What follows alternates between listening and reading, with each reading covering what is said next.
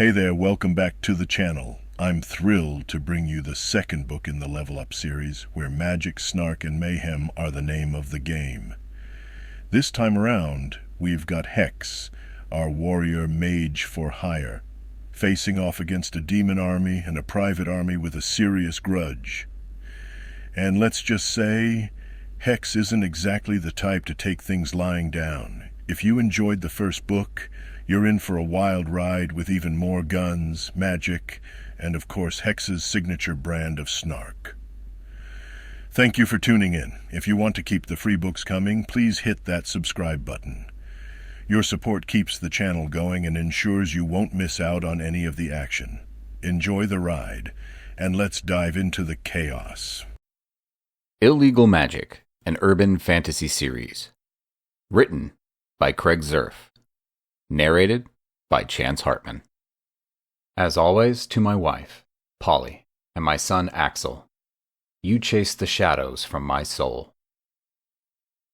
Dancing round the burning fire, calling out the names of the dead, chanting all your dark desires as you stick your pins in my head. You put a hex on me. Mortis, you put a hex on me.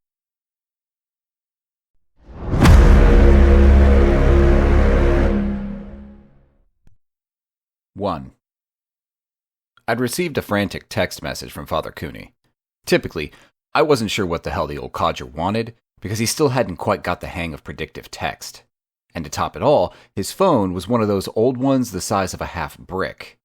I'm sure the thing was actually steam-powered. The message read, "Hey, we have a proba. Meet at Cub B. Usin." I had translated it as, "Hex, we have a problem. Meet at church. Urgent."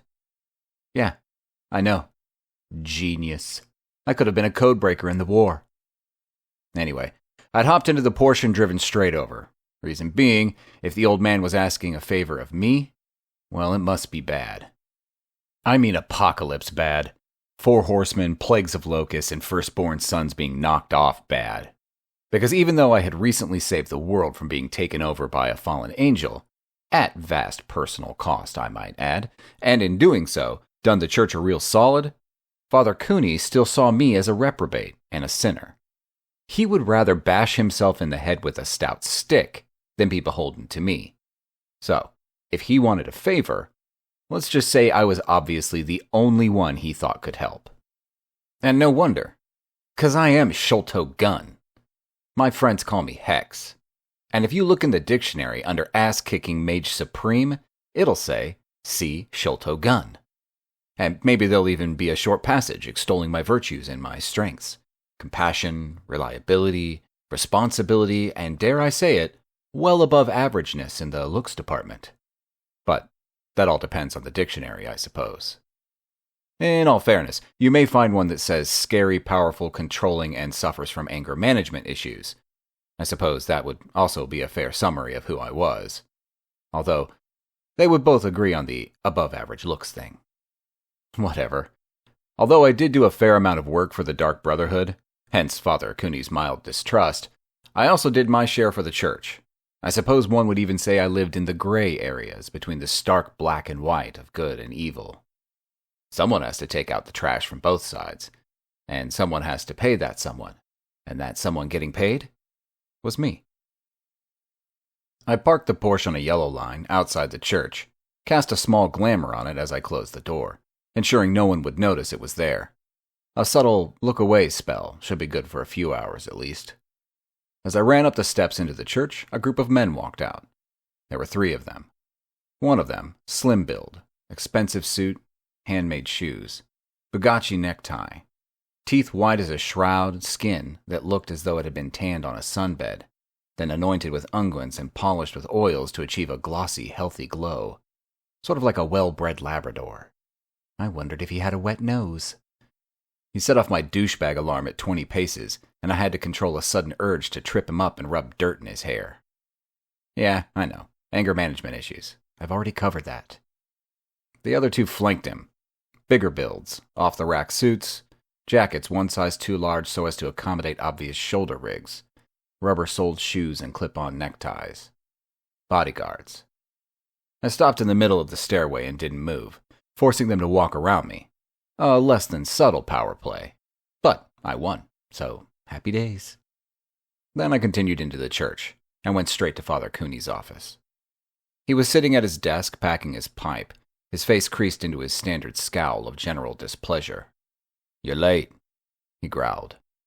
"Took me a while to crack your text code," I sniped back. "Had to track down one of those German Enigma machines. Wasn't easy." It was the douchebag I bumped into on the stairs.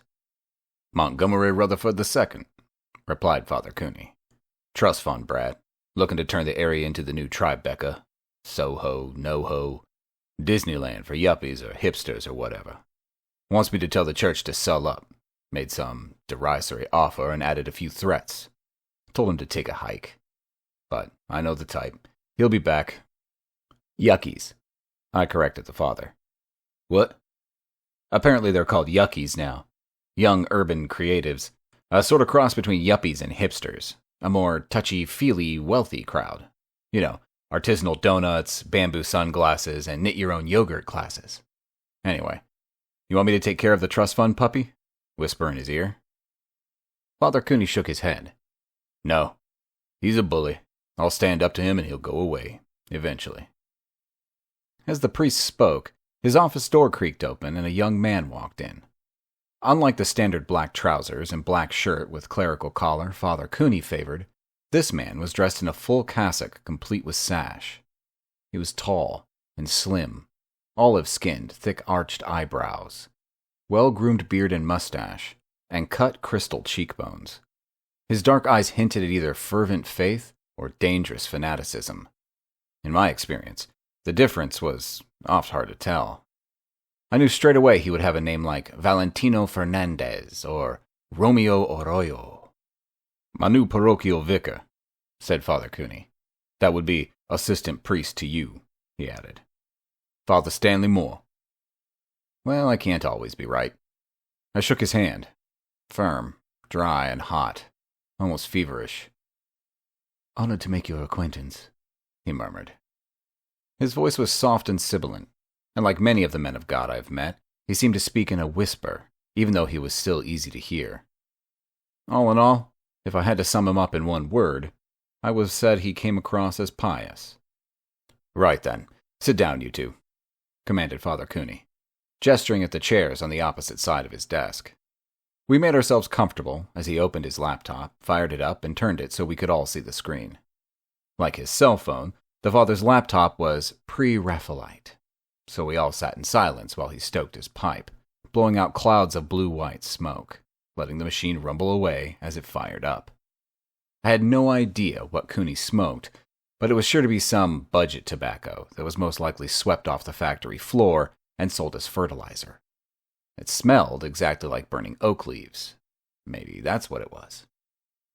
Eventually, the screen flickered to life, and the father punched a few keys, bringing up a shaky cell phone video. The inside of a church. The phone panned across the congregation, maybe 25 people, predominantly white, middle-aged, older, roughly an equal male-female split. They were singing and clapping, an organist playing some sort of silver Casio keyboard, complete with tinny backing drums. The priest stood on a small stage next to the pulpit. Jeans, sneakers, black shirt with a clerical collar.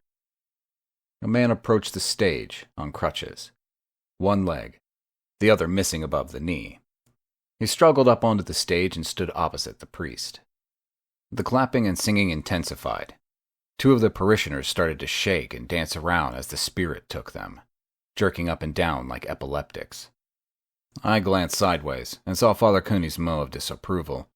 He didn't approve of song and dance in the church. Solemnity, fire, brimstone, and guilt were the tools of his trade. Father Stanley, however, looked positively ill, face pale, breathing shallow. Odd. Obviously even more disapproving than Cooney. Turning my attention back to the screen, I watched as the priest placed his hand on the one-legged man's face. He prayed fervently, then pushed him hard, causing him to stagger back and almost lose his balance. I had seen this all before, albeit in different guises. Faith healing, miracle workers, snake oil salesmen and con artists, plying on the desperate and the gullible. I used to get real angry, but now I simply saw it as merely part of the human condition and let it be. Then, as plain as day, the man's leg began to grow.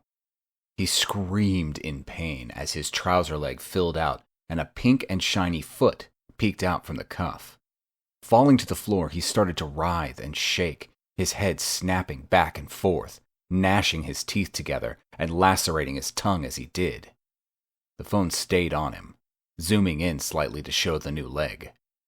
His thrashing about continued, until with a ragged tearing sound, his trousers split down the back and he squirmed around some more. Blood splattered the floor as a third leg grew from his lower spine. Then another, and another. His trousers shredded as even more limbs grew from his flesh. 7 of them. Finally, after 4 or 5 minutes, he lay still, breathing heavily, and slowly, one by one, his new legs flexed and moved until he was standing upright, his back hunched over, his head tilted grotesquely to one side, his legs all bent at the knee, like a massive human spider, flexing up and down as he glanced around the church, eyes wild, teeth bared. With a final shriek of animalistic rage, the newly minted spider thing scuttled from the church, smashing down the closed doors and disappearing. The recording went black. "Well, that's not your usual Sunday sermon fare," I quipped. Father Stanley stood up abruptly. "No," he grunted. "That's not right. How could it be? Why? How could this happen?" I watched him as he stumbled from the room, sweat pouring down his face, shaking with either fear or anger. I couldn't be sure. "Dude is a bit upset," I noted. "He's going to have to man up if he wants to play the game." "He's not playing a game, Hex," scolded Cooney. "He's young and idealistic, still full of hope and faith. It's a terrible thing for him to see that such evil can be perpetrated in a church. It mocks him, tests his beliefs. His reaction is understandable. Now, keep watching." The next scene was also courtesy of a cell phone. What did we do before we had them? Remember stuff instead, I suppose. Another church, much more rural. This congregation in dungarees, some in faded suits circa pre-Great War, women's hats with plastic flowers, house dresses that rode up at the back due to shoddy tailoring, handheld fans, heat, dust. 2 men playing music, one in accordion, the other on spoons. Again, the congregation singing for all they were worth. In the front of the congregation stood the priest. Black suit, trousers, shiny with age. Black shirt, white-rimmed sweat stains under the arms. Clerical collar. In his hands a live rattlesnake. The priest wound his way through the worshippers, and as he did, they touched the snake, patting it, stroking it, or in some cases even kissing it. There were hallelujahs aplenty as the people jerked and jived, talked in tongues as the ecstasy took them. At first, it seemed like a trick of the light, a false shadow, but then it became obvious the snake was growing. And quickly. Within seconds, it was too heavy for the priest to carry, and he dropped it to the floor where it reared up, ready to strike. Throwing his hands up in prayer, the father approached the reptile, beseeching the Lord as he did so. And with a strike like none I have ever seen before, the rattler bit him. Massive, 6-inch-long fangs crunched through the pate of his skull, and with a shiver and shake, ripped it off like the top of a hard-boiled breakfast egg. People screamed and ran. Somehow, the cell phone holder kept the snake in the picture as it struck again, and then slithered out of the open doors. The recording ended.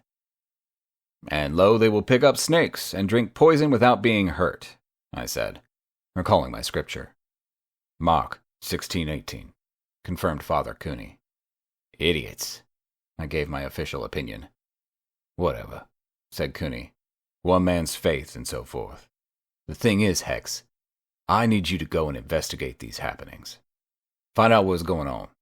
Report back to me as soon as." "You got addresses?" "Yes." I'll start tomorrow. Usual fees apply. 50% up front, of course. Away with you, heathen! Now go and do God's work. Stingy old S.O.B., I thought as I left. Not that I'd ever actually charge them. I just wish it was my choice for once. 2. I parked the Porsche in the underground parking and took the elevator up to my 2-bedroom apartment overlooking Central Park. I say 2 bedrooms because on the title deeds and the blueprints, that's exactly what it is. All 1,100 square feet of it. In reality, or perhaps alternative reality would be a better description, it's a mansion. How large? I've been there for almost 10 years, and I still find rooms I've never been in before. Something to do with interdimensional folded space or something. To be frank, I don't care. That sort of thing makes my brain hurt just contemplating it. Leave it to people like the late, great Mr. Hawking, may he rest in peace. And for those of you who didn't know, Stephen was a nifty mage as well as a scientist. From the horse's mouth. As I approached the front door, it swung open automatically. I had long since attuned it to my magical signature, as well as laying in some seriously powerful protection spells to keep out any undesirables. Need ask everyone. As soon as I entered the apartment, my hair stood on end and I felt a crackle of power wash over me, like a wave of static electricity. Immediately, I went into high alert, drew my FN-57 pistol, flicking the safety off as I did so. Hearing noises from the kitchen, I snuck around the corner, leading with the barrel of the weapon. There was a strange black lady sitting at the table, and she was eating from a gigantic pile of sandwiches. I stood dumbfounded for a second as I took the scene in. The massive amounts of spare magical power were obviously coming from her, and she was a sight to behold. She was wide, side of a barn wide. Her arms rippled with fat, and her multiple chins stretched from her face to her chest. The whole enormous mountain of humanity was covered in a dress of garishly covered cotton that put the description Technicolor to shame. Around her neck and arms were rafts of beaded jewelry, around her head a bright yellow and blue duku, and enough gold rings on her pudgy fingers to shame Poof Daddy, or P. Dotty, or whoever the fuck he is. "Hello," she greeted me. "Oh, nice gun. Are you expecting intruders?" I was at a loss. So I opened my mouth, said nothing, and shut it again. "You must be Hex," she continued. "Sit down. Have a sandwich. They're very good. Meatloaf and pickle, I believe. There's also tea." I sat down and reached out for a sandwich, but she slapped my hand away before I could get one. Her size belying her unbelievable speed. "Eh," she scolded. "Not my sandwiches. Make your own." "But it's my place," I argued weakly. "Bah," she responded. "So what? They're my sandwiches." "I don't know who you are," I managed. "Well, of course not," she said. "How could you? We've never met." She peered at me suspiciously. "Are you sure you are Hex? It's just that Vusi never mentioned you were slow." Finally, my temper caught up with my surprise, and I stood up, ready to give this strange sandwich-devouring woman a piece of my mind. "Hex."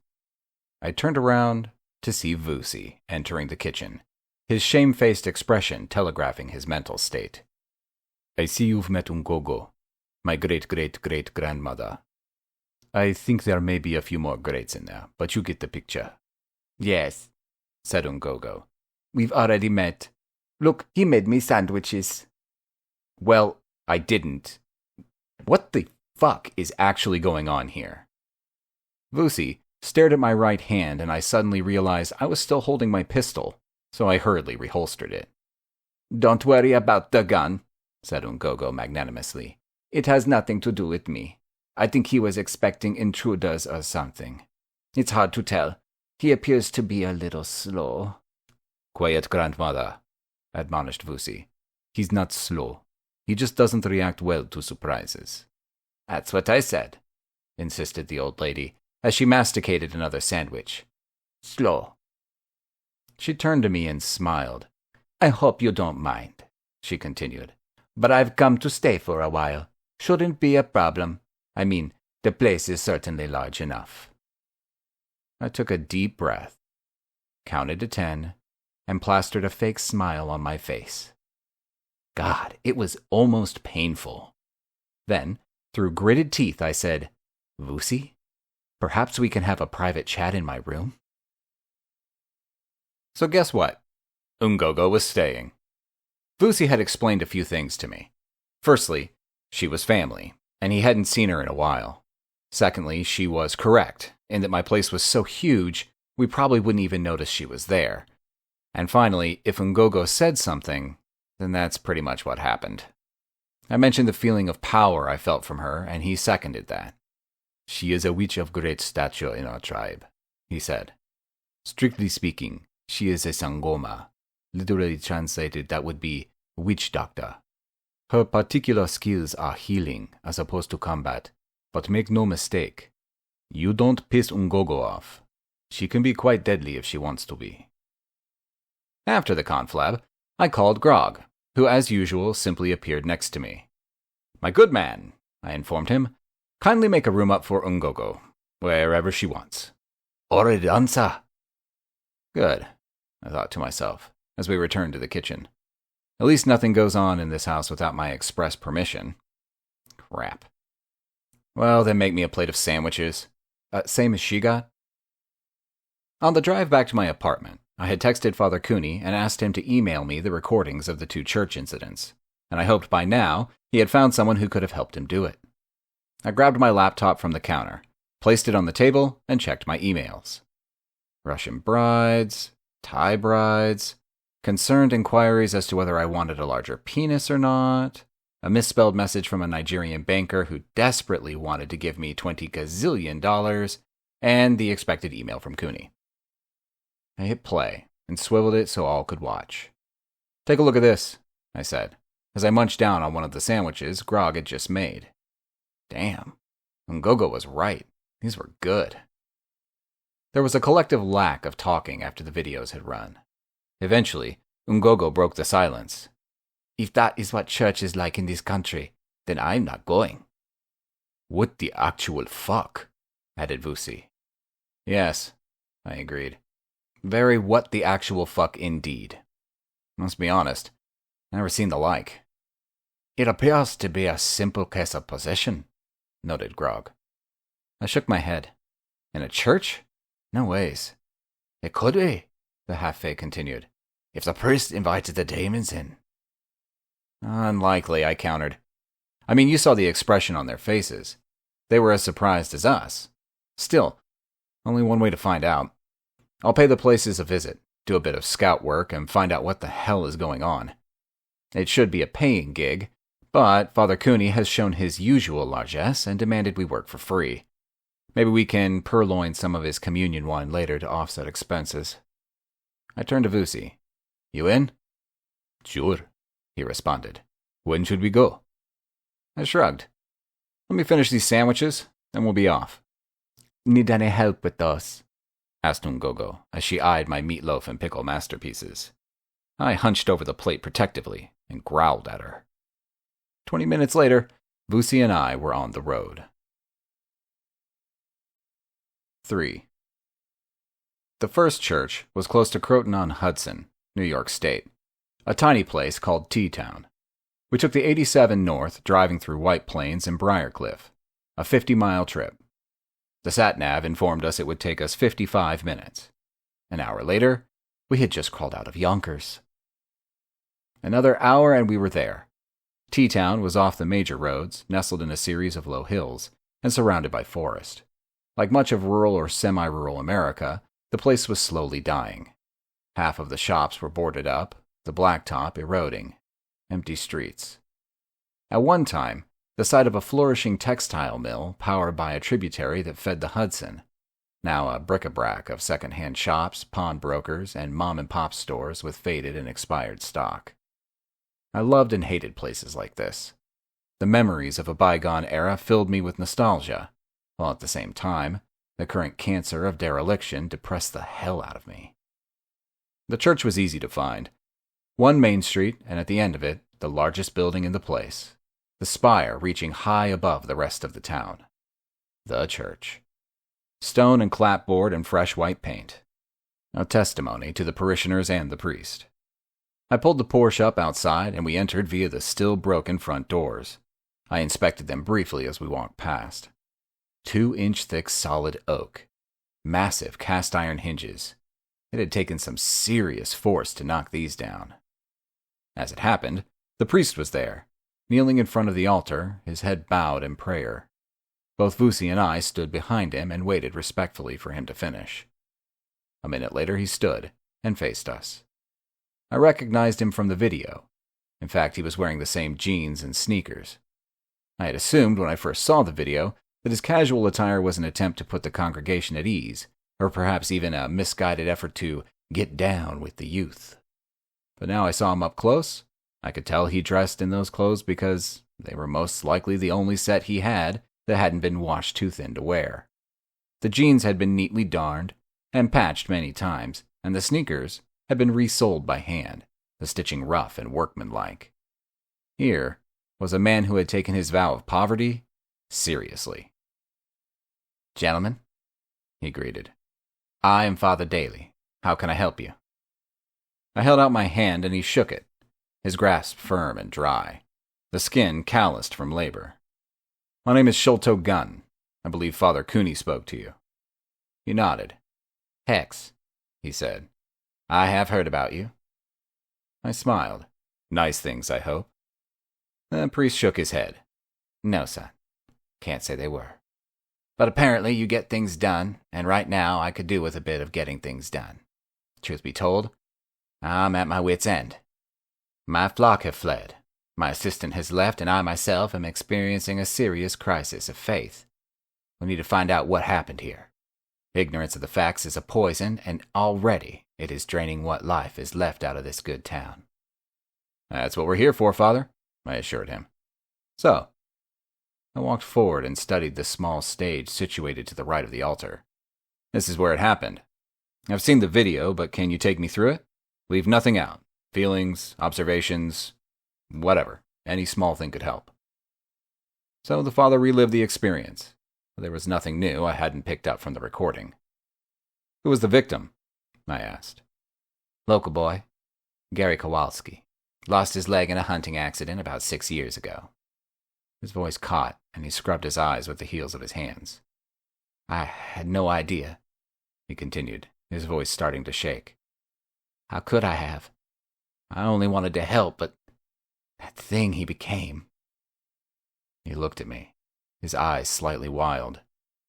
"I did that," he whispered. "I turned Gary into that monster." I grasped him by his shoulder and gave it a squeeze. "Did you invite a demon into the church?" I asked. He shook his head vehemently, like a toddler denying he had taken a cookie. "Well, then you had nothing to do with what happened," I said. "Now, where did Gary go after he fled the scene?" The priest walked Vusi and I outside and pointed into the forest, east, away from the river. "Has anyone else tried to find him?" I asked. The priest shook his head. "No way," he answered. "Most folk won't even come out of their homes, let alone venture into the forest with that thing out there." "Vusi and I will track it down and take care of it," I said, with slightly more confidence than I felt. After all, ostensibly, I'm a city boy. Tracking 8-legged demon spawn through the forest isn't my forte. Kicking ass in a pool bar or doing a James Bond impression at a nightclub were more my thing. Truth be told, I was hoping Vusi might have had some sort of experience to call on. I guided the father back into the church, then joined Vusi. "Any idea where to start?" I asked. He nodded. "Shouldn't be that difficult to track. After all, there can't be that many 8-legged men out there, even in this nest of inbreeding." "True," I laughed. "Lead on, Macduff, and damned be that first cries, 'Hold, enough!'" "It's lay on," mumbled Vusi. "What?" "Lay on. Lead on is a misquote."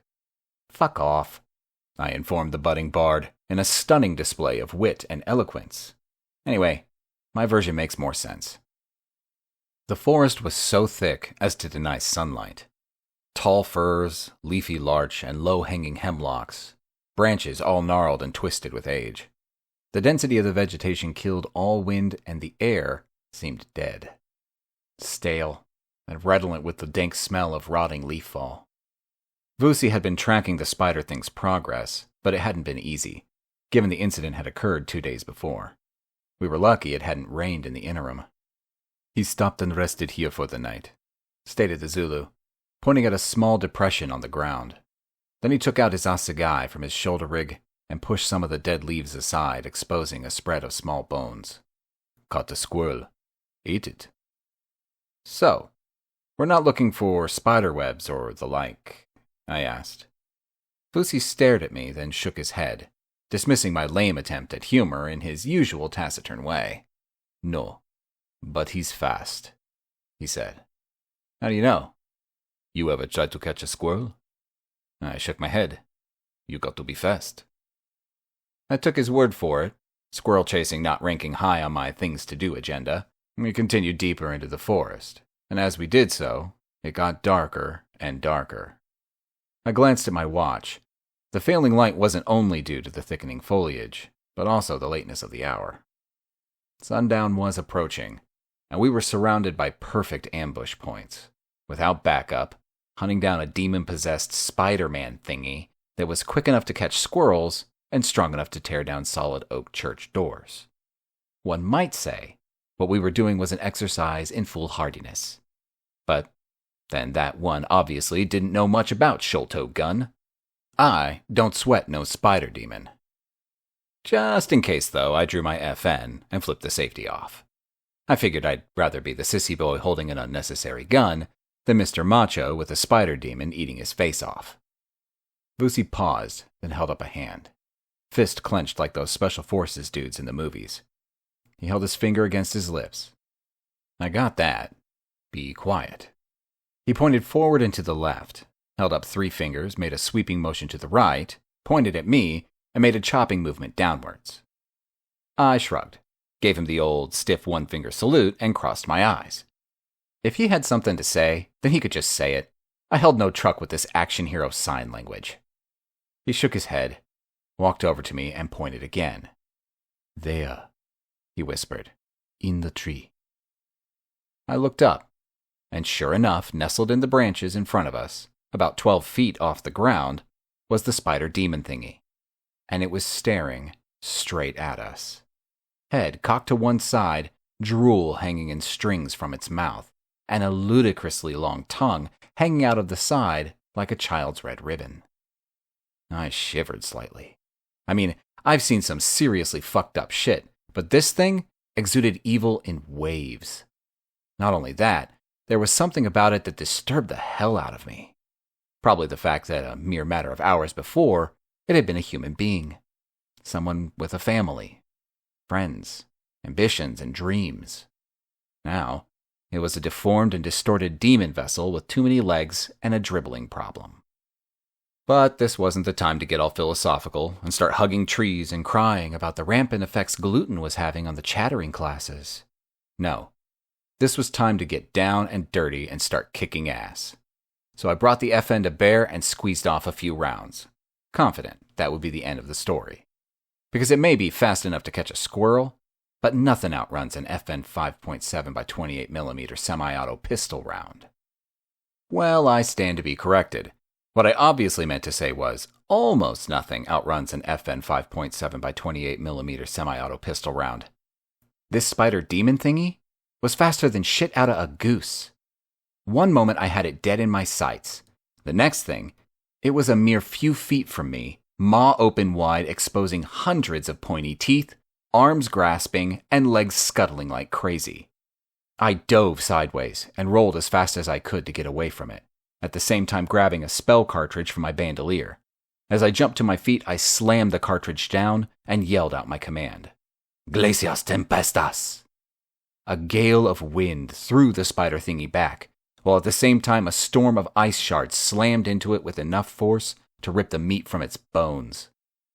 Pretty nifty spell, even if I have to say so myself. The problem was The thing spun in midair, avoiding the bulk of the ice shards while also slipping the major force of the blast of air.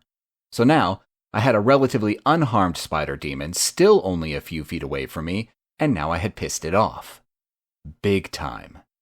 I wound up another spell, this time aiming to blast it with fire, when I heard Vusi shout a casting. Umoya! There was a loud, creaking sound, and with a shocking amount of noise and fury, an entire aspen tree was torn from the ground as a typhoon of air hit it. The tree crashed down on the spider demon, catching it by complete surprise as it enveloped it in its branches. Perfect. Ignis, I commanded. The entire tree exploded into flame. I could see the spider demon thrashing around in the burning branches as it tried desperately to escape, but to no avail. Team Hex had triumphed again. I high-fived Vusi. Good call on the whole tree thing, I said. Nice bit of burn work, he returned the compliment. Yeah, I love winning. Come on, I said.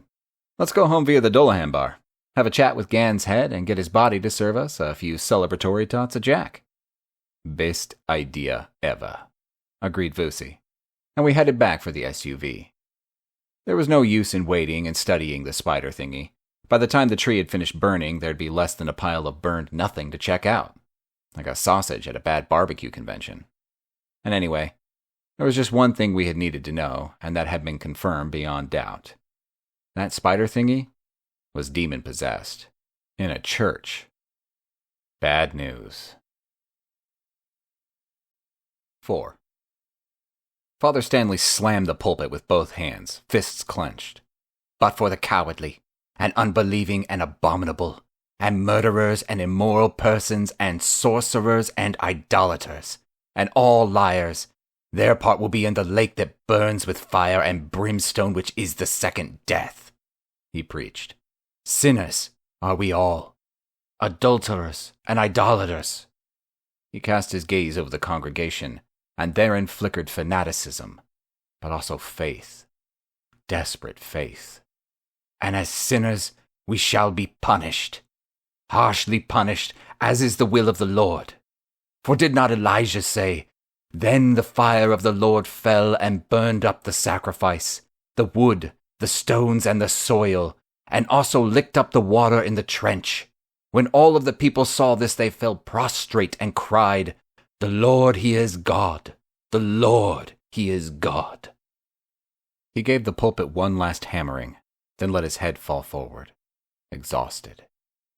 Let us spend a few silent moments in prayer and contemplation before we leave, he finished. A few minutes later, the congregation filed out, expressions of slight shell shock on their faces after the half-hour of verbal beating they had taken. Father Stanley bade them farewell, then retired to Father Cooney's office. Cooney gestured towards one of the wing-back chairs, and the young priest sat down, sighing as he did so. Powerful sermon, noted Cooney, a hint of questioning in his statement. Stanley shook his head. 12 people, he said. That's all. Our congregation dwindles daily. No youngsters, only the old, the sick, the sad. He scrubbed his eyes with the heels of his hands. Why? He beseeched Father Cooney. What is happening? Where is the hand of the Lord? Standing up, he began to pace the room. When I was younger, 8 years old, living in Buckridge, Nebraska, I saw a miracle. A man in a wheelchair. It was Easter Sunday. We all prayed, and he stood up and walked.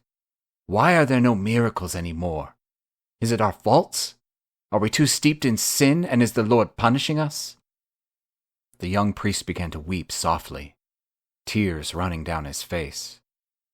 Cooney patted the young man awkwardly on his shoulder, a little taken aback at his over-the-top show of emotions.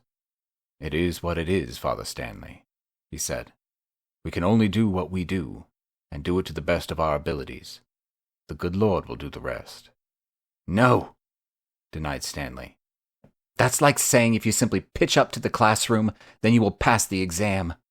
We need to do more. Jesus died on the cross, and we sit here promising coffee and cookies, preaching our feeble message to the converted. Well, no more. It is time to spread his message, whatever the cost. He left the room, his eyes blazing with purpose. And Father Cooney sat back in his chair and wondered if he had just witnessed true belief or desperate need. 5. I had slept like a toddler would after downing a quart of Mountain Dew, tossing and turning and running and fighting. Truth be told, that spider-person-demon thingy had freaked me out. There was something about its 8 scuttling legs and massive fang-laden maw that was the stuff of nightmares. And the fact it had manifested in a church, on holy ground. Not good. Not good at all. After a long hot shower, I dressed in my usual sartorial brilliance. Linen cargo pants, Armani t-shirt, Hermes belt, and Julius combat boots. All in black. Because black is the new orange, and if it was good enough for Johnny Cash, then it was good enough for me. Making my way through to the kitchen, I heard a sound that simply didn't compute. As in, a sound one doesn't normally hear in a New York City apartment. A sort of cock and a doodle followed by a do. Striding into the kitchen, I had my suspicions confirmed. "Are those chickens?" I yelled. "WTF!" Ungogo stared at me like I had just projectile vomited. Then she shook her head. "Does this man not know what a chicken is?" she asked Vusi, who was sitting at the table. "He knows," answered the Zulu mage. "Then why is he asking me?" she asked with a sniff of dismissal. "I told you. Slow."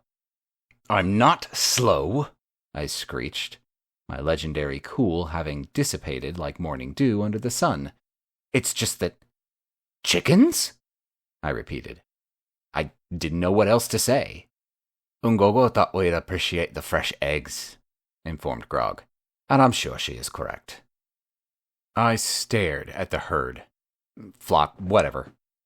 There were about 6 of them, although I couldn't be exactly sure, as they were all running around in that broken-legged, stumbling way that chickens do, pecking at some grain that had been spread on the kitchen floor. Then I spotted the rooster. Huge, resplendent plumage that almost glowed in the overhead lighting. Orange, reds, blues, and black. A tropical sunrise over Mount Doom. He had a beak like a butcher's hook, spurs like navy cutlasses, and beady little mad chicken eyes. I stared at him. He stared back, his eyes 2 orbs of ocular insanity. A brain the size of a pea dedicated to 3 things: eating, fighting, and the other one. I pointed my finger at him. "You," I said. "If I find any chicken shit on any of my things, I swear I'll waterboard you and your harem, okay? You have been warned, because this is Sholto Gunn's residence, and he don't take crap from no Kentucky Fried wannabe." The rooster nodded at me, as if to say, "Challenge accepted, motherfucker. Now get out of my sight before I peck you to death." Man, I hate chickens. Unless they're deep-fried and served up with grits and gravy. "Make me an omelet," I snapped at Grog. "And make sure the rooster boy there sees you doing it." Grog prepared my breakfast while I sat at the table, drank coffee, smoked a cigarette, and sulked. No one else spoke, and the rest of the meal was completed in uncomfortable silence, punctuated only by the odd cluck, the scrape of cutlery on china, and Ungogo's theatrical sighs. I finished my omelet, pushed my empty plate away, and stood up. "So," I addressed Vusi, "do you think we could go to work, or would you and your relatives like to stay here and play Old MacDonald instead?" Looking suitably chastised, Vusi stood up, put his jacket on, and followed me to the garage. The church was in a village called Fleischman, Delaware County, New York. Small, well-kept, and almost aggressively bucolic. Victorian-era houses, dusty roads, and picket fences. They even had hitching rails outside the public buildings and the hotel. As usual in these small rural places, the church dominated the skyline. I headed straight for it, pulled up outside, and debussed.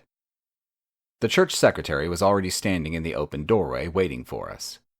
Rail-thin, hair in a tight bun that had been lacquered to the point it could have made a passable military helmet, face covered in thick makeup at least 3 shades darker than her natural skin color, so she looked like a tall, thin Oompa Loompa.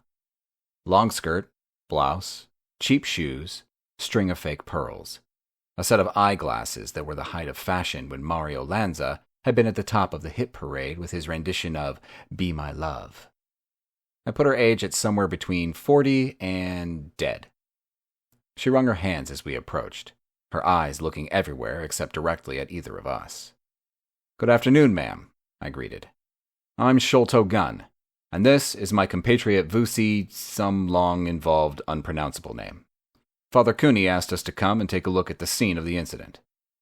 I held out my hand, but she merely stared blankly at it until I withdrew the offer. "Sin," she said in a low, husky whisper that was incongruous to her appearance, an X-rated voice coming out of a PG spinster. "Sorry?" I responded. "Sin," she repeated, leaning forward slightly. I wondered if she was giving me an instruction, or whether she simply liked saying the word. At a loss, I decided to simply repeat it and see what transpired next. "Sin?" She nodded vigorously in agreement. "Yes, that's why he was taken. Sin." "I wonder if you could show us what happened," I suggested, in an attempt to break the sin cycle. She nodded, and we followed her into the church. I noticed a row of empty glass aquariums lined up against the back wall, and assumed that was where the former priest kept his snakes. Apart from that, there wasn't much to see. A few rows of pews, a dilapidated Lowry organ, pulpit, and the usual religious paraphernalia. The secretary pointed at the area in front of the pulpit. "The snake took him there," she said in her phone sex voice. "Bit the top of his head right off. Then it slithered out of the front doors and headed for the hills." "What size was it?" asked Vusi. "Before or after?" "Both." She held her hands apart. "Started about that size. Standard, 3 foot long, diamondback rattler. But when it bit Father Jameson, it was, maybe 5 feet. The last we saw of it as it ran away, it was probably 20 feet plus." "Serious snake," noted Vusi. The secretary nodded. "Sin," she said again. "Father Jameson, a drinker and a lecher." "Are you saying Jameson made improper advances towards you?" I asked. She shook her head, and her disappointment was obvious. "Not as such. But there was talk, and I could see the lust in his eyes. Dreadful." I didn't comment. Far be it for me to condemn a bit of visual lechery, although I suspected it existed mainly inside the secretary's head, under that bulletproof bun of hers. "And where exactly did the snake go?" I asked. She walked to the doors and pointed. East. In the near distance there was a row of low hills covered with trees and rocks, high enough to be difficult to walk up, but not high enough to provide any sort of view or vista. Much like the town. And the secretary. An hour later, Vusi was well on the snake's track. The sun was now high in the sky, and I was sweating like a teenage boy at a Victoria's Secret photo shoot. Vusi pointed at a depression in the ground, and we approached with caution. On closer inspection, we could see that it was a burrow, a hole over 3 feet wide that tunneled into the earth at an oblique angle. We both stared at the burrow, figuratively scratching our butts and wondering what to do next, when the monster rattler decided for us and shot out of the hole like a trident missile. We both jumped aside and did the old fast draw with a couple of spell cartridges. "Frigidum," I commanded. "Ukushisa," shouted Vusi. Rookie error. I mean, yellow stripe on the bumper, less than 45 days on active roster, limited contract novice. I had cast a burn spell, while Vusi had wrangled up a freeze at the same time.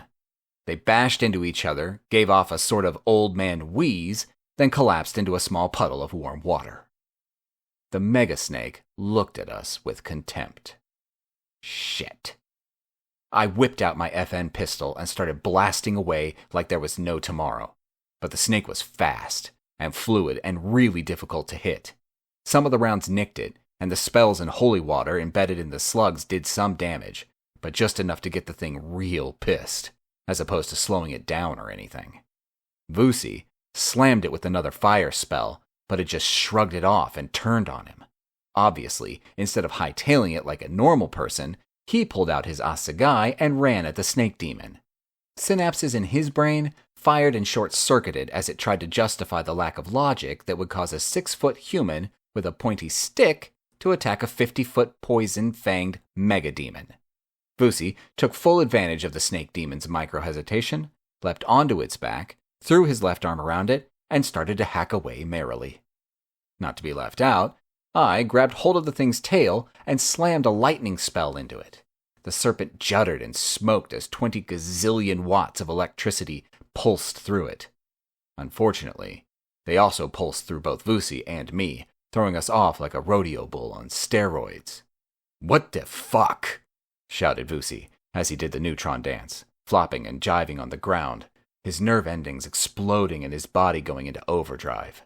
"Sorry," I yelled back, as my teeth chattered together from a surfeit of electricity. "My bad." The snake demon reared up above me, fangs bared, poison literally dripping from its open maw. Then it struck. With massive force of character and not a small amount of athletic prowess, I rolled 2 feet to the left. The ground shuddered with the force of the strike, and one of the fangs actually ripped my t-shirt. My $117 limited edition Armani t-shirt. I scrambled to my feet as a red mist of anger engulfed me. Tearing out a handful of spell cartridges, I chucked them at the snake thing. "Adolabitke," I commanded. "Fulgor, tonitrua, premium, moretuo." I blended spells with no thought or care, wielding power like a toddler with a lightsaber. Fire, lightning, waves of energy, dark enveloping clouds of death.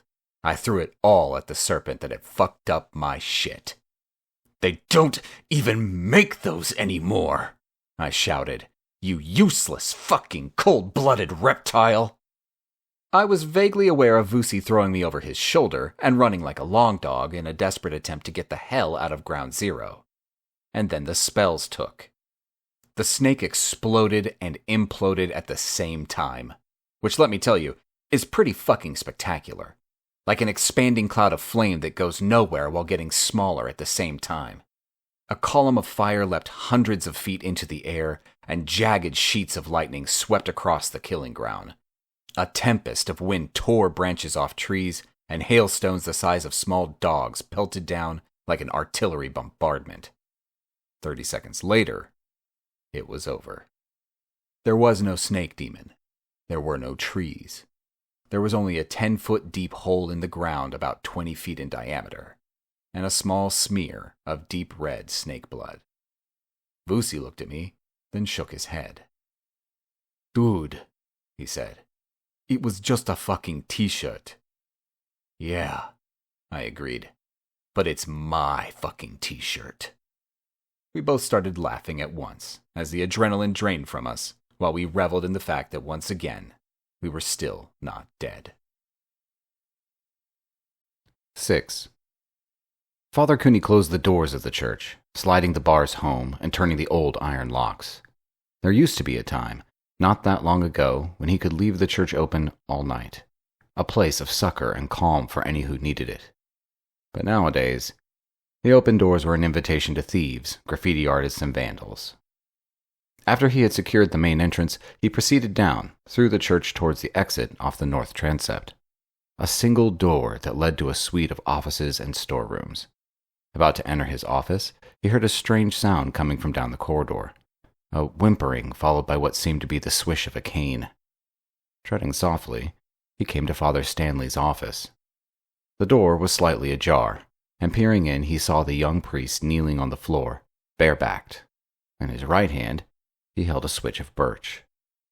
As he mumbled a fervent prayer, he brought the switch down across his own back, again and again. Already blood flowed freely, dripping to the floor. Father Cooney frowned. Not that he was averse to self-flagellation. Who was he to argue against a ritual Pope John Paul II practiced? Why, even Mother Teresa herself wore a cilice, a strap secured around the thigh that inflicted pain with inward-pointing spikes. After all, self-mortification teaches humility by making us recognize there are things more important than our own pleasure. But he felt Father Stanley was punishing himself unnecessarily. Perhaps a little quiet contemplation would befit the youngster more, as opposed to this self-chastisement. Before he could decide what to do, Father Stanley stood up and pulled his shirt back on. Not wanting to be caught spying on his assistant, Father Cooney tiptoed back to his own office and quietly shut the door. He waited, ears open until he heard Father Stanley leave via the side entrance. Then he ventured back out into the hall and went from office to office, checking that all the lights were switched off. Finally, he checked the storeroom was locked. Not that anyone would seriously want to steal communion wine, sacramental bread, and church candles. It was simply a rule he followed every night. Lock the front doors, check all the lights were off, lock the storeroom, and leave via the side entrance. A man of habit. He didn't even see the first blow that landed on the side of his head, starring his vision and knocking him to his knees. But he did see the second one coming, and he twisted out of the way of the savage kick that was aimed at his face, grabbing his assailant's foot as he did so. Standing up, he pushed hard. The assailant was thrown backwards, smashing into the wall with enough force to knock the wind out of him. But there was more than one. In fact, there were 4 of them. Enough muscle to easily overcome an old man who did little more than preach the good word and walk to the old parishioner. But it might not be enough muscle to overcome an old man who still frequented Vinny's boxing club 3 nights a week.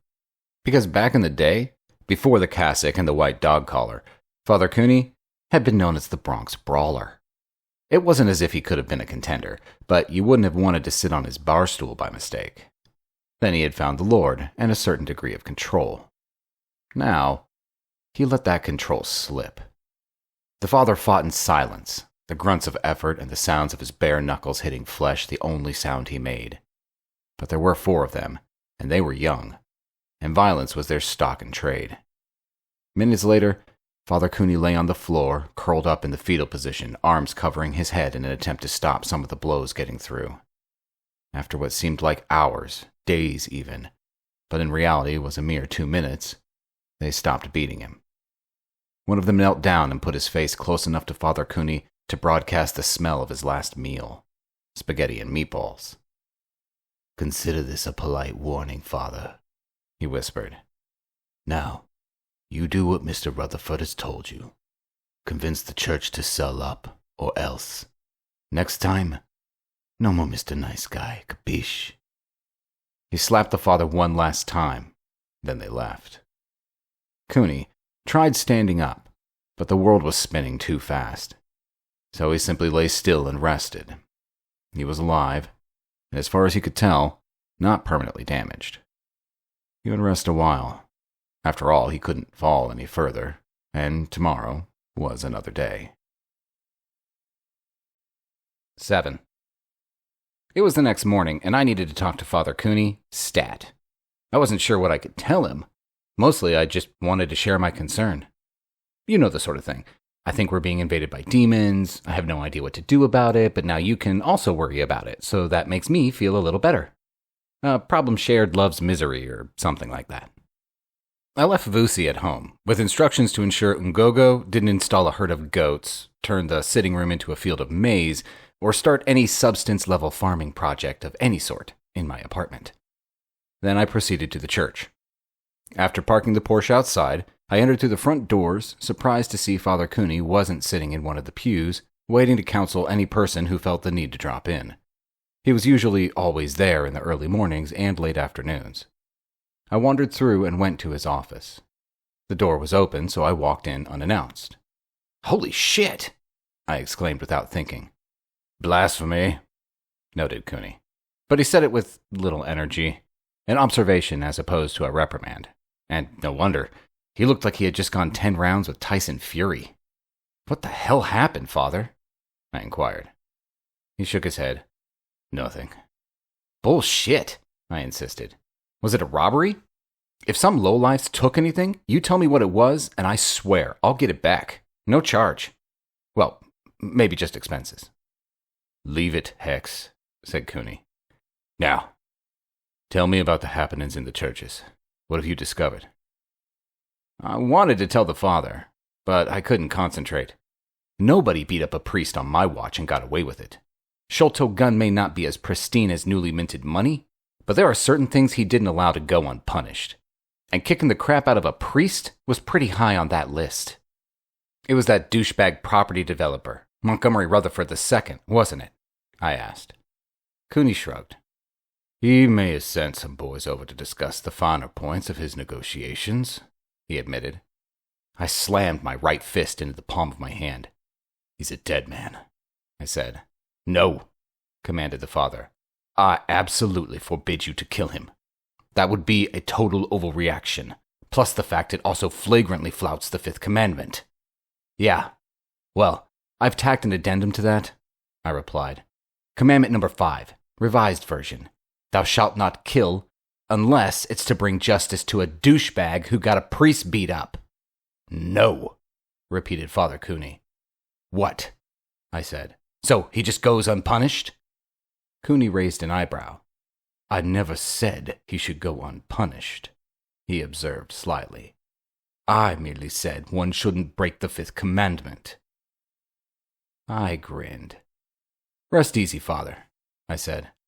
I'm going to pay a certain trust fund douche a visit. Show some restraint, Hex, urged Cooney. I laughed. Trust me, restraint is my middle name, right there after butt kicker extraordinaire. I gave Father Cooney a quick salute and jogged back to the Porsche. I already knew Rutherford's address, and it would take me less than 20 minutes to get there. I pulled up opposite the 16-story building that housed the head office of the Rutherford Property Holdings. A poem in steel and glass with a cantilevered top floor that jutted out at an angle to the rest of the building. Aggressive, beautiful, and imposing. It ticked all the boxes as far as the super-wealthy capitalist douchebag agenda went. I couldn't help but be impressed. Leaving the Porsche parked half on the sidewalk, I cast a quick glamour spell to ensure I didn't get any fines or scratches, and I let myself into the lobby of Dickhead Inc. The reception area was your typical marble-clad concealed lighting, uncomfortable, Fendi leather sofas and abstract modern art, homage to the lifestyles of the rich and tasteless. A blonde secretary sat behind an equipment-packed desk. She could have been an automaton, such was the lack of wrinkles or blemishes on her skin, a flawless android of a human being covered in a veneer of makeup. "Can I help you?" she inquired, as her nerveless lips fought desperately against their Botox-induced paralysis in an attempt to conjure up a smile. After a few seconds, she gave up and let her face relax back into its default death mask expression. "I'm here to see the chief dickhead," I informed her. "I assume he's on the top floor. Do I take the normal elevator or does he have a private one?" "I'm sure I don't know who you're talking about," she said. "I'm talking about the head bowel movement," I clarified. "Montgomery Rutherford II. I need to see him. Right now." She shook her head. "Not without an appointment," she stated. "And now, if you don't leave this instant, I shall call security." Then she made a shooing motion with her hands, like she was chasing away a small, irritating dog. So I blew up her desk with a fire spell. Yeah, I know. Restraint. Well, fuck that. These tools had done harm to the closest thing I had to family, and now this half-human, half-silicone freakazoid was treating me like an unwanted mongrel cur. Leaving the cyborg sitting behind the smoking remains of her desk, I headed for the elevators. There were 4 along the one wall. A man in an ill-fitted suit that didn't conceal the bulge of his shoulder holster stood outside the one that was furthest away. Obviously, a private ride. He took one look at me, another at the detritus in front of the secretary, and he went for his weapon. Big mistake. With a flick of my wrist, I conjured up a ball of ice and slammed it into his face. The sound of cracking ice combined with the sound of breaking bones to create quite the percussive ensemble. Snap, crackle, and pop goes the weasel. The inside of the elevator was nicer than most people's apartments. It even had a wing-back chair in case Chief Douche got tired during his 30-second journey from pavement to penthouse. The doors opened to reveal yet another lobby. More marble, more concealed lighting, more tasteless, overpriced art. 2 more suited gorillas barreled into the room, probably pre-warned via CCTV cameras because they already had their pistols drawn. But they were hopelessly outclassed and outgunned because they were facing Sholto Kick-Ass Gunn. I dropped a spell cartridge and belted out a command. Glacias tempestas. A storm of ice shards cut them down like so much harvest-ready wheat, slamming them up against the wall, shredding their suits, and breaking sundry bones. Yet another example of my well-documented ability to show restraint under pressure.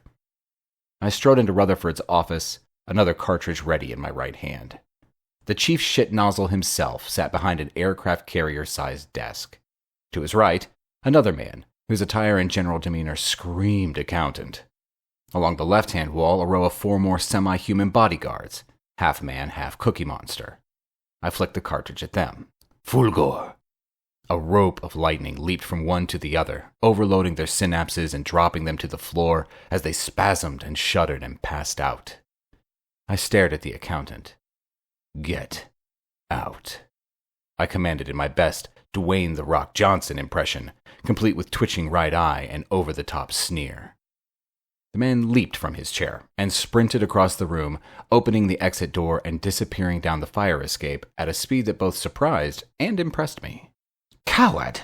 Shrieked Rutherford. You're fired! Swift little mother, isn't he?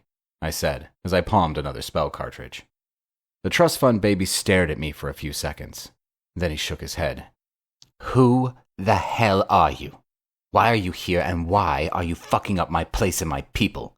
Do you know who I actually am? Why? I asked. Have you forgotten? Oh, ha, he said. A comedian. Well, Mr. Funny Man, you have picked a fight with the wrong man. Leave now, or you will seriously regret it. Final warning. I must admit to a slight feeling of puzzlement. Glancing around the room, I took in the comatose guards I had laid low with a simple flick of my wrist and a command. I noted the other 2 prostrate guards outside the elevator, and the third one at the entrance, and the smoking wreck of what was left of the face-paralyzed secretary's desk.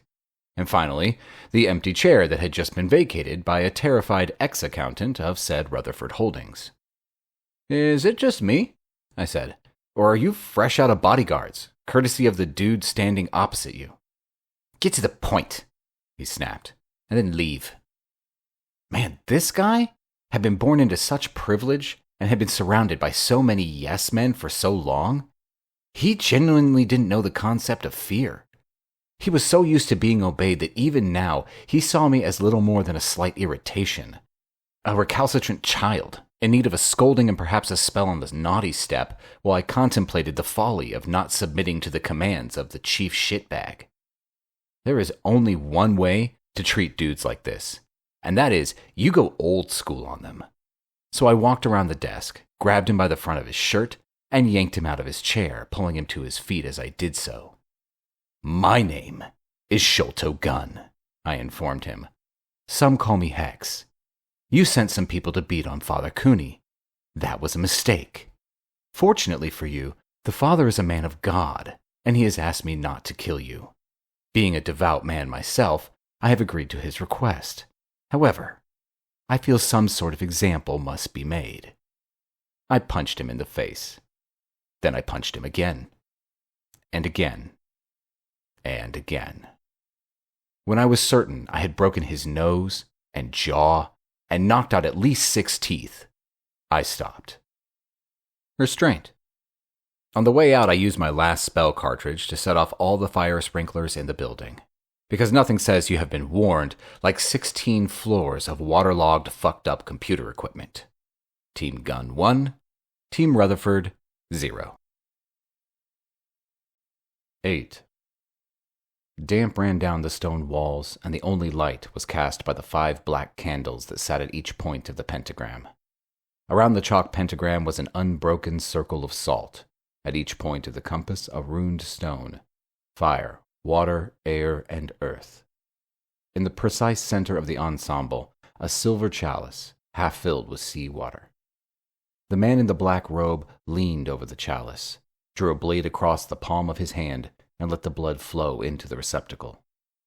Then he stood back and began his chant. Low and guttural, more a savage cadence than an actual language. The sound of rutting beasts, moans of fear, and grunts of pain. Primitive sounds that harkened back to man's primordial state of being. Within minutes, an eldritch light filled the room. A weak graveyard glimmer that spoke of putrescence and decay.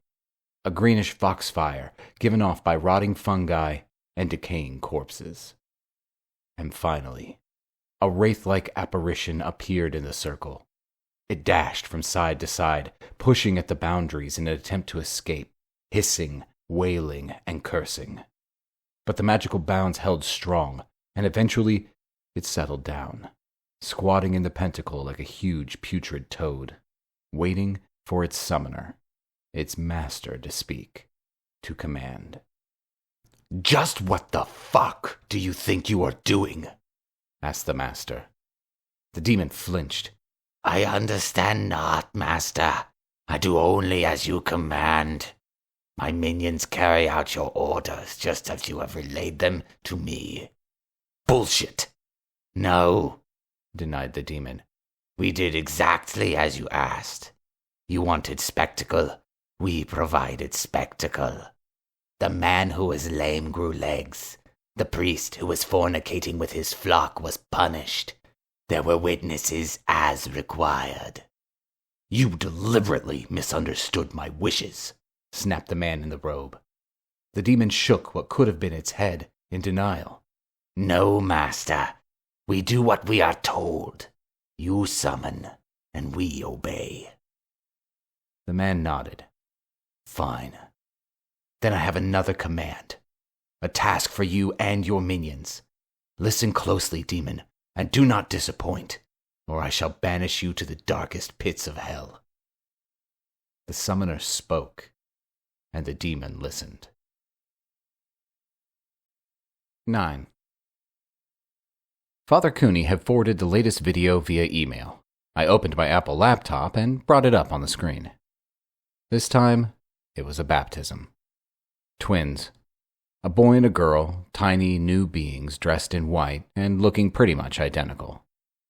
Even though the image was small and slightly out of focus, I could see plainly that the two babies were less than healthy looking, severely jaundiced and impossibly tiny. I wondered how something so minute could actually live outside the fortress of its mother's womb. The mother held one, and the priest held the other over the font. He dribbled water over each in turn, and the minuscule pair of infants lay still, not even managing to work up an indignant squawk or cry like most babies did when doused with cold water. But before the priest could finish the ritual, both babies started to move. Slowly at first, mere side-to-side movements of their head. But then, suddenly their movements increased, and they started to jerk violently from side to side. Without warning, their baptismal gowns tore asunder as they expanded. Long, chitinous tails like scorpions grew from their lower backs. Fur rippled from their skin, and their faces elongated to rat-like proportions, with huge fangs and massive, lolling black tongues. The mother dropped her changing offspring into the font, and it spat and growled as it continued to grow. I noted with concern that the holy water in the baptismal font wasn't having any effect on the changeling. The priest tried to cling to his appointed child, but it turned and bit his arm, tearing out a small chunk of flesh as it did so. Then it raked his face with its claws and sprang from his grip. The two things, now the size of large dogs, yowled at the gathering and ran. Their movements jerky and abrupt, but still unbelievably fast. The recording tilted violently to one side as the recording device was dropped, and all we could see were feet. And all we could hear was the sound of the mother's anguish and the screams and shouts of terror from the congregation. The screen went black. I felt sick. There was just something about seeing children, babies, violated in such a manner that it tears a hole in your very soul. The ultimate in purity and innocence subjected to the ultimate in filth and degradation. This had just become personal to me, a quest as opposed to a job. I saw the same look on Vusi's face, the same feelings, the same resolve. "Umti holy," muttered Ungogo. "Those babies were taken by demons." Come on, I said to Vusi. Father Cooney gave me the address. Let's go. I am coming with, said Ngogo. I was about to argue, not wanting an old, overweight lady to slow us down, when Vusi nodded. Yes, he agreed. We will need you. So I simply shrugged and led the way. It took us a couple of hours to get to the church, and it was a little after lunch when we arrived. I had expected Ngogo to have demanded numerous pit stops for food, bathroom breaks, and other sundry reasons, but she had surprised me by simply sitting in the back seat and remaining silent the entire trip. Apart from the old argument with the sat-nav coming from me and a couple of comments regarding the view from Vusi, the trip was silent. The atmosphere brooding, almost like a flight of soldiers going to the drop zone over enemy territory. There was no question that the scene we had witnessed had shocked and affected us all. The church was situated in the Keene Valley in the Adirondack Mountains, smack bang in the middle of the boondocks. It was a small town, under 1,000 people. Most were employed by the sawmill. Well kept, fresh paint, all the shops occupied, and most of the visible vehicles were of late model, or at least less than 20 years old. The church itself was understated. A low spire set back from the road, surrounded by an evergreen hedge and a garden of well-maintained grass. The priest's residence was attached to the back of the church, and we all headed straight there, having already been informed by Father Cooney that he was laid up in bed. The housekeeper let us in, introducing herself as Miss Abernathy, an elderly woman, plump, gray-haired, iron-faced, and redolent of lavender. She nodded her greetings to both Vusi and I, but when we introduced Ngogo, she all but curtsied, such was her obvious respect. Weird, I thought. Probably something to do with that strange old lady mafia that exists. You know, the Sisterhood of the Traveling Corset or something. Trust me, though, when a crusty old housekeeper like Miss Abernathy shows such deference, then you gotta know Ngogo must be a force to be reckoned with. Not that I needed any reminding. I mean, my New York bachelor pad was full of fucking chickens. Miss Abernathy led us up to the second floor, showing us into an unlit bedroom. The drapes were closed, and the room smelled musty. Rank.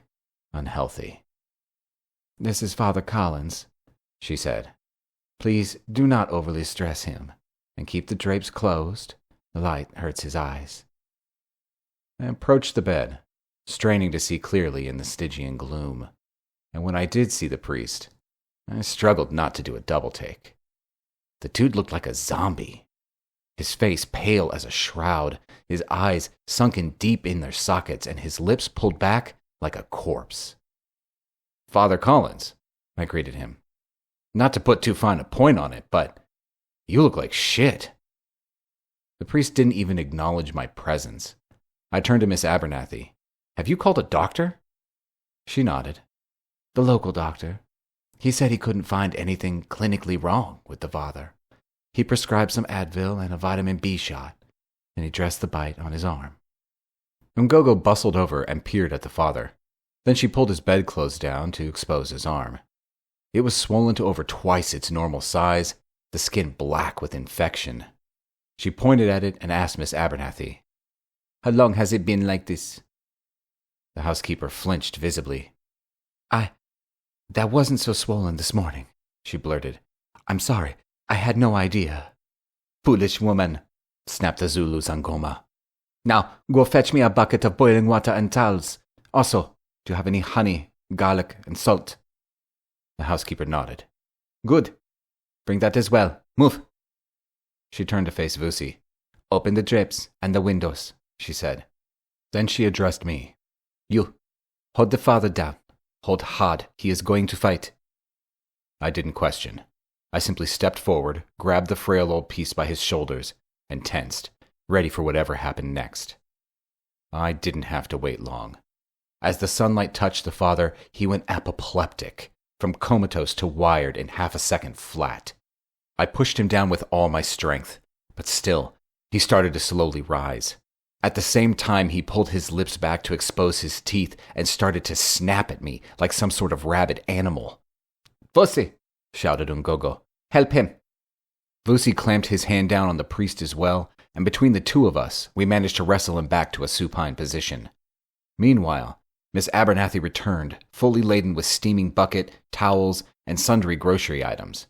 She saw the state of the priest and let out a sharp squeak. "You're hurting him." "Shut up, woman," snapped Ngogo. "Now, put the bucket down and help me. Quickly. We do not have much time. Pass me the ingredients I asked for."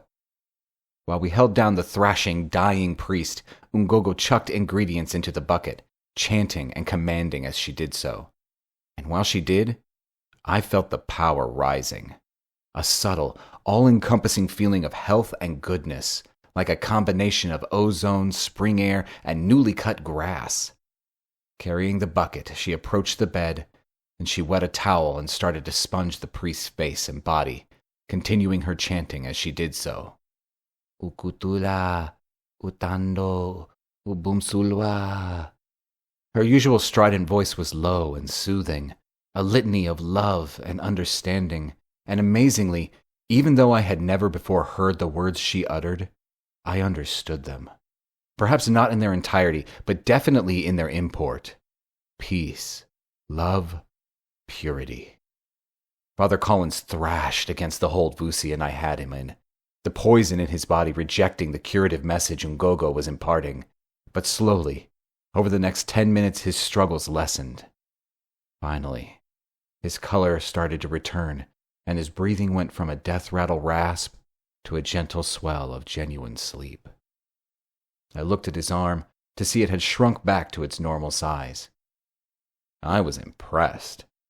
When Vusi had described Ngogo as a simple healer, he had been remiss. She was more than that. In fact, I had never seen such skill before, and I have seen a shithouse full of weird stuff, so that is saying something indeed. I looked at her and nodded. There was no need to say anything. She knew, and I knew. Respect. "Now go," she said to Vusi and I.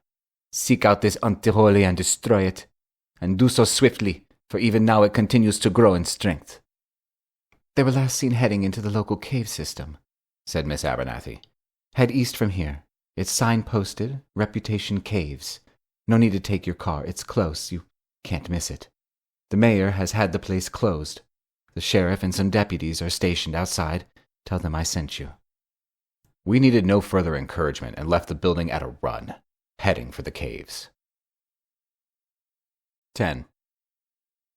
It took us 10 minutes to follow the signs to the Reputation Cave Experience. The network of caves was obviously a local tourist attraction the town was proud of. Probably not so much now, considering the signs should be updated to read Reputation Cave and Unholy Demon Baby Experience. As Miss Abernathy had said, the caves were closed to the public, and the sheriff and one of his deputies was guarding the entrance. The sheriff was middle-aged, short, overweight, and florid. His deputy was young, short, overweight, and florid. Both of their round red faces were puckered up with concern, and although they were not exactly the picture of competence, they at least looked like they were trying their hardest. The sheriff introduced himself as John Roundstone, Jr., and the deputy, his son, as John Roundstone, Jr., Jr. Neither Vusi nor I laughed, which went to show just how damn serious the situation was. Obviously, Miss Abernathy held some sway in the town, because all we had to do was mention her name, and the sheriff treated us like we were some sort of strike team from the FBI. Which, I suppose, in some sort of way, we were. Strike team, I mean, not FBI. Although I have always hankered after being referred to as Special Agent Hex. Vusi and I proceeded into the cave entrance with about as much enthusiasm as a toddler entering the dentist's rooms. Which is to say, none at all. But someone had to hunt this demon spawn down, and the last time I looked, we were the only applicants for the job. The entrance was well lit, a proper tourist attraction. Stalactites and stalagmites, all floodlit in primary colors. Informative posters on the walls, infrared beams that activated automated commentary. I was surprised at the slickness of the whole thing, expecting more of a down-home flashlight and bored retiree experience. Plus, with all the lighting, this wasn't going to be as difficult as I had at first thought. And that was when there was an explosion of sparks, and the lighting went. Something had obviously bitten through the cables. Whether that was by chance or design didn't really matter. The fact is that it made the job a hell of a lot more difficult and life-threatening. Both Vusi and I conjured up balls of blue-white light and got them to hover a couple of feet above us. So now, instead of hundreds of thousands of watts of modern electrical illumination, we had 2 lambent balls of eldritch light that cast weird shadows and created flickering suggestions of ghostly demon spawn and creepy underground whatsits and thingies. Not that my imagination was starting to get away from me, just that it's hard not to get a little creeped out when you're in an underground cave system with no light and a couple of rabid demon spawn monsters that are more than likely intent on turning your face into a midday snack. And I don't feel like my face being snacked on. We proceeded deeper into the system, moving slowly, eyes scanning all around, footsteps soft and quiet, both of us with our weapons drawn and ready. Lucy tapped me on the shoulder and pointed. We both stared at what might be one of the demon-possessed babies, or a random shadow. It was impossible to tell. We edged forward. Closer. Closer. At about 6 feet away, it became obvious what it was, because it leaped out at us, mouth open wide, scorpion tail slashing from side to side, and claws extended. At the same time, it let out a shriek like a giant steam kettle coming to the boil. I fell backwards, and as I did, I cranked out 6 rounds from my FN. The sharp cracks were unbelievably loud in the confined walls of the cavern, and the muzzle flash caused my eyes to water and my night vision to go from acceptable to almost fuck all. Great work, Hex, I congratulated myself. Desperately, I chucked out a spell cartridge and yelled a command. Lusum diem. The spell ignited and filled the caves with light. Not the graveyard glimmer of the little blue balls Vusi and I had conjured up before. No, this was proper, full-on daylight. And it was actually a seriously stupid thing to do. For a couple of reasons. Firstly, the spell would only last 20 seconds or so. It takes a serious amount of power to create that much light. And secondly, it caused my almost fuck-all night vision to go immediately to completely fuck-all. But on the plus side, it allowed us to get a solid look at the demon spawn things. Both of them. Unfortunately, the power of the light also caused them to retreat, which they did at great speed, running back even deeper into the caves. Deeper into the darkness. We both stood still for a while, waiting for the light to dissipate. Well, that wasn't the brightest thing you ever did, stated Vusi. Yeah, I've had more illuminating moments before, I admitted. Bad puns over with, we stood in silence for a minute or so as we waited for our night vision to come back. Then we conjured up our 2 pathetic balls of light once more and stepped back into the breach. Minutes seemed like hours as we scuffled forward in the semi-dark. Shadows loomed out over us, and every rocky protuberance became a demon-spawned baby ready to pounce and latch onto my face, putting an end to any chance I had of becoming a Calvin Klein model.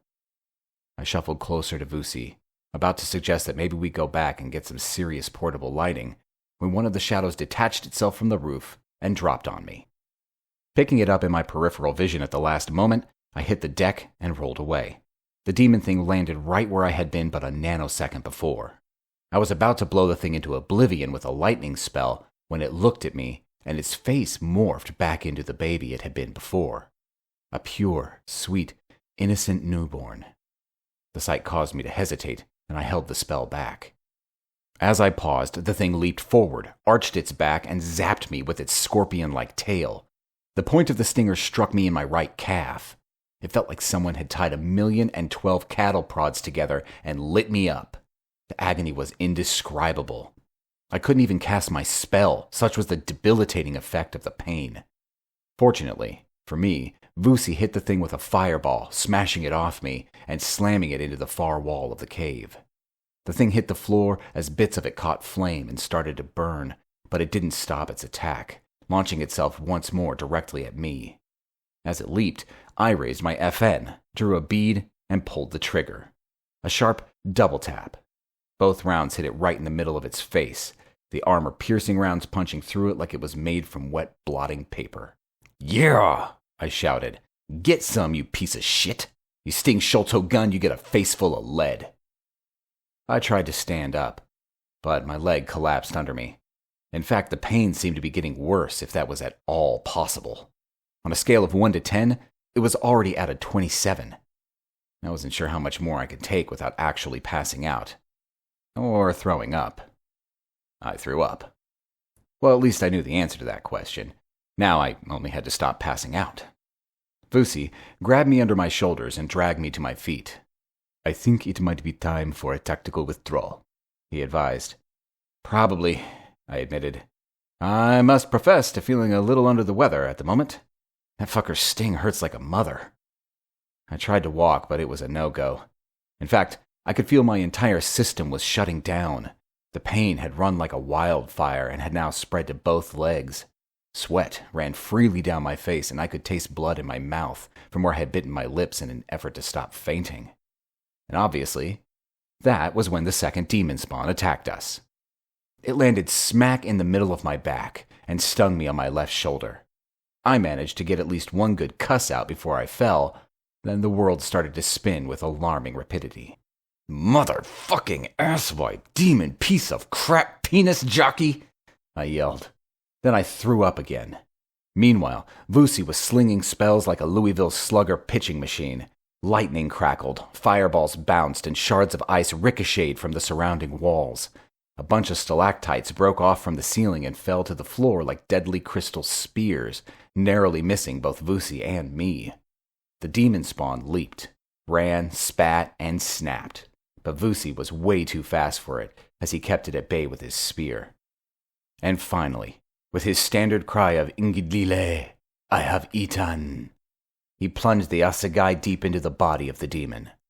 There was an explosion of black gore, and the both of us were completely drenched in black, evil-smelling goo. "Nice one," I said. "Now, I wonder if you could get me to Ngogo before I expire?" The last thing I remember, before I passed out, was Vusi picking me up in a fireman's lift and jogging for the entrance. 13. Once again the man in the black robe leaned over the chalice and let his blood drip into it, chanting the ritual summoning as he did so. But this time, the ritual was subtly different. Instead of the 4 runic stones of power being placed at the 4 points of the compass, there were now the slaughtered bodies of a chicken, a cat, and 2 dogs. They had been disemboweled while alive, and their entrails wrapped around their still warm bodies. Then, the acolyte had mixed his blood with theirs and added it to the silver chalice. Because he no longer had time for the minor demons he had been summoning. They had done his bidding, but only to a certain point.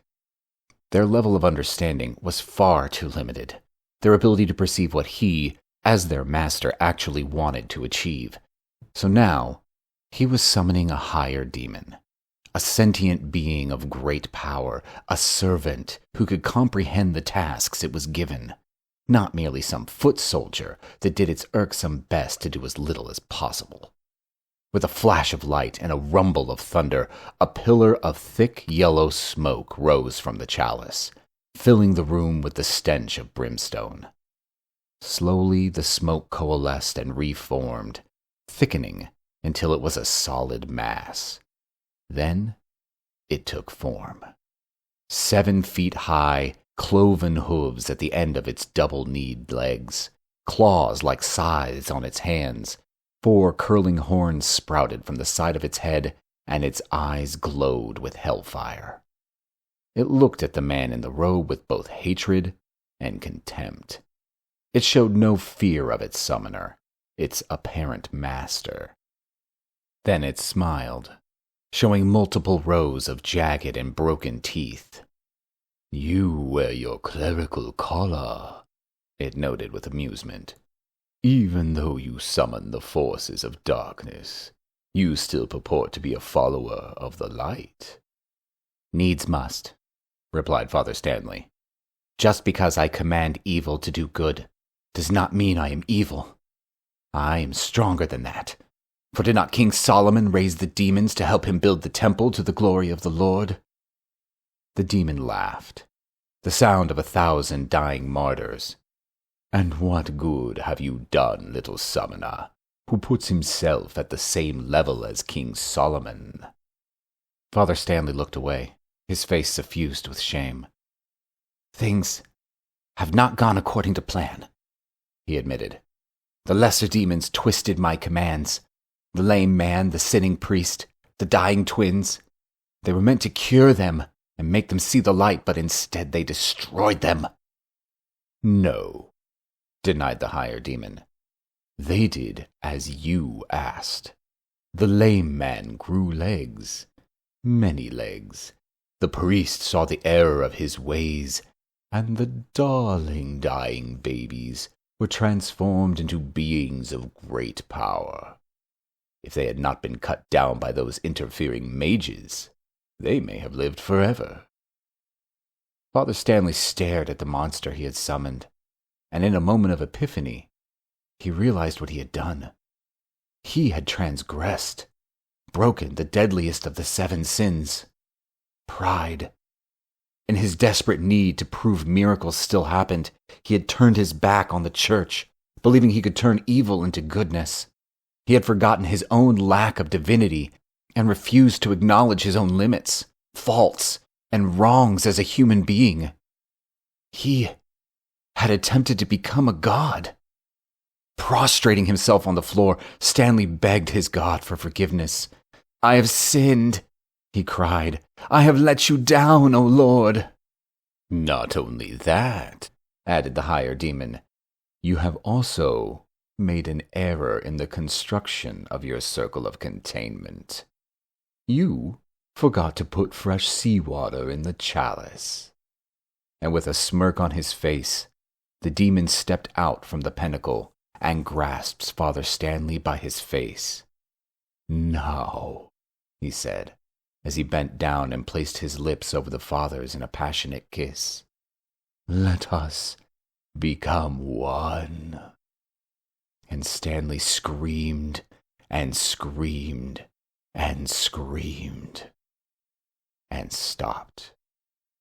"Yeah," growled the demon, who was now in the Father's body. "I feel good. Hooah! Let's get this party started." 14. I felt like 180 pounds of warmed-over crap squeezed into a 60-pound sack. Every part of me hurt. Even my pain had pain. It hurt to breathe in. It hurt to breathe out. And it especially hurt if I didn't breathe. I opened my eyes. I looked around. No ferryman. No river of damned souls. My bedroom. Happy days. This meant I wasn't dead. I hope. Ugogo's concerned-looking face hove into view as she leaned over me. "Hello," she said. "Good to have you back. How do you feel?" "Like shit," I replied. She nodded. "That's normal," she confirmed. "It's the after effects of being dead. It will pass." "I saw Chiron," I said. "He seems to know you." She sniffed disapprovingly. "Not really," she said. "We met a couple of times. He was overly forward. Horrible, smelly man. The least he could do is shave or wash." "Not sure if you can bathe in the river Styx," I noted. "It's a bit full of the souls of the damned." Ugogo shrugged. "I'll get Grog to bring you some food," she said. "Also, I'll mix up a potion for the pain. It would taste rather unpleasant, but make sure you drink it all." I nodded. I didn't care how vile it tasted. Anything was better than this full body agony. A few minutes later, Grog entered carrying a tray. He put it on my bedside table, then helped me sit upright, piling a few pillows behind my back to provide support. Then he laid the tray across my knees. I was surprised to see that, instead of a pile of sundry fried objects, the meal consisted of a stack of grilled cheese sandwiches and a bowl of tomato soup. The world's best food combination. Vusi entered behind him, carrying a couple of cans of Mountain Dew. Good man. I attacked the food with a vengeance.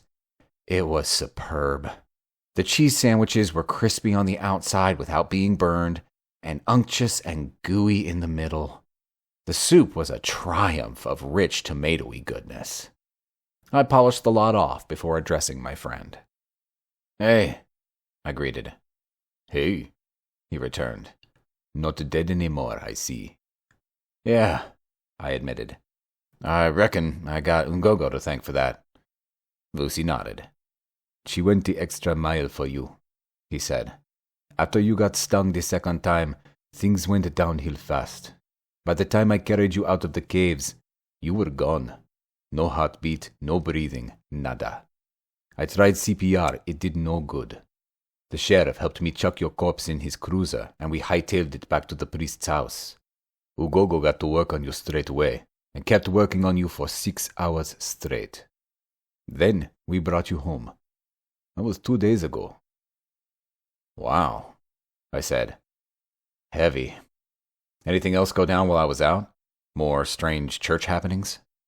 Vusi shook his head, but I could see by the look in his eyes, he wasn't telling me something. "Come on," I said. "Spit it out. What gives?" "Okay," he replied.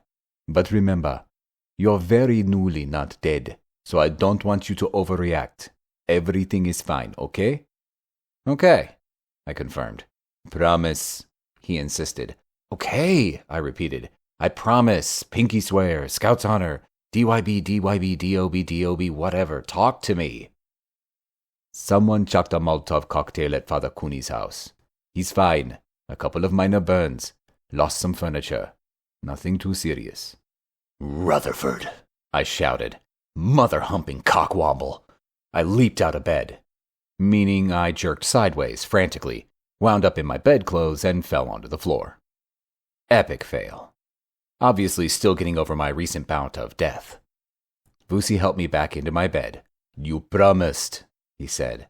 "Yeah," I agreed, but I was lying. At that moment, Grog returned, carrying a steaming mug of what smelled like fermented camel piss. He handed it to me, and like a rookie, I accepted it. "Ugogo says to drink this," he instructed. "All of it." I could see by the look on his face I wasn't going to get away with dissembling or avoiding. There was nothing to it. So like the hero I was, I raised the pint of distilled scrotum sweat, or whatever it was, to my lips and chugged it down. The flavor was so bad, so all-encompassingly awful, it literally took my breath away. I was about to complain when all went black and I passed out. I woke up. Again. Amazingly, I no longer felt like a Tupperware tub full of turds. The aches were still there, but they were manageable. My head didn't spin when I looked about the room, and I didn't feel a constant need to throw up. Tentatively, I rolled the bedclothes back and sat up. Seemed fine. I stood up. Slight dizziness, but nothing I couldn't handle. So, I had a shower, dressed, and wandered through to the kitchen.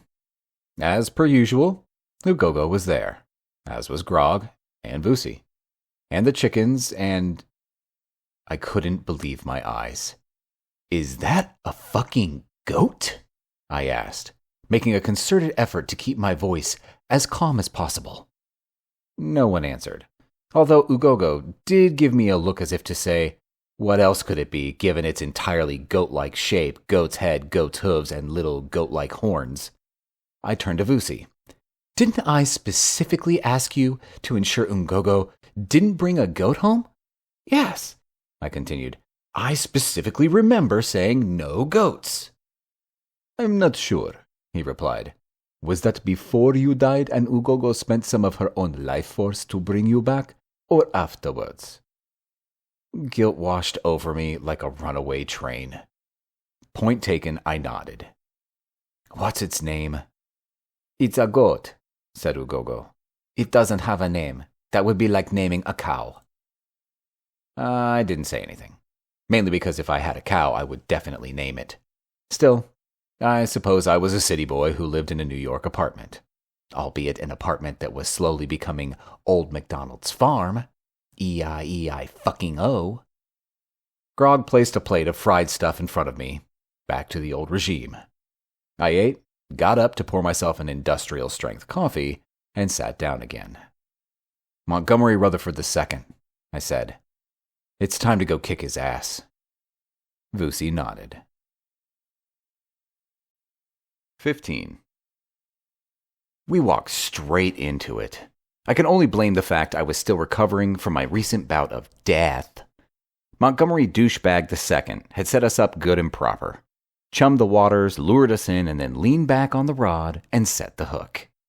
Vusi and I had proceeded post-haste to Rutherford's office block and taken the private elevator straight up to his penthouse.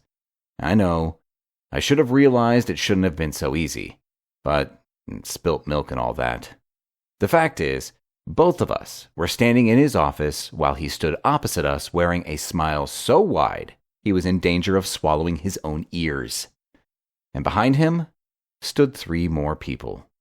2 men and a woman. I could feel the power coming off them. They were strong. I could also tell they were used to working as a team. Their magic had that bound together type feel, each one's strengths and weaknesses supported by the others. Synergy, the combined effect being greater than the sum of the effects of the parts. But at the same time, I knew I could crush them with ease. Because while they might be considered hot shit wherever they were from, I was Sholto Gunn, and I was hot shit everywhere. "I've got you," crowed Rutherford with glee. He did a little jig, unable to contain his excitement. "I set a trap, and like the idiot you are, you fell right into it. Now, prepare to get well and truly fucked up, because these magicians are going to bend you over and insert the proverbial carrot up your anus, you insufferable prick." Hold on," said one of the mages standing behind Rutherford. "Is this the man you wanted us to punish?" he asked, pointing at me. "Yes, Mr. LeBlanc," confirmed Rutherford. "This is him. Now, do your thing." "Your hex," stated the mage, addressing me directly. I nodded. "Oh, I'm sorry," he continued. "We had no idea. Mr. Rutherford didn't tell us. We assumed you were some street muscle who needed some disciplining."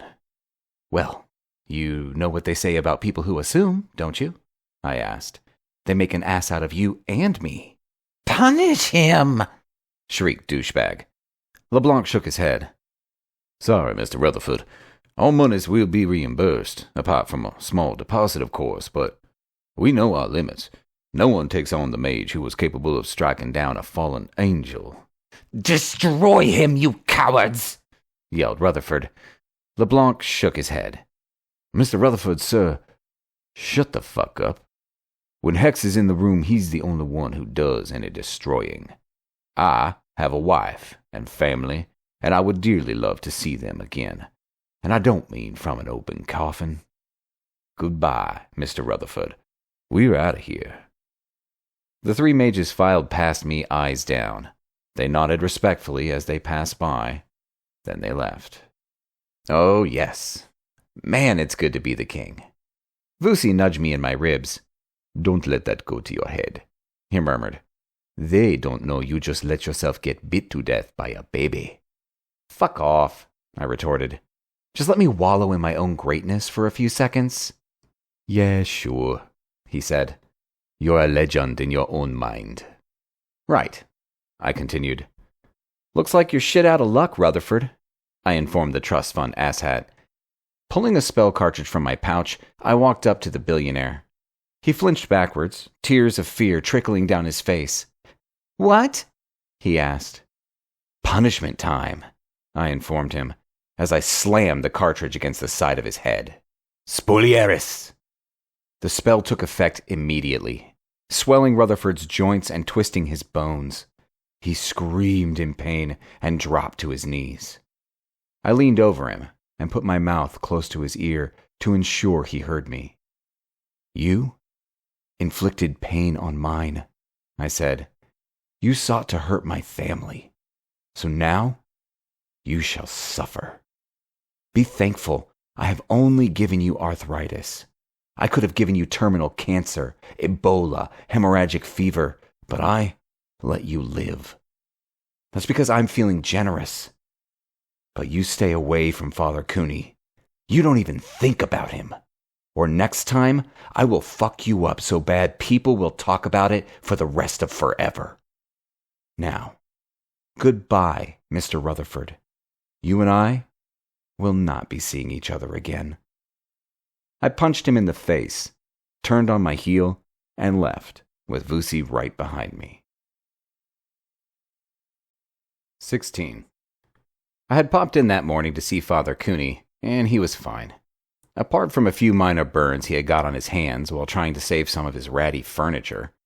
Fortunately, the firebomb had only burned his bedroom and part of his study before the fire department had quenched it. The furniture in the sitting room was also water damaged, and the pieces that weren't smelled like an old campfire. I got a local removal company to clear the damaged stuff out. Then I phoned a building company that owed me a favor and had them board up the place for security, paid them a deposit, and got them to agree to begin reconstruction within the week. Finally, I got a hold of a girl I knew. She was a well-known interior designer. I gave her my credit card details and told her to furnish Father Cooney's new bedroom and sitting room, and then do the same with the rest of the house as soon as the repairs were done. Of course, the father objected. Words like blood money and charity of evil and such forth were bandied about, but I knew he was only arguing because it was expected of him. I said nothing, and eventually he ran out of hot air and insults and simply accepted the situation. A tiny modicum of gratitude would have been nice, but that would have been asking too much.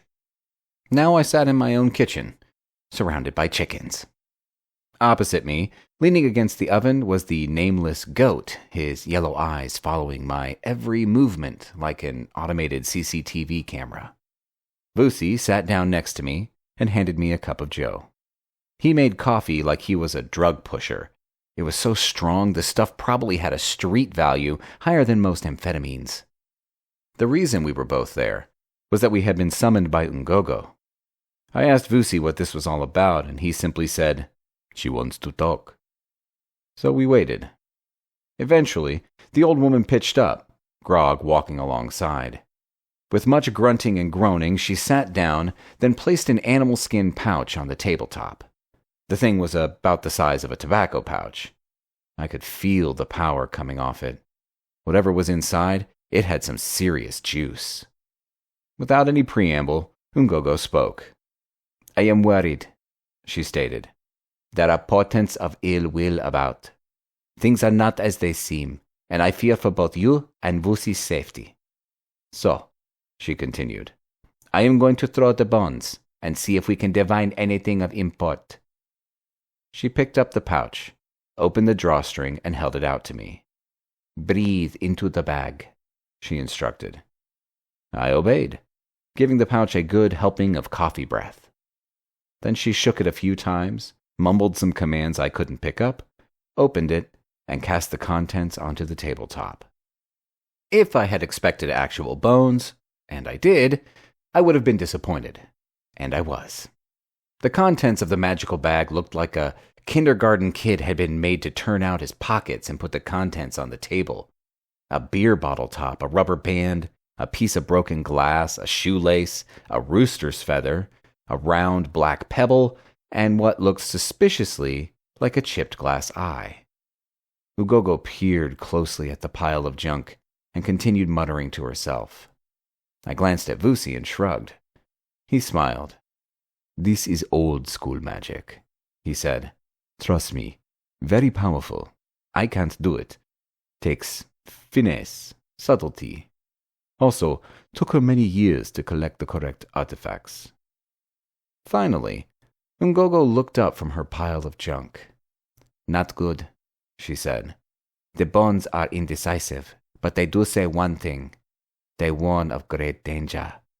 I am afraid you might die again." "Great," I said. "And Vusi?" She shook her head. "No, he lives." "Yeah, he shoots, he scores." "Well, that sucks," I responded. What else could I say? I mean, dying was indeed a pretty sucky thing. "Is there any way the dying part could be avoided?" I asked. Ngogo waved her hand back and forth, the universally accepted signal for "fuck knows." "I can give the two of you some instruction," she admitted. Some combat skills that might help. Hold on, I exclaimed. Listen, Ungogo, with all due respect, you may be the dog's pajamas when it comes to healing, but when it comes to clobbering time, Sholto Gunn is your go-to guy. Trust me on this. Ugogo flicked her right hand, and my coffee cup exploded. But it did more than that. At the same time, a spherical force shield enveloped it. Inside the shield, a lightning storm, the likes of which I had never seen before, raged. It was so bright, I had to turn my head away. With another roll of her wrist, I felt my feet leave the ground as I was lifted upwards. I tried to move my arms, but some sort of air construct had me bound to the chair. Then I started to revolve. Slowly at first, then faster and faster. The devil's Catherine wheel. All of a sudden it stopped, just before I threw up every meal I had ever eaten. The chair was lowered, the storm stopped, and the sphere dispersed. But that wasn't the most amazing part. No, the most incredible part of the whole display was that the old woman had not used a spell cartridge. It was plain to see that her hands were empty the whole time. Somehow, Ugogo had constructed magic out of the ether, raw, but controllable. Both Vusi and I had done similar before, but only after the skill was gifted to us by the King of the Fae, and that was limited to a 24-hour period. I must fully disclose that I, Sholto Gunn, the kick-ass of kick-asses, the mage of mages, the slayer of the fallen angel, was duly fucking impressed. Ugogo didn't say anything, nor did her expression change. She simply looked at me. I stand corrected, I admitted. How the hell did you do that without a spell cartridge? What he said, added Vusi, the look of surprise on his face almost comical. I communed with the earth spirits, said Ugogo, which was about as helpful as saying she had her magic delivered by FedEx. And those would be? I asked encouragingly. The old woman looked at Grog. You know about this, she said accusingly. Why have you not imparted any of your knowledge to Hex? The Fey half-breed shook his head. Because I am not a kindergarten teacher. Anyway, I think these babies are not yet ready for my knowledge. I'm afraid it could burn their souls to a crisp. Ugogo shrugged. That could be true, she admitted. They are but children. But I fear we need to take the chance. The bones say they are about to face a great foe. So, if they do not have more knowledge, they will probably die anyway. She pointed at me, particularly him. For him, things do not look so bright. Fine, conceded Grog. We will do what we can, given their severely limited capabilities and debilitating lack of experience. Hey, dudes, I interjected. We're sitting right here. Hell, don't hold back. Just let the insults flow. Why not? The truth is ever insulting to those who cannot accept it, said Grog. Yeah, I countered. Very sage. Tell you what, Grog, my man, if you're so all-powerful, then grant this child in arms a small boon. The main thing that has been bugging the hell out of me lately is how can these demons possess people in a church? As far as all standard doggerel tells us, that is impossible. Improbable, perhaps, answered Grog, but not impossible, obviously, as it is happening. How? Simple. The church must be inviting them in. I think I have already postulated that. I shook my head. No way.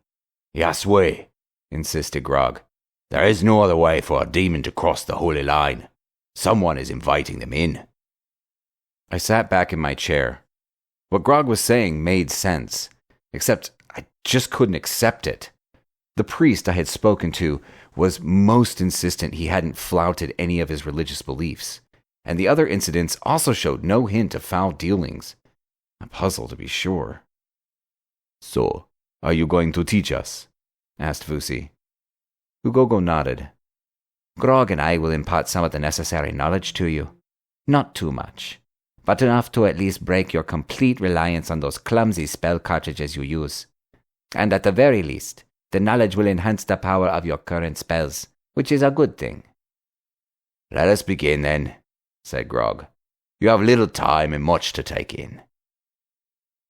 The next few days were like boot camp. I was no stranger to hard work, both physical and mental. After all, you don't get to the heights I had attained by slacking off. You got there by going the extra 20 miles and more. But what Ungogo and Grog were showing us was so alien to me, it literally hurt my brain. The way a spell cartridge is created relies on the mage's ability to wrangle magic, like breaking a horse. You capture it, subdue it via fire and hammer and tongs, and then bend it to your will. To put it bluntly, it was macho as all fuck. But the way Ungogo looked at magic was completely the opposite. Instead of using it, she borrowed it. Instead of knocking it on the head and dragging it in, kicking and screaming, she invited it in, gave it a cup of herbal tea, and asked politely if it would mind taking part. And I can assure you, Vusi and I could think of nothing more exhausting than being on a constant, even keel, centered, well-balanced, and at one with the universe. We preferred to grab the universe by the horns, kick it in the mouth, and demand that it be one with us instead. But over the next few days, I learned something about Ungogo I would never have suspected. She was a well of infinite patience. Nothing frustrated her. Any outbursts were met with calm acceptance and support. Grog, on the other hand, thought the best way for him to teach was to tell you once, shake his head sadly when you got it wrong, and then simply repeat exactly what he had said the first time. And he would keep doing this, until either Ungogo interrupted, or you finally got it right through sheer dogged determination. By the third day, both Vusi and I could create minor constructs without cartridges. By the end of the week, we had moved on to your standard battle spells: fire, ice, wind, and water. The spells were weak, but they were still usable, sort of. But the thing that impressed us the most was when we combined our newly instilled knowledge with our existing cartridge magic, we could exponentially increase the power of our spells. However, both Ungogo and Grog warned us against doing so without their supervision, as feedback became a real bitch at those levels of power. In other words, a slight miscalculation and the spell could rebound and burn the casting mage to a crisp, which is not good. At the end of the week, Ungogo declared herself done, and Vusi and I retired to the Dullahan bar for an evening of drunken revelry, proud of our newfound skills. 17. Montgomery Rutherford studied the bottle of pills the doctor had prescribed him for his newly acquired onset of arthritis. Take 1 tablet twice daily before meals. The trust rat sneered at the prescription, popped open the bottle, extracted 5 pills, and swallowed them dry. He was working on the theory that if 1 worked, then 5 would work 5 times as well. It was the theory that toddlers had been working on for countless years when adding sugar to their chocolate milk. And if it was good enough for a 4-year-old, it was good enough for Rutherford. He tried, unsuccessfully, to find a comfortable position on his chair, but his swollen joints denied him that small relief. "Hex," he said aloud, his voice dripping with malice and hatred. Things were going so well before that gutter mage had crossed paths with him. He was finally getting to a position where he would prove to his dead father that he was worthy of the Rutherford name. Okay, he had somehow managed to whittle his initial inheritance down from over $1.2 billion to a little over $400 million, but that was simply the cost of education.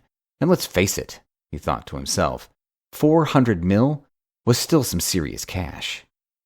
Then he had come up with the idea of buying up and renovating a huge swath of the Bronx. This last big throw of the dice would turn things around, a massive development, gentrification of the entire area. If only that cursed priest would get the church to sell off its property. That was the key, and no third-rate magician would stop him. He was going to fight back with everything he had in his magical and his physical arsenals. After questioning the cowardly idiot mages he had previously hired and offering them a vast amount of cash to assuage their fears of hex-based reprisal, They had given him the contact details of the people he needed if he wanted to get one over Hex. It would not come cheap, they warned. And they may not even agree to take up the contract. After all, it was Hex. But if he was prepared to pay through the teeth, and they did agree to take on the job, then they assured him he would stand at least some chance of success.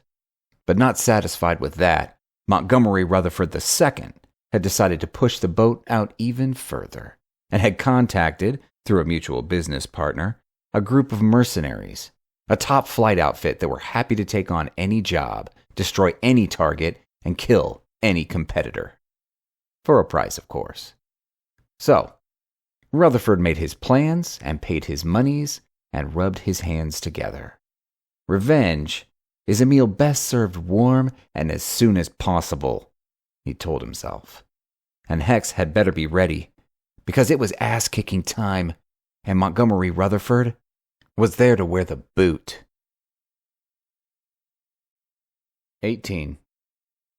They had flown first class from Heathrow, London, England. And now they were in America, to kill Hex and Vusi. Charlie Appleton, Albert Huxley, Bedford Middleton, and Walcott Richmond.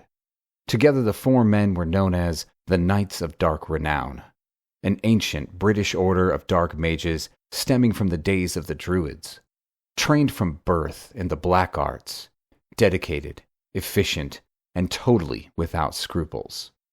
War mages. They had cost Rutherford a cool $6 million up front, with the promise of another $6 million on successful completion of their task. The multimillionaire had paid without a pause. He would have paid double, even triple, if they had demanded. It was worth almost anything to get his revenge on Hex. When the four mages hit customs, their leader, Charlie Appleton, flicked his right hand, mumbled a spell, and they walked straight through without being questioned at all. A driver was waiting for them in the terminal. He loaded their baggage into a stretch limo and took them to the rooms at Trump Towers Hotel. 2 Ford Transit vans pulled into the parking garage in the basement of Montgomery Holdings, parking side by side near the elevators. 8 men stepped out of each van, 16 in all. It looked like someone had organized an Arnold Schwarzenegger look-alike competition circa Predator era. All were dressed in camo chic Ray-Bans, short sleeves, meaty biceps, flak jackets, Bowie knives in chest scabbards, and state-of-the-art weapons. 2 of the men remained on guard in the parking area, while the rest took the service elevator up to the penthouse, Montgomery's offices.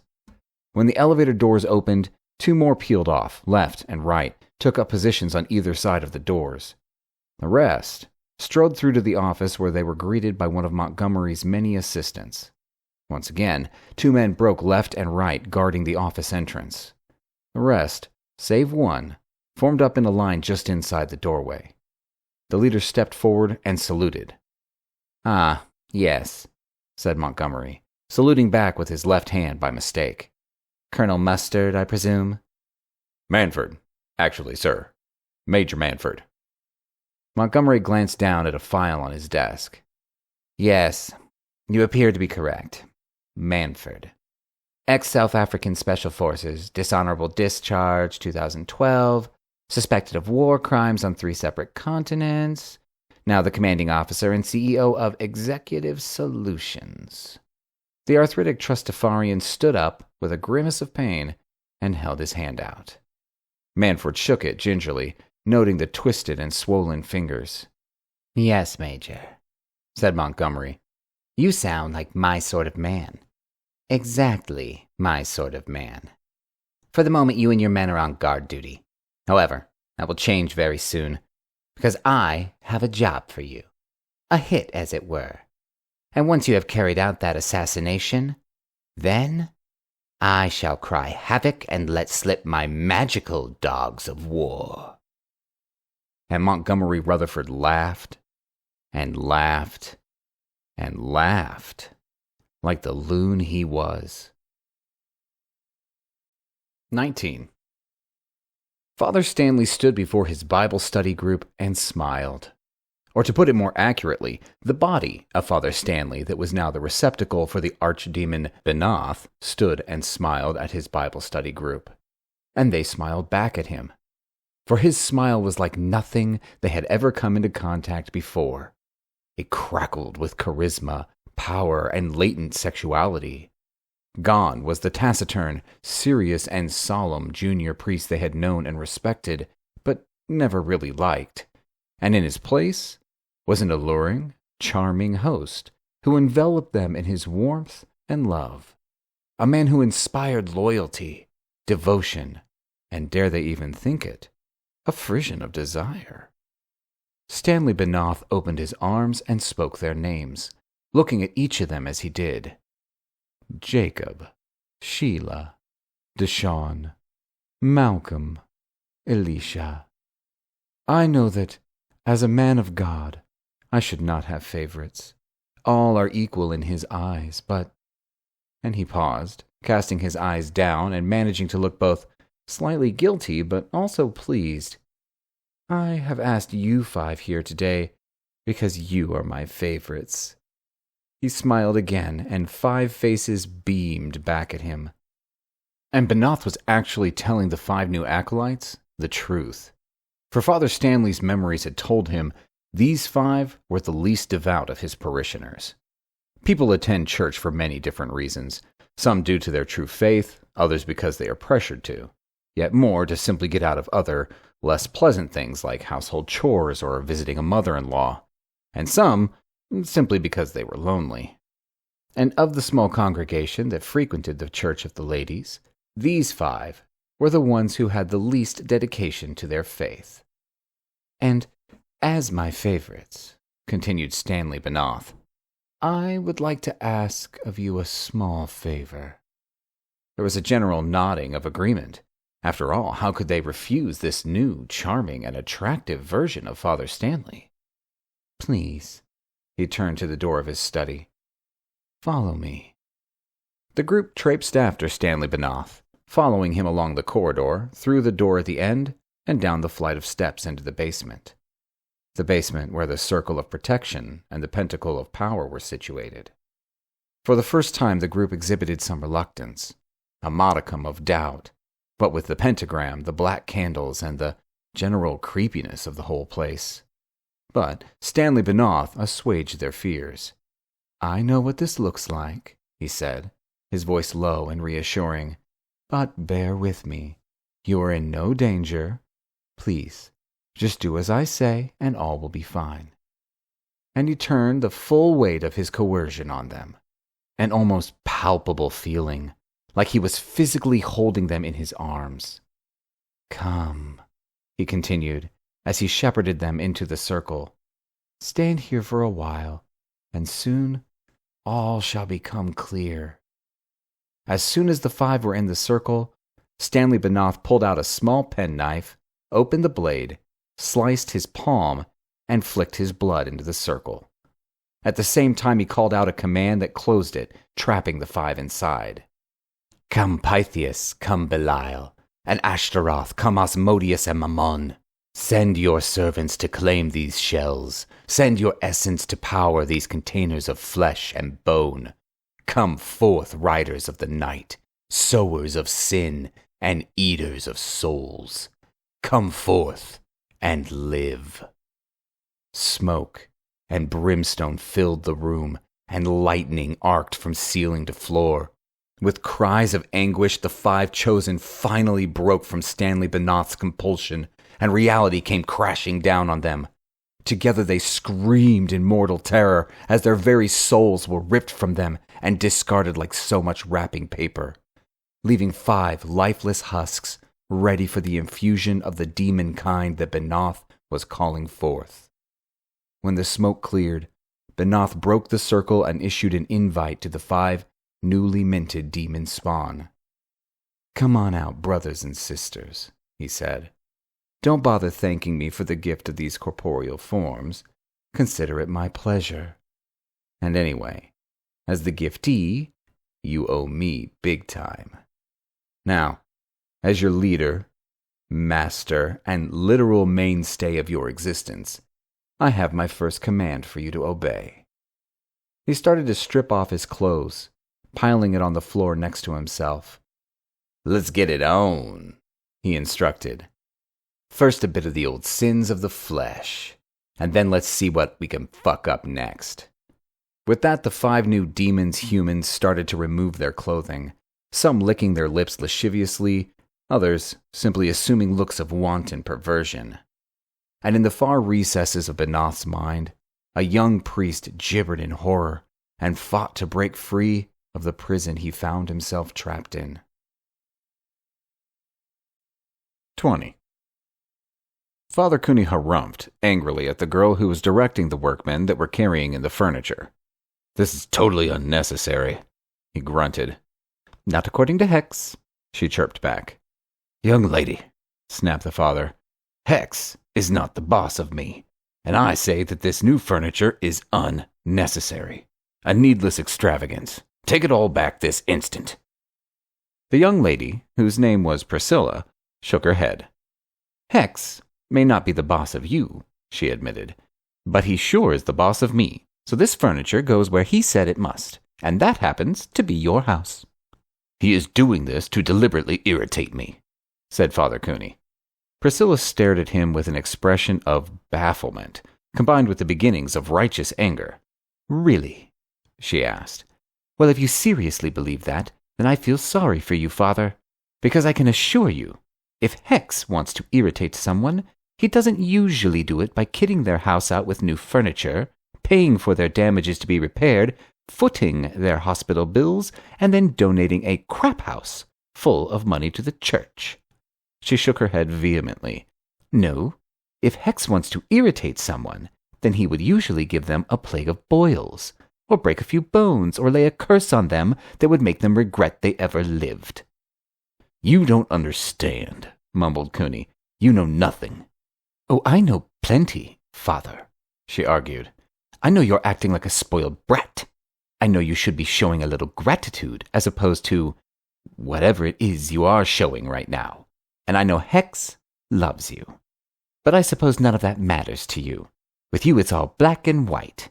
Well, welcome to the real world, Father, the place where most of us have to live, the gray bits in between." Father Cooney stood silent for a few seconds. Then he said, "I shall reflect on what you have said. Thank you, child. Sometimes wisdom truly does come from the mouths of babes." "Steady, Father," said Priscilla. "I'm 23 years old, although some might still call me a babe." She winked at the now embarrassed priest. "Now move your old ass. New wardrobe coming through." If he allowed himself to admit it, Father Cooney was extremely pleased with his new furniture, most especially the bed and the television. Sholto had supplied a double bed with a state-of-the-art memory foam top mattress that was worlds away from the Quarstoff single the father had been sleeping on for the past 10 years. He had not yet slept on it, but merely sitting on it had been so pleasurable, Cooney honestly wondered if it was a sin. And the television. 54 inches of flat screen, high-definition surround sound. Never had been seen the like. Opposite the TV was a new chair, a lazy boy recliner, on either side complimentary sofas, a world of luxury he had never even dared to dream of before. In the newly kitted-out kitchen, he saw a coffee machine, an honest-to-goodness, bean-to-cup marvel. It even had a cappuccino setting. Father Cooney couldn't help but smile as he stood in front of it. He knelt down to reach into one of the lower cupboards to grab a bag of coffee beans, when it felt like his head had exploded. A flash of multicolored light and a loud bang. He fell to the floor in confusion. Then, the pain came. A savage thump of agony that threatened to close him down, but he struggled against it, determined not to pass out. He felt strong hands grabbing him under his arms, pulling him to his feet. And then he was being dragged into the TV room. Whoever it was threw him onto his new lazy boy, then leaned in close, their face mere inches from his. A large man, wearing Ray-Ban sunglasses, crew-cut hair, a small scar over his left eye. He looked a lot like Arnold Schwarzenegger. "Welcome to the jungle, Father," he said. "Time to do a bit of suffering." "Who are you?" mumbled Cooney. "That information does not concern you," said the man. "Our job is to lay down a beating of note on you, and your job is to try not to die while we do it, although that part is not mandatory." "I don't understand," said the priest. The man shook his head. "Me either, Father. Me either. I'm just doing what I'm being paid for." And he punched Cooney in the nose. It broke with a crunching sound, like a booted foot stepping on a gravel driveway. And that was just the beginning. 20 minutes later, the man in the sunglasses stopped. He checked the priest's pulse and nodded. "Tough old SOB is still alive." Then he dropped a printed note on Cooney's bloody chest. It read, "Guess your warning didn't work. P.S. Fuck you very much." The man left, followed by his 4 compatriots. The first part of their mission successfully completed, now it was back to the office to receive their next set of instructions. 21. I negotiated the Porsche through the evening traffic, ignoring the advice from the sat-nav, as per usual.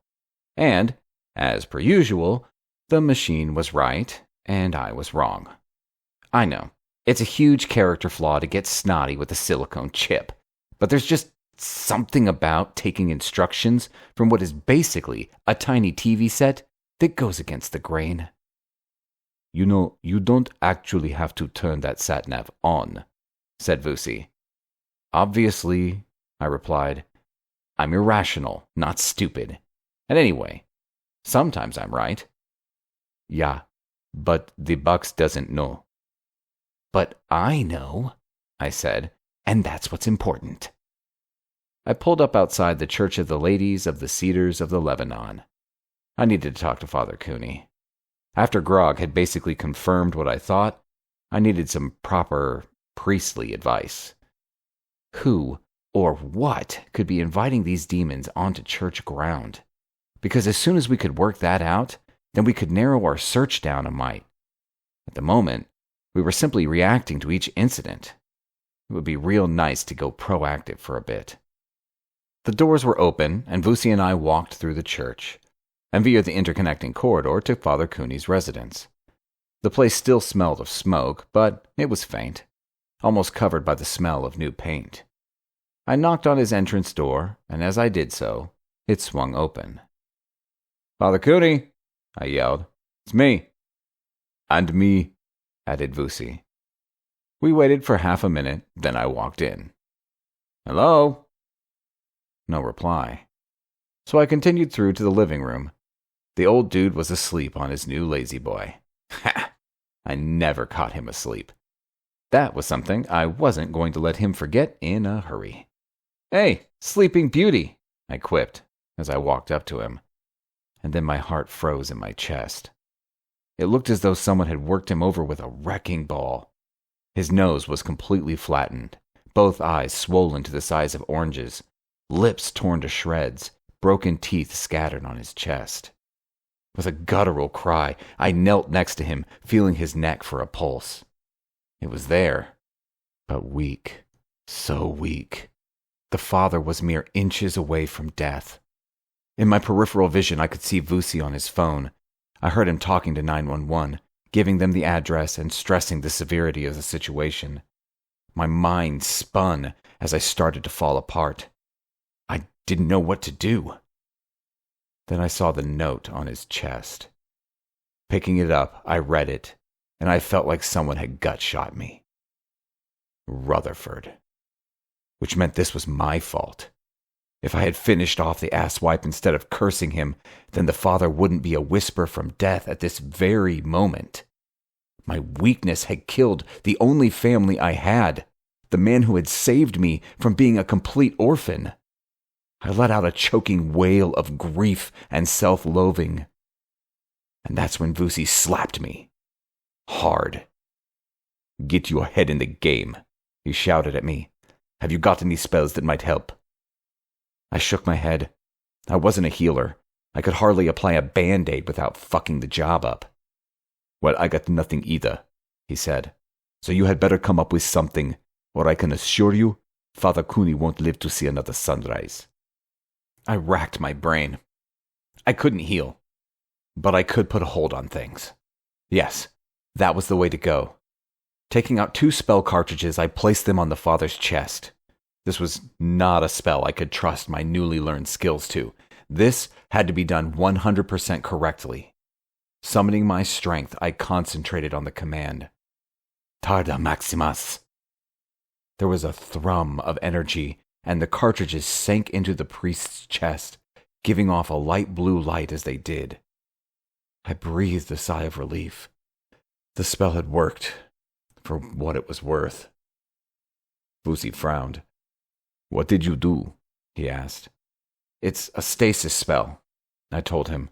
I've basically slowed time around him. It won't last long, maybe an hour, but he won't get any worse before they get him to surgery. The Zulu nodded. Well done, he said. You may very well have saved his life. I held out the note to Vusi. He took it and read it. It's Rutherford, I confirmed. He nodded. He must die, I added. He nodded again. Obviously. We will make sure the father is safe. Then we will go and exterminate that piece of shit. Thank you. I heard the sirens getting closer, and 10 minutes later, I was following the ambulance to the nearest hospital. Father Cooney had been in surgery for over 3 hours when the surgeon came out to speak to us. Mr. Gunn. I nodded. I believe you are the next of kin? I'm his son, I said. I saw a look of confusion flicker across the surgeon's face as he wondered how a Roman Catholic priest could possibly have a son, but then he obviously dismissed thought as unnecessary. I have good news and bad news, I'm afraid, he continued. Father Cooney is out of any immediate danger. He is breathing on his own, and brain function appears to be normal. I breathed a sigh of relief. But, I asked. But he is in a coma, replied the surgeon. Now it's too soon to tell if this presents any need for concern. After all, he has just been through rather extensive surgery, so he may simply take a while to come out. All we can do is wait and see. I want him to have the very best attention, I said. Spare no expense. I'm serious. If you have to fly him to the fucking moon, do so and bill me. Trust me, I'll make sure I can afford it. He nodded. We shook hands and he left. I turned to Vusi. Can you get Ugogo here? See what she can do? The Zulu took a deep breath. I can try, he said. It's just that Western hospitals make her uncomfortable. She says they suck the life out of her. And before you go off, I don't think she means that in a figurative way. I believe she is being literal. Something to do with being such a high-level healer. Her life energy is affected by the sick and dying people. Their souls seek succor, and they reach out to her aura and literally suck the life out of her. A visit to a hospital could very well kill her. Shit, I cussed. Well, then we're just going to have to rely on modern medicine for now. Maybe when he's stabilized, we can move him to my place and Ugogo can sort him out then. Maybe, agreed Vusi. Right. Now, that's done.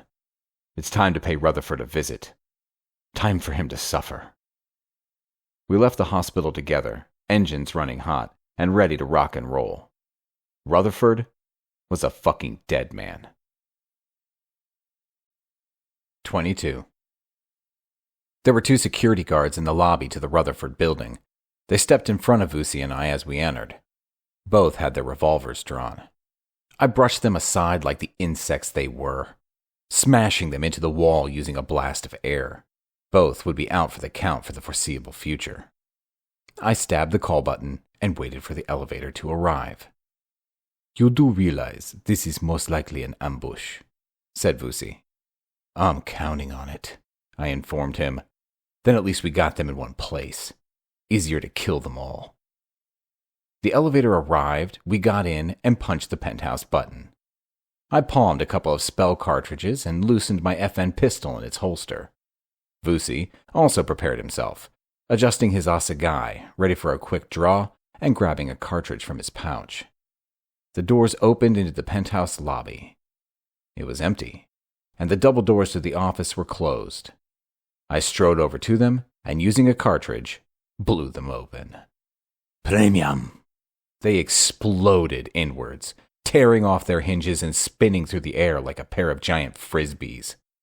The large office was pretty full of people. Big people. Men. All dressed in camo and sporting automatic weapons. Vusi threw up a shield as the mercenaries opened fire. Bullets buzzed and whined about the room as they ricocheted from the shield. I threw a fireball directly at Rutherford, but before it could strike, something deflected it. So I threw another one, but the same thing happened.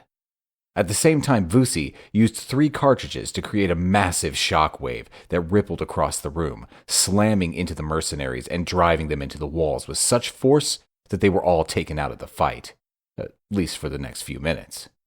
Eschewing magic, I drew my FN, aimed at Rutherford, and ripped off a quick double tap, center mass. Die, you fucker! I shouted dramatically. But like the fireballs before, the slugs just ricocheted away from him. And then, like the scales had fallen from my eyes, they revealed themselves. 4 mages stood behind Rutherford, the douche, and they thrummed with almost unimaginable power.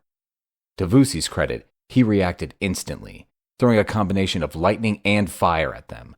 A monumental attack spell that hammered into the 4 of them, igniting the air around them and blowing out the entire wall of the penthouse, exposing all to the elements. But they didn't even flinch.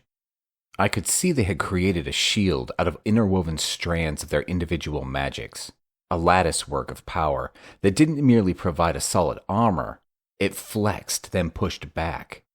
I had never before seen the like. It must have taken them years of working together to perfect that shield alone. I shuddered inwardly as to what they could achieve if they attacked us in the same way. Suddenly, the realization struck home. I knew who these mages were. The Knights of Dark Renown. I threw a series of fireballs at them, more for distraction than anything else, and I followed them up by cranking off 10 quick-fire rounds from my FN. Then I turned to Vusi. "Run!" I screamed, as I bolted for the doors, heading for the fire exit in the lobby. With Vusi right behind me, I chucked a couple of cartridges on the floor. Clapam! A shimmering shield popped into existence between us and the knights. It was a different construct than the one I normally used. This was much stronger, but wouldn't last very long. 20 to 30 seconds at the most. Kicking open the fire escape doors, we sprinted downwards. Behind us, I could hear the rapid-fire explosions of countless fireballs and ice shards striking my hastily erected shield. Unfortunately, it lasted even less time than I expected, as the power of the knights reduced it to nothing in under 10 seconds. I chucked out another one, and we kept running, leaping a dozen steps at a time, and hoping we stayed on our feet as we barreled downwards. I ran out of cartridges when we were still 4 flights from the ground. "Got no more spells," I grunted. "Take over." Vusi threw out a cartridge. "Isilangu isibuteo." A dome of fire sprang up above us, reducing the magical missiles that rained down on us to piles of ash. Unfortunately, Vusi's spell was even more short-lived than mine were. 6 seconds later, he cast another. Then we were on the ground and sprinting like 2 long dogs for the Porsche. I started the engine and stamped on the accelerator like I was stomping on a nest of spiders. The 550 horses under the bonnet roared into life, and we peeled away in a cloud of smoke, fishtailing from side to side as the tires struggled for traction. Vusi used the last of his spells to cover our retreat, shielding us for the 6 or 7 seconds it took us to get around the corner and out of the knight's line of sight. 23. I was about to pull into the underground garage to my apartment when Vusi shouted a warning. "No, keep going." I had enough faith in my friend to listen and obey. Slamming my foot down once again, we accelerated past the building, heading towards Central Park. "Why?" I asked. "Those mages that hit us at Rutherford's were there, standing in the entrance to the building." "Impossible!" "Obviously not," contradicted Vusi, "because I saw them." "Shit!" I cussed. "They must have opened a gateway to get there that fast." "What the hell is that?" "It's a spell that folds space," I explained.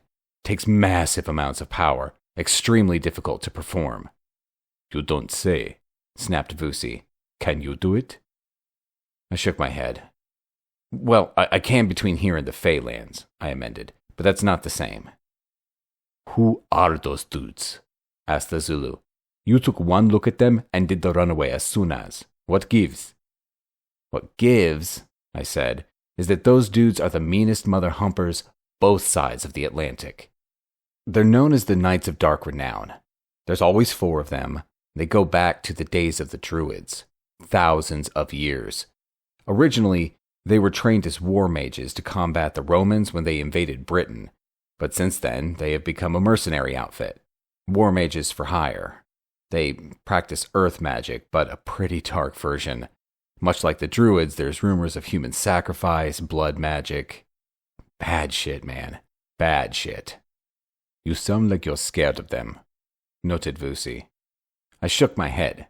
Sholto fucking Gunn ain't scared of no one or nothing. But I gotta respect where respect is due.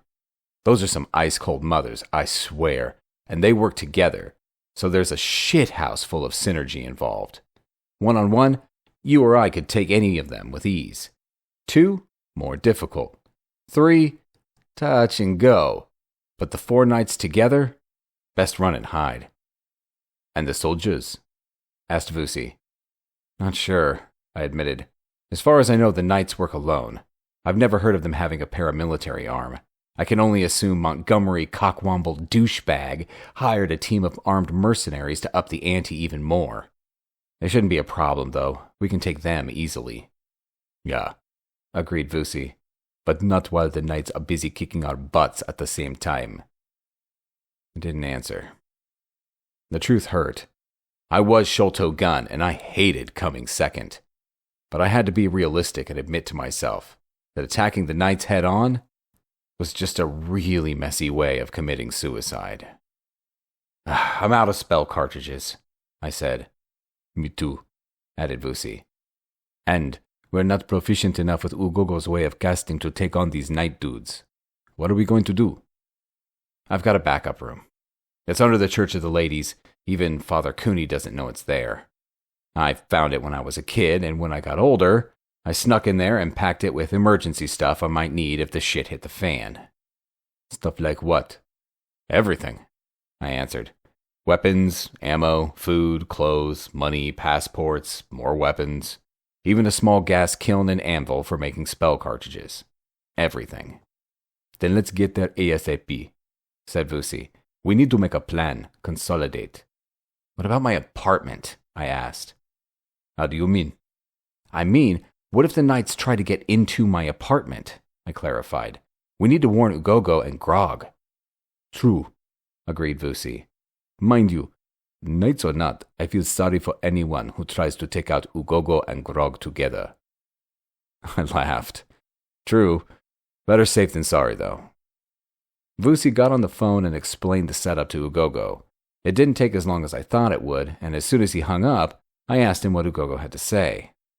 "She said we're a couple of idiots, we're in big trouble for not speaking to her first, and if we get killed, that will be the least of our problems," he told me.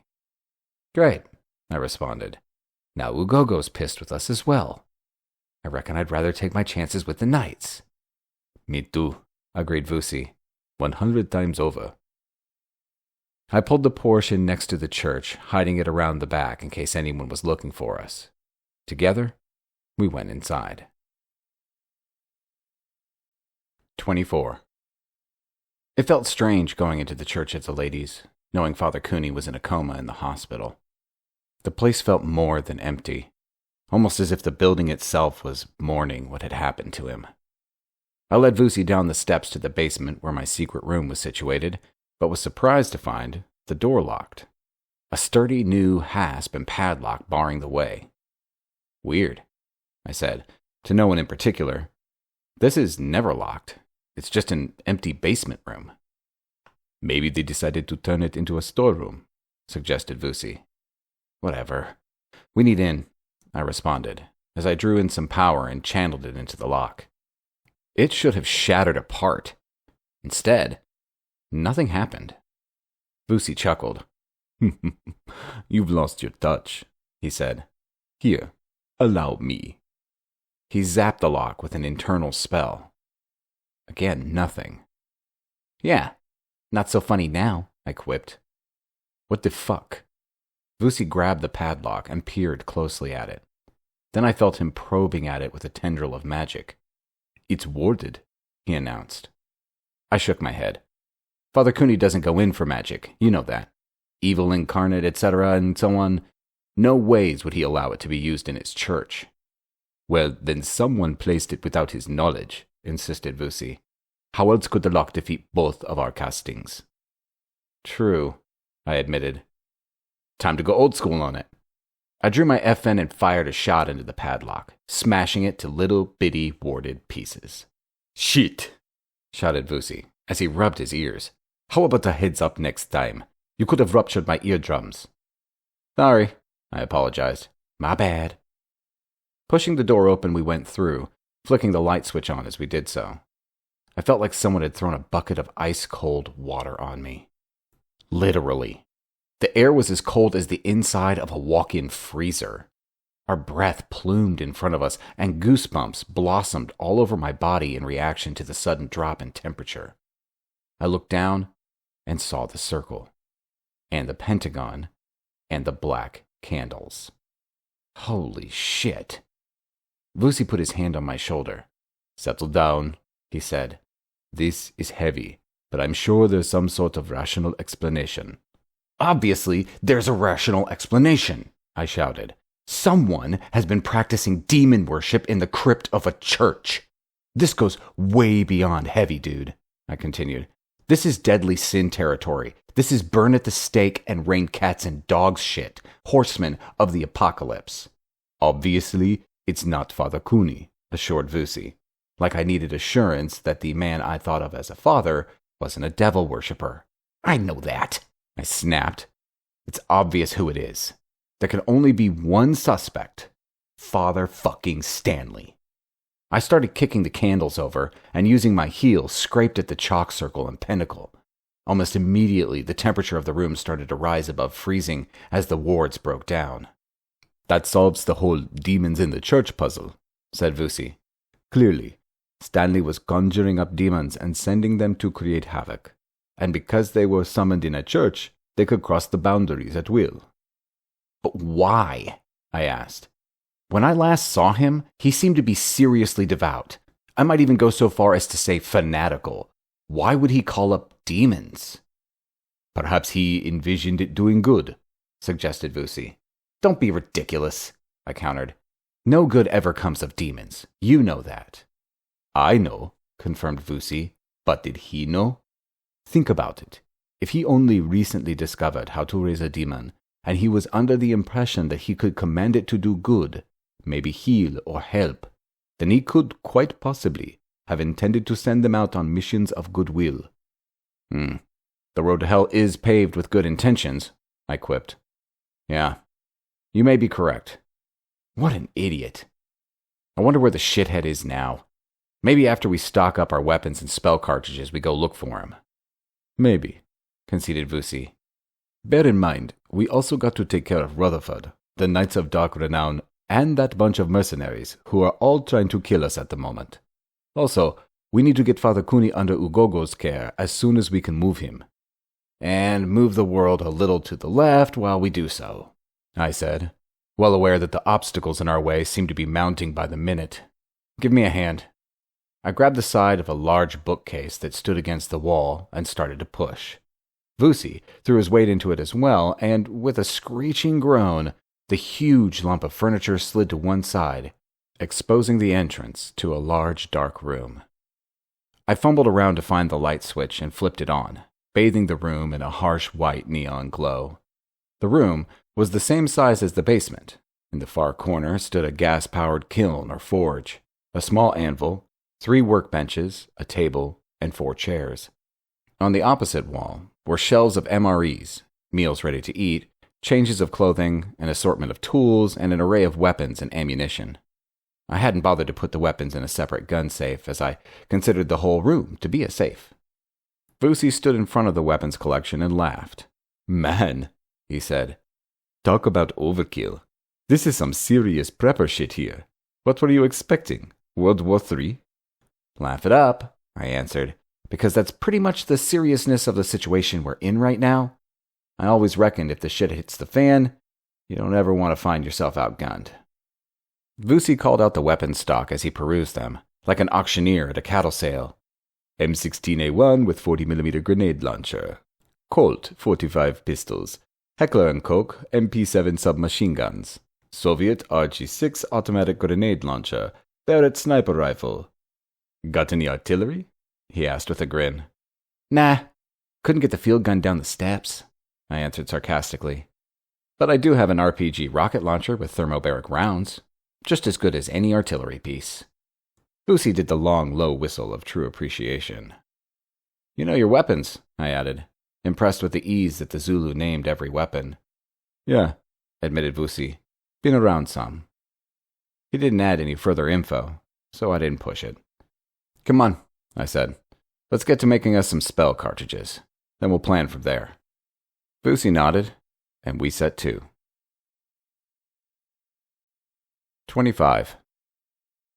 Stanley Benoth, ex-priest, now full-time demon-possessed human, stood and surveyed the room. Large, open, dirty, and dull.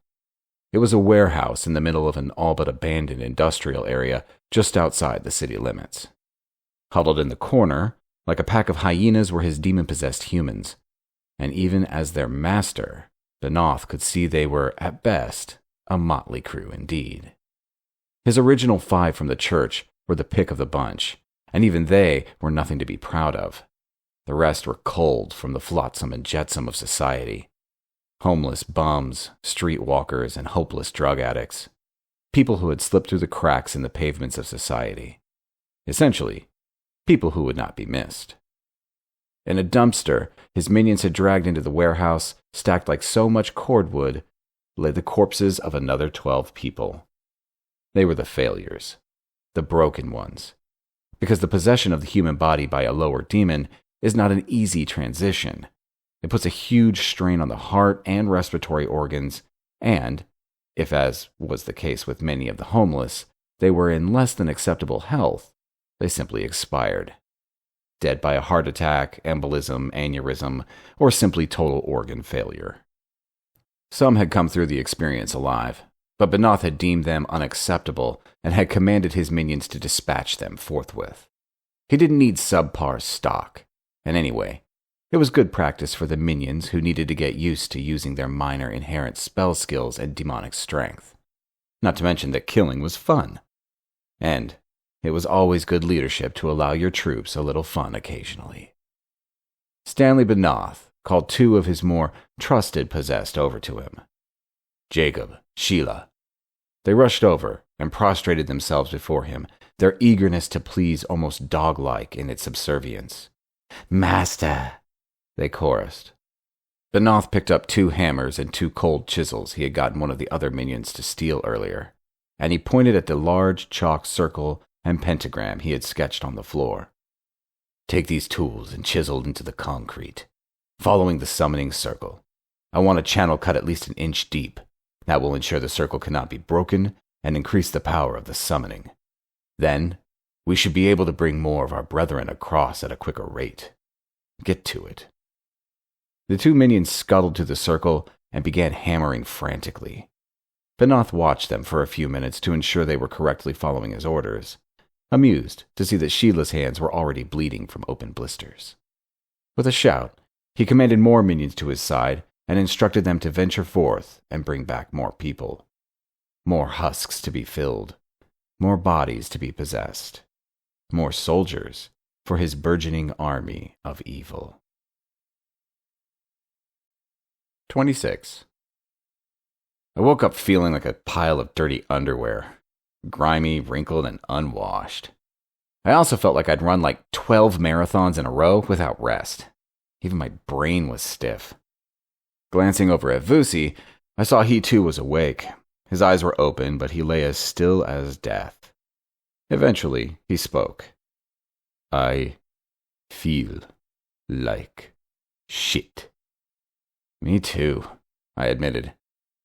And we both had a good reason to. The day before, we had pushed ourselves to the limit, using the portable anvil and small gas kiln to manufacture close on 40 spell cartridges each, stocking up for the battles we knew were ahead.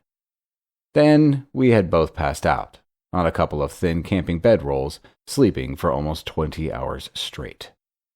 Now it was time to get going. Places to go, and people to kill. So, what's the P of A?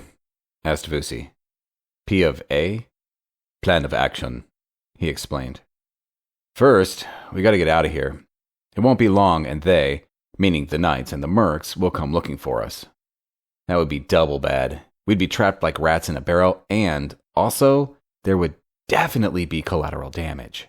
And I'm not exactly sure whose ire we would pique if we were responsible for getting a bunch of nuns killed, but I don't want to take that chance.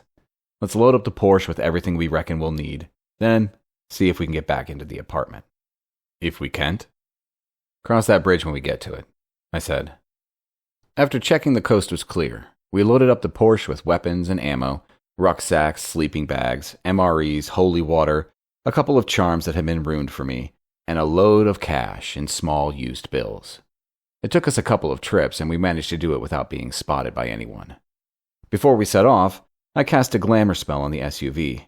It wasn't powerful enough to discourage anyone of power, but it would suffice to ensure any mundanes looking for us would simply ignore the Porsche. A basic, look somewhere else compulsion spell. 20 minutes later, we were approaching my apartment, and things were looking promising. I started to slow down when we both spotted them at once. In a shimmer of blue-white light, the 4 knights phased into existence in front of the block. I could sense the glamour on them, preventing mundanes from perceiving their appearance. I rammed my foot down, and we peeled out of there. "Shit, those guys are good," I yelled. "They must have set up some sort of magical perimeter spell. It can't be a tracker, or they would have found us by now. And anyway, I'd sense a tracker and use it to get back to them," said Vusi. "That's put an end to going to the apartment. And we must assume the mercs are also trying to find us using good old-fashioned eyeballs and feet. Street smart, CCTV cameras, cops. Shit, man," I continued. "We're gonna have to go dark. Deep, deep, deep undercover." "Cool," said Vusi. "I assume you have a safe house or something we can go to, so we can lie low?" "Dude," I replied, "I don't have a safe house. I don't even have an or something. I'm not the FBI Witness Protection Program. I'm a fucking bachelor with a slightly unusual job. No, afraid the only way we're gonna fly below the radar is to live rough. We gotta become bums. Slip through the cracks. No one ever looks at the bums." "What about staying with the dwarves or the werewolves?" "No way," I answered. "We can't risk bringing the knights down on them. It's not their battle. Not yet, at any rate. No, we gotta hide the Porsche and get down and dirty." "Shit," cussed Vusi with a laugh. "It didn't take you long to reduce me to the lowest of the low. Less than a month as your partner in crime, and I'm living on the streets." "Yeah, well, fuck you." "Excellent," bantered the Zulu. "Very erudite comeback. Have you ever thought of writing novels or poetry, perhaps?" "I would," I returned, "but I can't figure out how to make Vusi rhyme with dickhead or asshole." "There was a young man named Hex who boned a Tyrannosaurus Rex. The beast gave him herpes simplex, so now he practices safe sex." "Oh, ha ha," I quipped. "Very mature. Now, instead of looking for the next Pulitzer Prize, maybe you could look for a likely place to stash the Porsche, you think?" Vusi laughed again. We stashed the car by Riverside Valley Community Gardens. Then I used a spell cartridge to cast a solid glamour over it. This wasn't anything like the lightweight spells I usually use to conceal the SUV. This was a serious construct. Whereas my usual go-to spell for car concealment was a simple, "don't look here," this was more of a "fuck off or die" spell. An aggressive aura that turned people's attention away to such a degree that they would actively walk away from the car. Even if they happened to physically bump into it, they would simply assume they had stumbled over their own feet. Then, while Vusi went off to find a couple of old shopping trolleys, I found the nearest thrift shop and purchased 2 long duster coats. I managed to find 2 that were barely acceptable, even to the thrift shop, almost worn through, baggy, with missing buttons. I discarded the belts and substituted them with a couple pairs of shoelaces, then I rolled them in the gutter for a bit. Perfect. It wouldn't make us look homeless, but it would stop us looking like 2 lounge lizards on the prowl in downtown Harlem. Vusi came back with a couple of old shopping trolleys, and I presented him with his new coat. He grimaced, then pulled it on. After that, we loaded up our new transport and headed for the Riverside Park Tunnel, where I reckoned we had a chance of finding a place to lie low. 26. I woke up feeling like a pile of dirty underwear, grimy, wrinkled, and unwashed. I also felt like I'd run like 12 marathons in a row without rest. Even my brain was stiff. Glancing over at Vusi, I saw he too was awake. His eyes were open, but he lay as still as death. Eventually, he spoke. "I feel like shit." "Me too," I admitted. And we both had a good reason to. The day before, we had pushed ourselves to the limit, using the portable anvil and small gas kiln to manufacture close on 40 spell cartridges each, stocking up for the battles we knew were ahead. Then we had both passed out, on a couple of thin camping bedrolls, sleeping for almost 20 hours straight. Now it was time to get going. Places to go, and people to kill. "So, what's the P of A?" asked Vusi. "P of A? Plan of action," he explained. "First, we gotta get out of here. It won't be long, and they, meaning the Knights and the Mercs, will come looking for us. That would be double bad. We'd be trapped like rats in a barrel, and also, there would definitely be collateral damage. And I'm not exactly sure whose ire we would pique if we were responsible for getting a bunch of nuns killed, but I don't want to take that chance. Let's load up the Porsche with everything we reckon we'll need, then see if we can get back into the apartment. If we can't, cross that bridge when we get to it," I said. After checking the coast was clear, we loaded up the Porsche with weapons and ammo, rucksacks, sleeping bags, MREs, holy water, a couple of charms that had been ruined for me, and a load of cash in small used bills. It took us a couple of trips, and we managed to do it without being spotted by anyone. Before we set off, I cast a glamour spell on the SUV. It wasn't powerful enough to discourage anyone of power, but it would suffice to ensure any mundanes looking for us would simply ignore the Porsche. A basic, look somewhere else compulsion spell. 20 minutes later, we were approaching my apartment, and things were looking promising. I started to slow down when we both spotted them at once.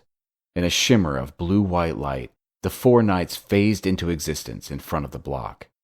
I could sense the glamour on them, preventing mundanes from perceiving their appearance. I rammed my foot down, and we peeled out of there. "Shit, those guys are good," I yelled. "They must have set up some sort of magical perimeter spell. It can't be a tracker, or they would have found us by now. And anyway, I'd sense a tracker and use it to get back to them," said Vusi. "That's put an end to going to the apartment.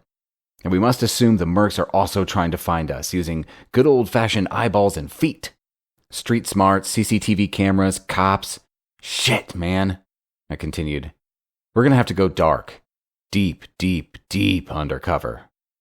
"Cool," said Vusi. "I assume you have a safe house or something we can go to, so we can lie low?" "Dude," I replied, "I don't have a safe house. I don't even have an or something. I'm not the FBI Witness Protection Program. I'm a fucking bachelor with a slightly unusual job. No, afraid the only way we're going to fly below the radar is to live rough. We gotta become bums. Slip through the cracks. No one ever looks at the bums." What about staying with the dwarves or the werewolves? No way, I answered. We can't risk bringing the knights down on them. It's not their battle, not yet at any rate. No, we gotta hide the Porsche and get down and dirty. Shit, cussed Vusi with a laugh. It didn't take you long to reduce me to the lowest of the low. Less than a month as your partner in crime, and I'm living on the streets. Yeah, well, fuck you. Excellent, bantered the Zulu. Very erudite comeback. Have you ever thought of writing novels or poetry, perhaps? I would, I returned, but I can't figure out how to make Vusi rhyme with dickhead or asshole. There was a young man named Hex who boned a Tyrannosaurus Rex. The beast gave him herpes simplex, so now he practices safe sex. Oh, ha ha, I quipped. Very mature. Now, instead of looking for the next Pulitzer Prize, maybe you could look for a likely place to stash the Porsche. You think? Vusi laughed again. We stashed the car by Riverside Valley Community Gardens. Then I used a spell cartridge to cast a solid glamour over it. This wasn't anything like the lightweight spells I usually use to conceal the SUV. This was a serious construct. Whereas my usual go-to spell for car concealment was a simple, don't look here, this was more of a fuck off or die spell. An aggressive aura that turned people's attention away to such a degree that they would actively walk away from the car. Even if they happened to physically bump into it, they would simply assume they had stumbled over their own feet. Then, while Vusi went off to find a couple of old shopping trolleys, I found the nearest thrift shop and purchased 2 long duster coats. I managed to find 2 that were barely acceptable, even to the thrift shop, almost worn through, baggy, with missing buttons. I discarded the belts and substituted them with a couple pairs of shoelaces. Then I rolled them in the gutter for a bit. Perfect. It wouldn't make us look homeless, but it would stop us looking like 2 lounge lizards on the prowl in downtown Harlem. Vusi came back with a couple of old shopping trolleys, and I presented him with his new coat. He grimaced, then pulled it on. After that, we loaded up our new transport and headed for the Riverside Park Tunnel, where I reckoned we had a chance of finding a place to lie low. 27. You're spending my money faster than a crack whore in Vegas, shouted Rutherford. Where's it all going? Major Manford took a deep breath and went through a mental 10 count before he answered. It would do no good to shoot this useless mofo now, not before they had been paid. But by God, he wanted to. Sir, we discussed this prior to launching the operation. We have used the cash to mobilize our street intelligence. Everyone from the cops to the pimps, newspaper sellers, drug dealers, even reporters. Obviously, it costs, sir. But, as you did stipulate before, cost is no object. Results are what you want. Yes, results, Colonel Mustard, yelled Rutherford. Where are my results? Sir, continued the Major, they will come. We have also thrown a large bribe at the necessary government departments to get access to the city's CCTV network, and our banking contacts are looking for any credit card purchases by either of the targets. It's only a matter of time. What about the priest? Asked Rutherford. I hear he's still alive. Do you want us to kill him? No, don't be stupid, snapped the trust fund asshole. Put eyes on him. Hex is bound to try to see him. Or if not Hex, then someone close to him. Whoever pitches up, kidnap them. Bring them here and we can use them to lure that mage shitface in again. And this time, we make sure he doesn't escape. Good idea, boss. Naturally, it's a good idea, Colonel Mustard, because I'm not grotesquely stupid and incompetent. Major Manford imagined his 9mm round plowing through Rutherford's skull and erupting through the other side in a fountain of gore. Smiling at the image, he saluted and left the room. Grog put the phone down. A good old-fashioned landline, complete with rotary dial and clunky bakelite receiver. The priest is dying, he said to Ugogo. I've hired a private ambulance company to bring him here, but I will have to go to the hospital to sign a waiver and get him out. I could do it, but it'll have to be quick. Why? Asked Ugogo. I am over 1,000 years old, he answered. I've never actually talked to Hex about it, but Even for my race, this is unusually long-lived. In fact, the magical space that surrounds the apartment is the only thing keeping me alive. As long as I stay here, I live forever. And it's not a bad life. The apartment is as large as I want it to be, and I have seen all that I ever wanted to see in the outside world. So, I stay here and serve Hex. Also, he needs me. How long have you got outside the envelope? Inquired Ugogo. Grog shrugged. Honestly, I'm not that sure. Days, hours, but most likely mere hours. All I know is I can't hang around out there. Time is literally of the essence. I would ask you to go, but I am the one who has power of attorney over Hex's dealings. Plus, of course, your allergy to hospitals. So, ipso facto, I am the only one who can spring the dying priest. I only hope we can save him once we get him here. Ugogo grasped the half-breed Fae by his shoulder and nodded. Go. Be fast. Bring him back, and I will do my best. 28. Major Manfred had sent 6 men to the hospital under the leadership of Captain Gregson. They had eschewed their usual combat chic outfits for a more clandestine black ensemble, so as not to stand out like a bunch of stormtroopers attempting a military coup. Instead, they looked like a bunch of extras from the Matrix, complete with shades and long leather coats to conceal the suppressed submachine guns they carried. They entered the hospital and strode down the corridor to the section where the priest was being held. As they turned the corner, the ambulance crew was right there. The priest on a gurney, covered by a sheet with various drips hanging above him. They were headed for the back entrance, pushing the gurney in the opposite direction to the mercenaries. Captain Gregson held his hand up. "Halt!" he commanded. But the ambulance crew, who had been paid a massive bonus by Grog, ignored him, breaking into a slow jog instead. The mercs drew their weapons and the captain shouted one last warning. "Stop or we fire!" Then, all hell broke loose. An old man wearing a lime-green long-tailed jacket, leather breeches, and odd-pointed shoes seemed to peer out of thin air. He raised both of his hands and with a mumbled chant started casting balls of fire at the mercs. They weren't the massive, burning balls they had seen Hex cast before. These were smaller, hotter, and didn't last as long. It was obvious the caster was worried about collateral damage and was merely providing cover for the ambulance crew to escape. The mercs, however, didn't give a flying crap about hurting bystanders, and they opened up with everything they had. Hundreds of rounds of 9mm full metal jacket rounds spat and buzzed through the air like a swarm of steel wasps. A definite death sentence for everyone on the receiving end. Except it wasn't. With a flick of his hand, Grog threw up a shield that stopped every round. Bullets slammed into the shield and ricocheted back, striking some of the mercs as they did. There were shouts of pain as 2 of them fell to the floor, wounded by their own ordnance. Using the shield as cover, Grog ran from the building, but as soon as he left, the shield dropped and the 4 mercs sprinted after him, the 2 wounded ones bringing up the rear. They caught up with the ambulance crew in the car park.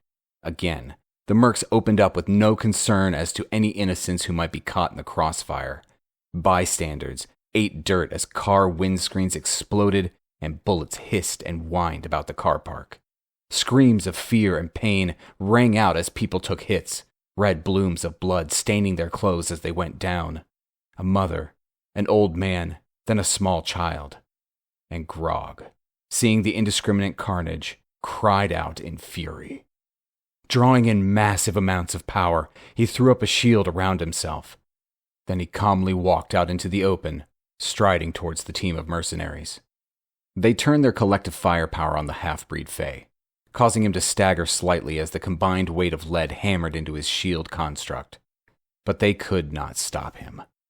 Then he raised his hands, threw his arms wide, and calling on his power again, literally melted their faces off. "You have taken the lives of the innocent," he stated, his voice shaking with fury. "So now, you must pay the price." He kept his power raging for a few more seconds, waiting until the last mercenary fell, screaming and writhing to the floor. Then he turned and got into the ambulance with the dying priest. Rutherford leaned back in his chair, sighed heavily, and shook his head. He was doing his best headmaster scolding an errant child impression, under the erroneous belief that it gave him gravitas. He was mistaken.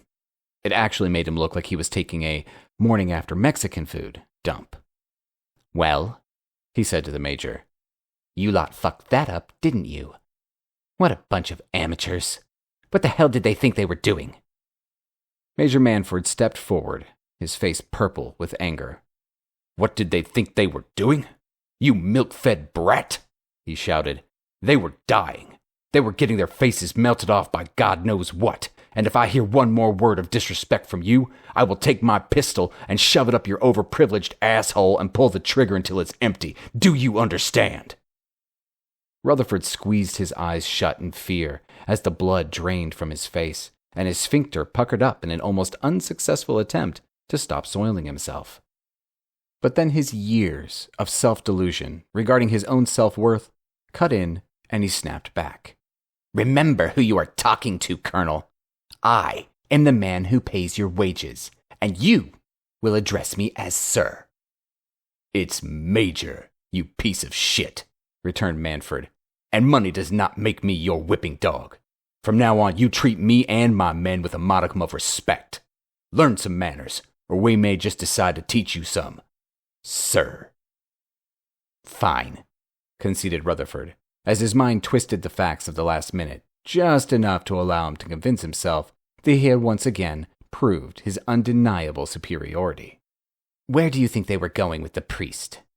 "Intel tells us they headed back to Hex's apartment," said the Major.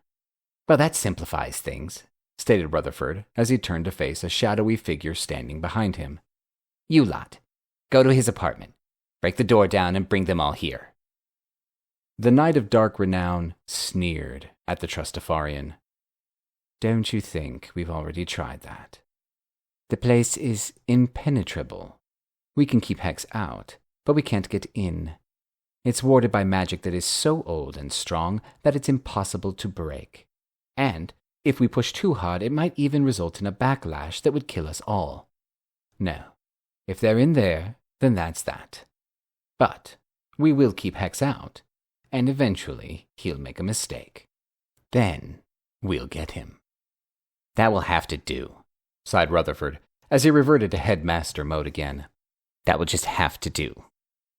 And Major Manford made a silent promise to himself that whatever the outcome of this particular goat fuck of an operation, Rutherford was a dead man. He threw the pathetic creature a salute, turned on his heel, and left. Behind Rutherford, the knight simply disappeared.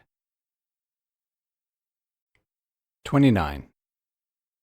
We were lucky to spot the entrance to what I assumed was a collapsed or discontinued service tunnel situated close to the Riverside Park Tunnel. The entrance was well obscured by a crumbling concrete wall and a spray of creepers. We wheeled our trolleys in, and I waited for my eyes to adjust to the gloom of the post-apocalyptic urban semi-subterranean grotto. "Shit," mumbled Vusi. "Mole people." I shook my head. Nah, these dudes aren't affiliated to those nutcases. These are just fringe dwellers, homeless survivors. Try to blend in. As my night vision clicked in, I could make out at least 20 people. Some couples, but mainly singles. They had created a series of partitioned areas, walls of cloth and cardboard, offcuts of carpeting on the floor, and doors made from old drapes. A multitude of electrical wiring ran from an illegal power point, providing electricity for cookers, TVs, and other various household appliances. A man approached us, looming up out of the gloom and flickering shadows. He was ridiculously tall and thin, maybe 6'8". A beard lay on his chest, bald head, and large hooped gold earrings. He wore a pair of faded denim dungarees, and over his shoulders a cloak made from an old length of purple velvet. In his rope belt, he carried a large carving knife, its handle wrapped in duct tape to enhance its grip. "Here comes trouble," stage whispered Vusi, in his usual loud enough to hear across the room volume. I noticed his hand drifting towards his assegai, so I grabbed it and shook my head. "Whatever," I said. "We're newcomers here and we don't want trouble, so play it cool. Remember, be copacetic." Vusi nodded. "What the hell you think you're doing here?" asked the tall man, his jaw thrust out aggressively, his hand resting on the handle of his blade. Just looking for a place to crash, I informed him. Don't want no trouble. Too late, he sneered, because this is my place. I be Lord Jack, and I never gave you no permission to come here. So fuck right off, now. Or maybe I cut you some. I knew exactly how to handle this dude. A bit of bowing and scraping, refer to him as my lord, and ask his permission to stay. His ego would be stoked, we would have a place to hide out, and trouble would be well avoided.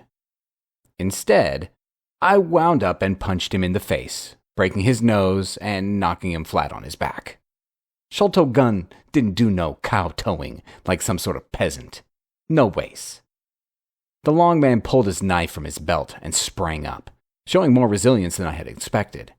But as he thrust his blade towards me, I stepped to the side and used a minor air spell to grab his arm. Then I punched him again, this time in the side of his head, splitting his ear, bringing forth a spray of blood. This proved too much for the self-proclaimed lord, and he took off at a staggering run, leaving via the main entrance. Very copacetic, noted Vusi. Yeah, well, I don't like aristocracy, I sniped. Let's find a place to hole up.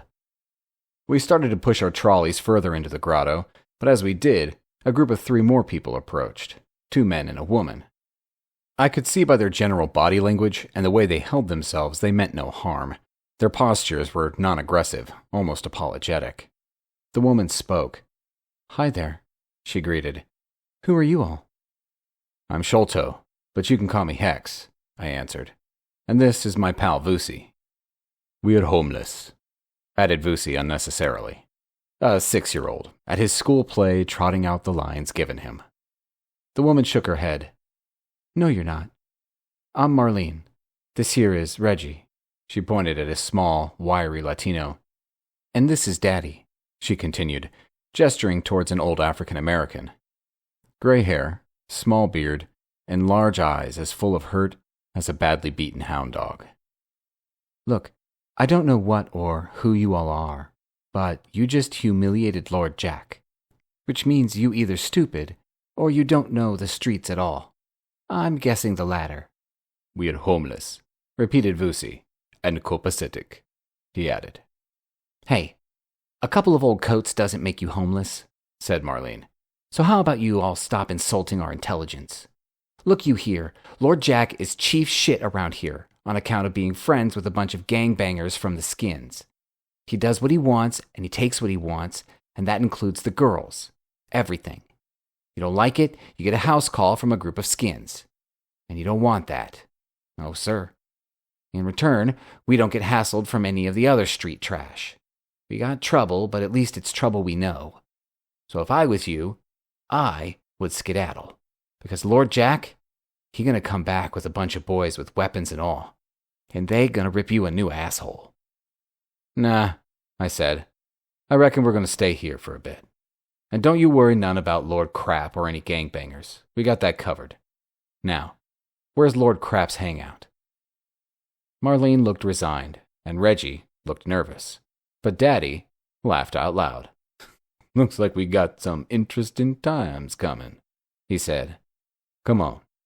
I'll show you his old place. I assume you making it your own. I nodded, and we followed Daddy deeper into the grotto. I was surprised at how well set up the place was. Lights strung along the walls, what looked like chemical toilets, and even a shower in a sectioned-off part. There was also a small communal area, complete with a large round table and mismatched chairs. A shitty budget Camelot. Daddy pulled a heavy velvet drape aside and gestured. Here be the Lord's place. Enjoy. But make no mistake, Marlene wasn't fooling. That shithead, he gonna be back here soon. Most probably late tonight, and he gonna want payback. And then some. He's gonna be real disappointed then, I informed the old man, because nobody gets payback from Sholto Gunn. Daddy laughed again and left, letting the drapes fall closed behind him. I looked around. To say Lord Jack's place was luxurious would be a stone-cold lie, but it sure didn't look like I expected. There was a living room, an overstuffed sofa, a wooden chair with a cushion on it, even a small flat-screen TV and a DVD player. Behind a cardboard partition, a bedroom with 2 camp cots. A selection of mismatched threadbare throw rugs was scattered liberally about the place, covering all the floor. A couple of electric lights hung on wires above the rooms. There were no ceilings, but as we were indoors, there was no need. "What now?" asked Vusi. I peered at my fist. There were spots of Lord Jack's blood on my knuckles from the punch to his ear. "I got some of that asshat's blood," I told Vusi. "Enough to create a blood ward?" he asked. I nodded. "Reckon so. I'll do that now. Then we can unpack and take a look around. Get a lay of the land before we venture out." "Good call," agreed Vusi. "You need a hand with the ward?" I shook my head. "Nope, it's pretty simple. I'll cast it to warn us when he's close, and I'll strengthen it so he can't even get within 10 feet of these rooms without getting a serious shock to his system. Any stronger and it would take too much power to maintain. And he's just a street bum after all. No real problem to us." While Vusi unpacked our stuff, I took a small bowl from my pack, drizzled some water in, and swirled my knuckles through it, washing some of the blood off. Enough to turn the water pink. Then I scraped in some earth from the walls of the cavern. Finally, I chucked in a spell cartridge and gave it the command. "Presidio." The water glowed like fire for a few seconds, then became normal water again. I took the bowl, slipped out into the grotto, and sprinkled the contents all about, repeating the command under my breath as I did so. And that was that. The place was successfully warded against all intruders who would do us harm, but particularly against Lord Crabhead. A job well done. Vusi followed me out of our new temporary home. I could see most everyone was standing around, pretending to be doing something, while actually all taking a look-see at us, probably wondering what we were going to do next. I approached Daddy and Marlene, who were standing together. "Who's in charge here when Lord Asshat isn't around?" I asked. They both shrugged. "Well, we better get some system going," I continued. "So, you or Daddy?" I asked Marlene. Marlene shook her head. "You," she pointed at me, and then at Vusi, then him. "No," I replied. "We won't be here for long, and I predict that Lord Dickwad won't be either. Now just bear with me for a bit. You choose." Marlene pointed at Daddy. "Him, then me. But we're not leaders." "Okay," I conceded. "We'll call you both spokesmen. Daddy is spokesman number 1, and you are number 2. I did a quick scan for Reggie and called him over. "Hey, Reggie." He walked over and nodded. I pulled out a wad of cash. "Can you do me a favor? Take this and go get us all a mess of fried chicken and fixings. I saw a place around the corner. Get a few buckets, enough for everyone. You cool?" Reggie grinned. "I'm cool. Can I get some sodas?" "Sure. Bring me back the change." Reggie nodded again, and then he called someone over. A young boy came running.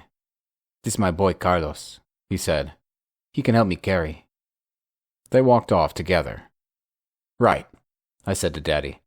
"I notice you dudes are pretty set up here, but I also can't help but notice you all a bit short of some things, like blankets, warm coats, that sort of shit." Daddy raised an eyebrow. "Don't take no Sherlock Holmes to see that a group of homeless people don't got much of anything. But yeah, you would be correct. Blankets and shit cost money, and we all ain't got a lot of expendable income here on account of being as poor as shit." "Show me 2 trustworthy dudes, young and strong," I said. Daddy looked around, then beckoned to 2 young men who were standing together. They walked over. "Charles and Bertram," he said. "They be partners. You can trust them."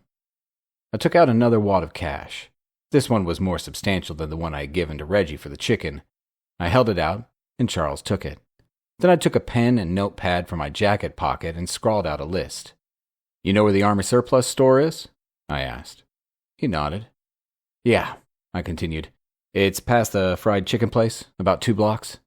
He nodded again. "I said I know it." I handed him my list. "Go there. Buy all this. Maybe take a couple of trolleys. It's a lot of stuff, mainly blankets and jackets, but also some K-bar knives, MREs, and sundries." "This is a lot of money," I stressed. "You gonna come back? I can trust you?" Charles nodded. "We're homeless," he said. "Not thieves." The two young men left, taking a couple of trolleys with them. "Why are you doing this?" asked Daddy, his voice thick with suspicion. "You all some sort of cult or something?" "No, we're just normal homeless people," said Vusi. "Just like you guys. Not hiding or nothing, just homeless." Daddy laughed. "Son," he said to Vusi, "you would make some awful undercover agent. You can't lie for shit." Vusi grinned, but said nothing. "We're most likely going to cause you guys some inconvenience," I explained. "For that, we're sorry, but we need to hide out for a while, and this seems the perfect place to do that. So, this is just a part of making up for it. But I guarantee no harm will come to any of you, trust me." Daddy nodded. "Not like we got any choice. You do what you gotta do, but I'll take you up on that guarantee, son. These are good folk here, and we got no need for trouble or violence. We all just trying to get by. You dig it?" "I dig it, Daddy," I confirmed. "It's all good. Now Vusi and I are going to take a rest. We've had a bad couple of days. Wake me up when the guys get back with everything, okay?" Daddy gave me a thumb up, and Vusi and I headed for the camp cots, still exhausted from our marathon bout of spell cartridge making. We had managed to get a good couple of hours of sleep before the troops got back. Then there had been a rather festive atmosphere about the place. Chicken had been eaten, and blankets, jackets, MREs, and sundries had been distributed. I had also gotten the boys to purchase a few solid fuel stoves just in case the power ever went, as well as a dozen K-bar marine knives for general protection. We sat around the table in the common area, and I listened to the grotto dwellers talk. Surprised to hear their stories. Some were the classic cliches that one expected. A life of petty crime to support a drug habit, resulting in a slow slide into vagrancy and homelessness. Others were different. Successful executives burned out to such a point they simply couldn't get back on the treadmill. Young girls who were the victims of serial sexual abuse, and a couple of veterans, Daddy being one of them. Around midnight, everyone took to their respective beds. But before they did, I warned them Lord Jack would almost certainly be coming back tonight. He couldn't afford to let things slide. That would seriously fuck up his street cred, and that was all he had. But when he did come, I told them they must all sit tight. Don't get involved, this wasn't their fight, and I don't want any collateral damage. There was a general murmur of consent. Lights went out, and not long later the sounds of sleeping washed over the grotto. 3 a.m. They call it the Devil's Hour, because that's when the bad things come out to play. Things like Sholto Gunn and Associate. More people die in hospitals during this hour than all the others put together. It was the best time to attack, because people's mental capacities are at their lowest. Unless, of course, they are waiting for you. At almost exactly 3 o'clock, the ward pinged in my head. 7 men. One of them was Lord Jack, another 6 males. "Party time," I whispered to Vusi. "Let's try to keep this relatively quiet," I continued. "No fireballs or lightning, no firearms. Only air magic and old-fashioned steel." I pulled out a K-bar to stress the point. Vusi unsheathed his assegai and grinned like it was prom night. We moved forward, towards the entrance. I could see Lord Jack and his gang member friends silhouetted against the entrance like a real bunch of rookies. It looked like they were all carrying machetes, wide-bladed, vicious-looking weapons, except for Lord Jack, who was carrying an AK-47 assault rifle. I leaned in close to Vusi. "We better take Jack out first and fast," I whispered. "He lets rip with that assault rifle. People are going to die." Vusi nodded his agreement as he edged left, looking to flank the group. I decided to stay where I was, front and center. I wasn't going to be subtle about this. I would let Lord Jack make his play, and then I would kill him and his gangbangers. He wanted to play the big swinging dick with Sholto Gunn? Well, that was his problem. The 7 intruders fanned out. Jack took the center, and the rest formed an arrowhead behind him. Then, with his voice pitched high and loud, Lord Jack shouted, come out, wherever you are! Lord Jack is here, and it's payback time!" I was readying myself to launch forward and take the SOB out, when all the lights in the grotto flickered on, and from out of the dwelling area came a line of occupants. They stood calmly, K-bars and various other weapons in their hands. Shit! I cussed under my breath. This was the opposite of what I had told them to do. Stay put and keep out of harm's way, I had said. Not stand up and face down a well-armed gang of killers. Double shit!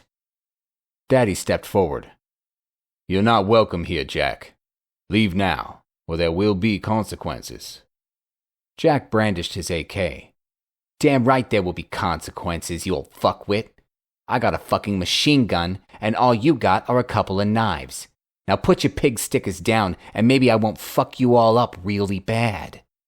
But then, maybe I still will. See, you have transgressed, so you must be punished. I could tell things were going to go south quick. Daddy was an honorable man, and brave, but Jack was going to take him down like a stray dog if the old man didn't drop his weapon and take to begging for his life real soon.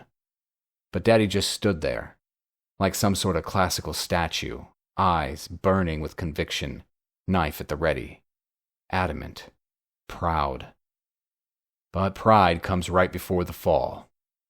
Like it was happening in slow motion, I saw Jack bring his AK-47 to bear.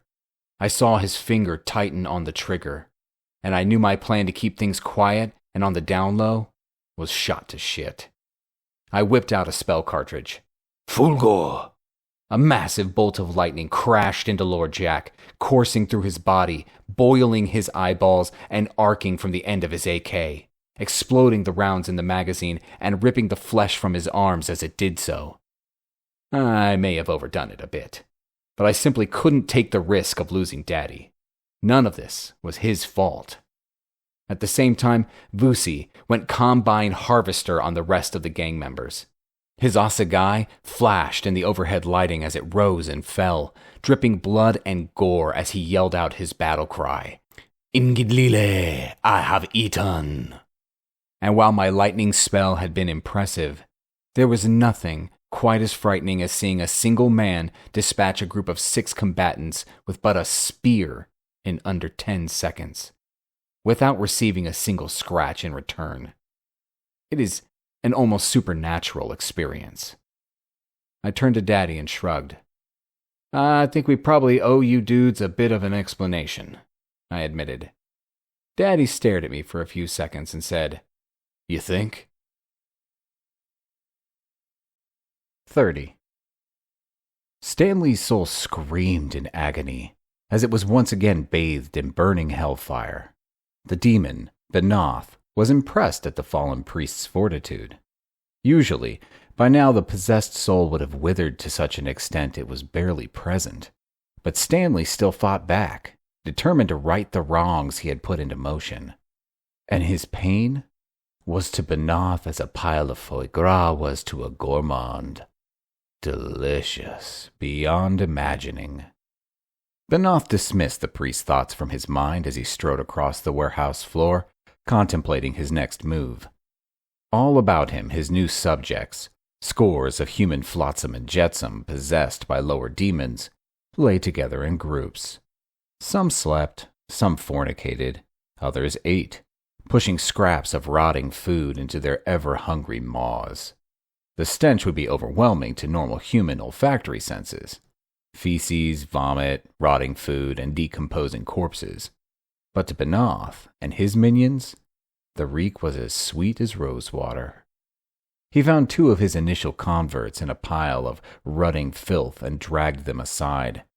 Sheila and Deshawn. They would be in charge of the next part of his plan, his strategy, his design towards world domination. Using uncomplicated words and basic concepts, he explained to them what their mission was, and it was a simple one. He had already acquired a Ford Transit van for them. They were to take another 8 of the demon spawn and go to an out-of-town bank Benoth had chosen. They were then to rob the bank, ensure they were not being followed, and bring the money back. Because for his plans to come to fruition, Benoth needed money. Loads of money. The demon leader had not complicated things by planning how the bank raid was to take place. He was confident his minions would be successful. After all, It was a relatively simple instruction. Go to bank, kill all who resisted, take money, kill all who attempt to follow, come home. An hour later, the van full of demon spawn was on its way. The bank was situated in a small town outside Parsippany, New Jersey. 8,000 residents, most of whom worked for the still thriving steelworks or many of the related industries like transport or retail. They were paid every Friday, and as a result, the bank was chock full of cash at the end of every week. The Ford Transit, full of stinking demon-possessed bums, arrived at 1:30 that Friday afternoon, and they simply parked outside the bank, debussed, and rushed in. The security guard, a retired ex-cop by the name of Bert Summers, attempted to stop them, holding his one hand out in command while the other rested on the butt of his revolver. But the demons simply swarmed all over him, their mouths opening impossibly wide, like their jaws had been dislocated as they bit into him, tearing, chewing, and snuffling. His screams of agony at being eaten alive ensured all the other patrons in the bank did exactly as they were told. "Lie down," shouted Sheila. "And you," she continued, handing a gunny sack to one of the tellers, "fill that with money. And if any of you activate an alarm or call for help, I swear, you will all die. Now move." The teller moved with alacrity because it is one of life's simple truths that no one wants to be eaten alive by a bunch of bums. But, unknown to the demon spawn, the teller had already pushed the silent alarm, and the town sheriff and 2 of his deputies were on their way. 10 minutes later, Sheila and the other 9 demon-possessed ran out of the bank and straight into a withering amount of gunfire. The sheriff and his 2 deputies all carried Remington pump-action shotguns loaded with double-aught ammo, and they were all better than average shots. And if the opposition they were facing were all normal, common, or garden-variety felons, then it would have been a spectacular end to the crime that was being perpetrated. As it happened, the shotgun blast did some horrific physical damage to the demon-possessed, and it did slow them down, but it did not stop them. Because you cannot kill something that is basically already dead. So once again, the minions fed. 8 minutes later, the Ford Transit left the scene, peeling away with a squeal of tire smoke, and behind lay a dead, half-eaten security guard, a partly masticated dead sheriff, 2 dead deputies, and a selection of arms, fingers, and bits of flesh the shotgun blasts had removed from the demon spawn. Later, when interviewed by the newspaper, bystanders had described the bank robbers as a bunch of bums hopped up on some sort of drug. The newspapers immediately dubbed them the drug bums. 31. Daddy had brought the 2 men in to see me and lay their problems out. They were both in their early 30s, worn-looking, weathered faces, ragged clothes, and obvious needle tracks on their arms. But they were respectful and seemed to be relatively harmless to all but themselves. "I'm not a cop," I told them, "so I'm not sure what you want me to do." "We've been to the pigs," said the one. "They didn't even bother to take a statement. To be honest, we came because we spoke to Daddy, and he said you might help us. You see, it's not just our friend who's missing, it's loads of others. Everyone we speak to knows of someone who has disappeared in the last couple of weeks, might even be hundreds." I wondered what the point of kidnapping busloads of homeless people would be, and couldn't come up with any sort of reason. Well, not any sane reason. "Is there no word on the street?" I asked. "There must be rumors. There's always rumors." "Tons," admitted one of the dudes. "but none of them make sense. People say it's aliens. Some say it's the mayor cleaning up the streets. Death squads organized by neo-Nazis. It's all mental, man. All we know is a lot of us are going missing. No trace. There 1 minute and gone the next." I wasn't sure what to say to the dude, but he looked so desperate and so fucking helpless that I threw him a bone. "I'll look into it, okay?" The 2 of them bowed to me like I was some sort of royalty, then backed away, mumbling their thanks as they did. Vusi grinned. "King fucking Hex," he said. Cut it, dude, I snapped. What else could I say? You could say, nothing we can do about it, replied Vusi. In case you have forgotten, we've got a bunch of mercenaries and a team of kick-ass warrior mages looking for us. We also got to track down a priest who seems to have crossed over to the dark side, and I'm pretty sure Rutherford is going to be throwing a lot more at us as soon as he gets the chance. Yeah, I know, I conceded. But all I said is, I'll look into it. So, we just keep our eyes open. That shouldn't be too difficult. Now, talk to me about Ugogo. What did she have to say when you phoned? I didn't actually speak to her, admitted Vusi. I phoned her, but Grog picked up. They got Father Cooney at the apartment, but it's not good news. The father is still in a coma. He's not doing well either. In fact, that's why Ugogo couldn't take the call. Apparently, she's in a full trance keeping the father alive, so we aren't going to get any help from Grog or Ugogo, which is a pity, because I'm pretty sure with the four of us together, we could kick those knights' asses. I felt a twinge of disappointment. Not that Sholto Gunn needed help from an ancient half-fae and a fat old lady, but let's face it, they weren't exactly two normal senior citizens. We need to do something to break the stalemate we're in, but I'm not really sure what, I said. No offense to our current neighbors, but I just don't think I'm cut out to be a homeless dude. I'm more at ease in my mega-huge apartment with my Italian suits, manservant, Porsche Cayenne, and platinum card. Wow, shallow much? Asked Vusi. Totally, I answered, as I set my substantial brain onto sorting out our next step. 32. There had been a spate of bank robberies in the areas surrounding New York in the last few days, all committed by the so-called drug bums. As a result, all security and law enforcement were on high alert, and this time, they had caught them good and proper. As per their usual modus operandi, the bandits had arrived in a Ford Transit, 10 of them. Then, they had simply ran in, demanded money, and killed anyone who didn't do as they were told. This time, however, they had killed everyone. And this seemingly unnecessary killing spree had delayed them to the point that every cop, sheriff, and deputy in the district was waiting for them when they exited. The law had been warned that apparently the bums were on some sort of mega drug like an enhanced PCP, and as such were almost impossible to take down. But they had yet to be subjected to the veritable firestorm they were exposed to outside the Farley family bank. 32 well-armed men opened up on the bums as they ran out of the building. It made the final scene of Butch Cassidy and the Sundance Kid look like the end of Sleeping Beauty. Most of the men carried fully automatic assault rifles capable of squirting out lead at a rate of approximately 10 rounds a second. Multiply that by 32, and you have over 300 rounds a second slamming into the exiting bank robbers. It tore them apart, like a hailstorm destroys a newly sprouted wheat crop. Less than a minute later, the gang was so cut up, it would take a team of experts a very long time to put the correct body parts together. Or it would have, if anyone actually ever bothered to do so. The team of lawmen cheered at a job well done.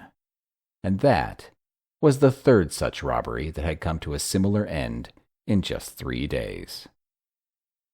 Benoth was literally frothing at the mouth. Real rabid dog stuff. 3 of his robberies had gone belly up on him. 3! 30 of his minions were no longer. And taking the rate of conversion attrition into account, that meant he had needed over 50 homeless people to gain demon possession of those 30. This was not good. He wasn't sure who to blame, but his ire and his anger burned so hot that he needed to take it out on someone. He beckoned to 2 of his minions.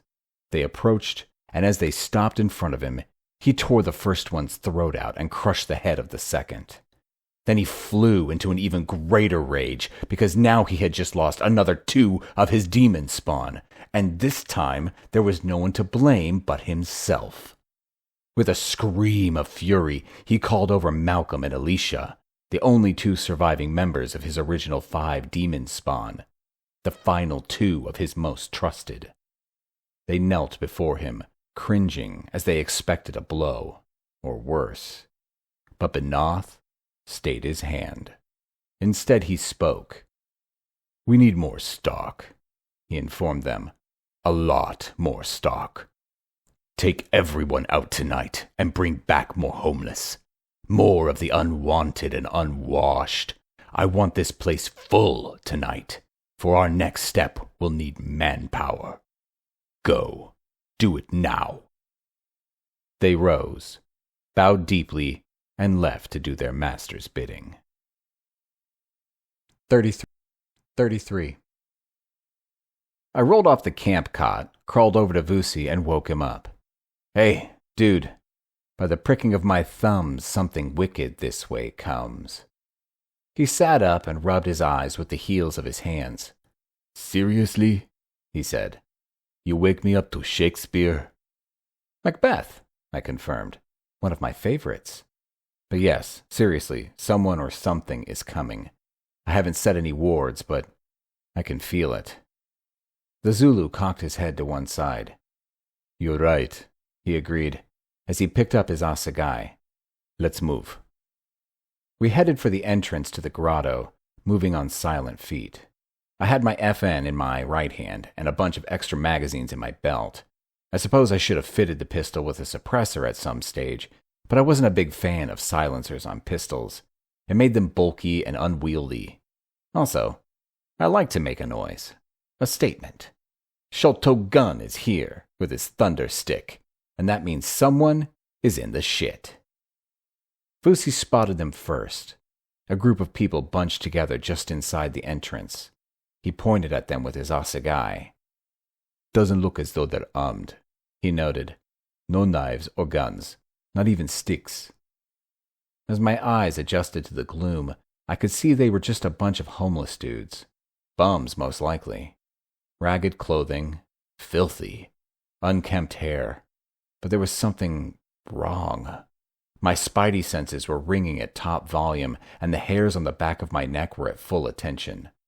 Suddenly, Vusi sucked in a shocked breath. "Umti hore," he muttered. "Look at their eyes. Idimonai." Now he had actually said the word, demon. It was obvious. Evil rolled off them like a storm cloud, and the stench of brimstone was unmistakable. They must have been casting some sort of low-level collective glamour for us not to have sensed them from 100 yards away. Still, we knew now, so it was the highway back to hell for them. Not that I was under any illusions this was going to be an easy battle. I mean, shit. We had fought a couple of demons lately, and although we had prevailed, one had literally killed me, and the others hadn't been any sort of pushover. And just because these ones were in full human form didn't make things any easier.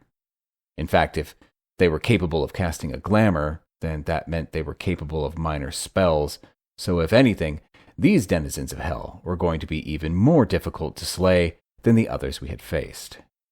Man, don't you love it when everything just goes to shit right in front of you? "Let's rock and roll," I said. Vusi complied by chucking a spell cartridge in the air. Ilanga! The spell burst into existence and bathed the grotto in bright sunlight. As soon as the targets were exposed, I started popping off rounds at them. Fast. The FN holds 20 rounds in a magazine, and I wasn't shy about ammo expenditure. I knew the pistol couldn't kill them, but I figured that the more holes these fuckers had in them, the easier they would be to take out when things got down and dirty. At the same time, Vusi started hitting them with fireballs. Small, superheated mothers that crackled and sizzled through the air like anti-aircraft fire. Behind me, I could hear shouts and screams of fear and surprise as the residents of the grotto were rudely awakened by what must have seemed like the apocalypse. Daddy ran up next to me and shouted in my ear in an attempt to be heard over the gunshots and fireballs. "What the hell is going down?" he yelled. "Extremely bad shit," I answered. "Get everyone to the back. As far away as possible. Leave this to Vusi and me. Trust me. It's what we do."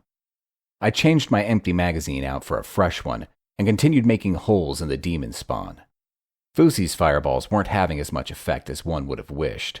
"Switch to ice," I shouted. "It works better." The thing with demon spawn is, they're from hell, So fire isn't as effective as it is on earthly beings. Ice works better, but ice simply isn't as vicious a weapon as fire. Swings and roundabouts. Then they started hitting back. Swarms of smoky, greasy fireballs rushed towards us. But they were pretty slow moving, and I dispatched them with a blanket ice spell, simply freezing them out of existence. But they launched more. And more. Soon the air around us was thick with the filthy balls of flame, and both Vusi and I had to cast like crazy, quenching the fireballs and hitting the demons at the same time. My FN didn't stop talking the whole time. Bam, bam, bam, making lots of holes in demon flesh. It wasn't putting any of them down, but it was definitely slowing them. Even a demon doesn't work so good with a bunch of holes in their head or a smashed kneecap or shattered arm. One of the spawn got close enough for Vusi to make use of his assegai. The steel flashed in the overhead light, and the blade bit deeply into the thing's neck. Black blood squirted, and its head flopped to the side, hanging at a grotesque angle as the blade severed its neck muscles. But still, it came on, teeth snapping and clawed hands reaching out. I put 3 quick rounds into its half-severed head. That seemed to do the job as it finally fell to the floor, thrashed around a bit, and then lay still, breathed into my asthma of black smoke reeking of putrefaction and decay. "One down," yelled Vusi. "Truth be told, this is not going as quickly as I would like." He threw another ice storm at the remaining 5 demons, the frozen shards tearing into their flesh and bones, temporarily driving some to their knees. More fireballs were lobbed our way, trailing tails of black smoke. "How can I help?" shouted Daddy, who had finished moving the residents to the rear of the grotto and was now standing next to me. "Get the hell out of here!" I yelled back, as I cast another blanket ice spell to smother as many of the fireballs as possible. "This is ground fucking zero! Get to the back of the cavern!" And the thing is, I did almost stop all of them. Almost. One got through the shield. One tiny, smoking, shitty little ball of fire. And it hit Daddy in the chest, burning a hole straight through him, rupturing his internal organs, and severing his spinal column on exit. I grabbed him before he fell, and he looked at me, eyes wide with surprise. "Oh, shit," he said. "They got me." I lowered him gently to the floor. "Promise me," he said. "Anything, Daddy. What do you want?"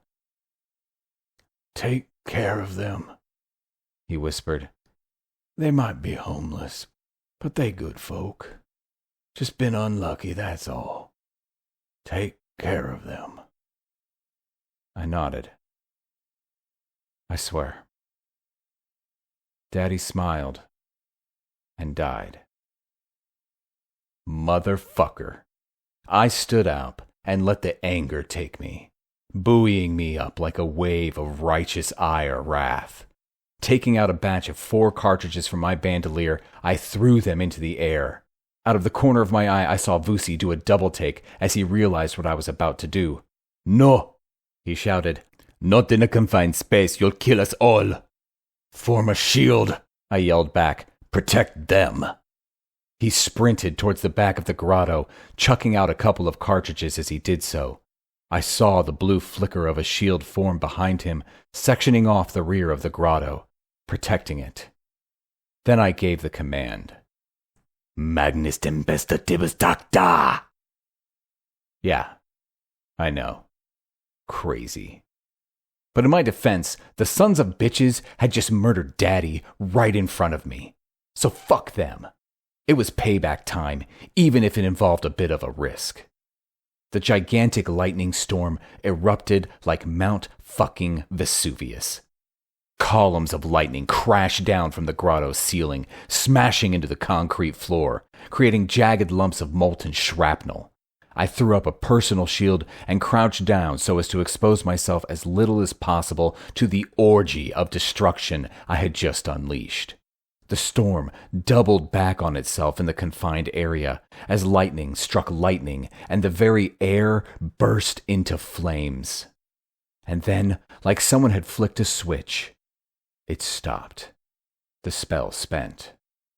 5 twitching demon spawn lay prostrate on the floor. I rushed over to check that they were going to stay down, making sure they did by drawing my trusty FN and banging off enough rounds to turn their heads to mush. Except for one. I needed one alive. Or at least close enough to alive to talk. I wanted info, and by hell or high water, this piece of shit was going to give it to me. Vusi walked up behind me. "You all right?" he asked. "They killed Daddy." He nodded. "Yeah, poor dude. Unnecessary. But you paid them back." "I did," I agreed, as I knelt down next to the surviving demon spawn. "Hey, asswipe, how did you know we were here?" He looked at me, his expression a mixture of pain and puzzlement. "Who are you?" "Don't fuck with me," I snapped. "We're the people you came to kill. Now, how did you know we were here?" "We were here for the homeless," he said. "That's all. The master needs more vessels. I don't know who you are, but you obviously aren't as important as you think." "So you are the dudes who've been kidnapping the street people. Who are you, and why the kidnappings?" "We are Legion," grunted the demon. "And as for the kidnappings, I already told you. The master needs them." "Where is the master?" I asked. The demon laughed. Fuck you." "Really? That's your final word?" The thing coughed, then repeated his insult. I drew the FN and shot it in the face a few times. It didn't make me feel any better. "It's Father Stanley Moore," I said as I stood up. "Who is?" asked Vusi. "The master. Has to be the priest who is summoning demons in the church. I mean, how many dudes can there be in New York City summoning demons to control? Must be him. Too much of a coincidence otherwise.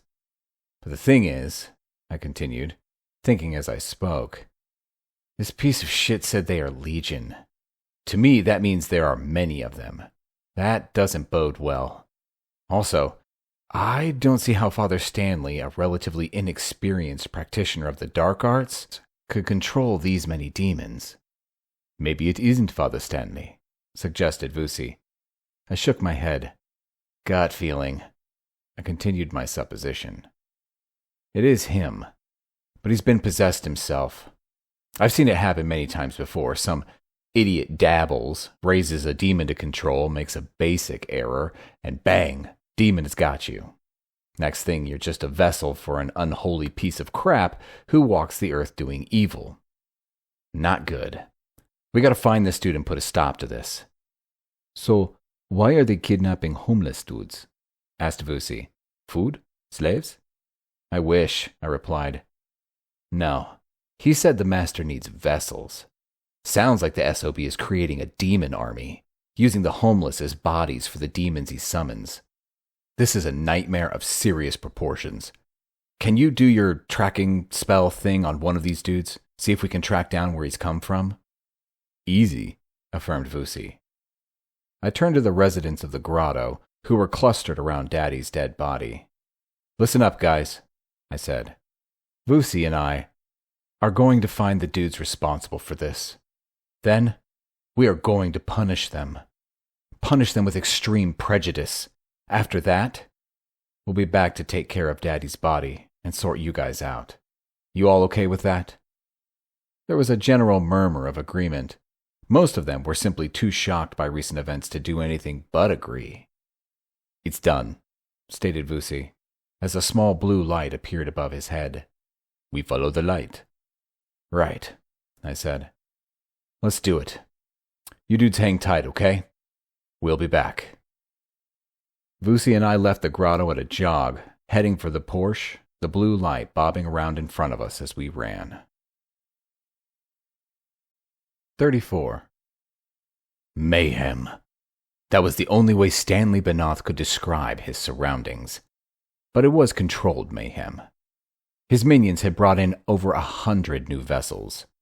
Okay, he had to confess, they had strayed a little from his original remit. Probably only 80% of them were strictly speaking homeless or street people. In their haste and enthusiasm, the demon spawn had tended to kidnap anyone who was alone on the streets, or anyone who looked like they were an easy mark. But that didn't concern Benoth overly much. After all, it wouldn't be long now, and the next phase of his plan would come to fruition. Then, there was no stopping him. And now he had called down possession of another 50 vessels, over 60 demon spawn under his command. Due to his need for speed of production, the rates of attrition on this batch had been unusually high, killing off over 60 of the kidnapped. But omelets and eggs. What will be, and so on and so forth, he mused philosophically. But they were going to have to move.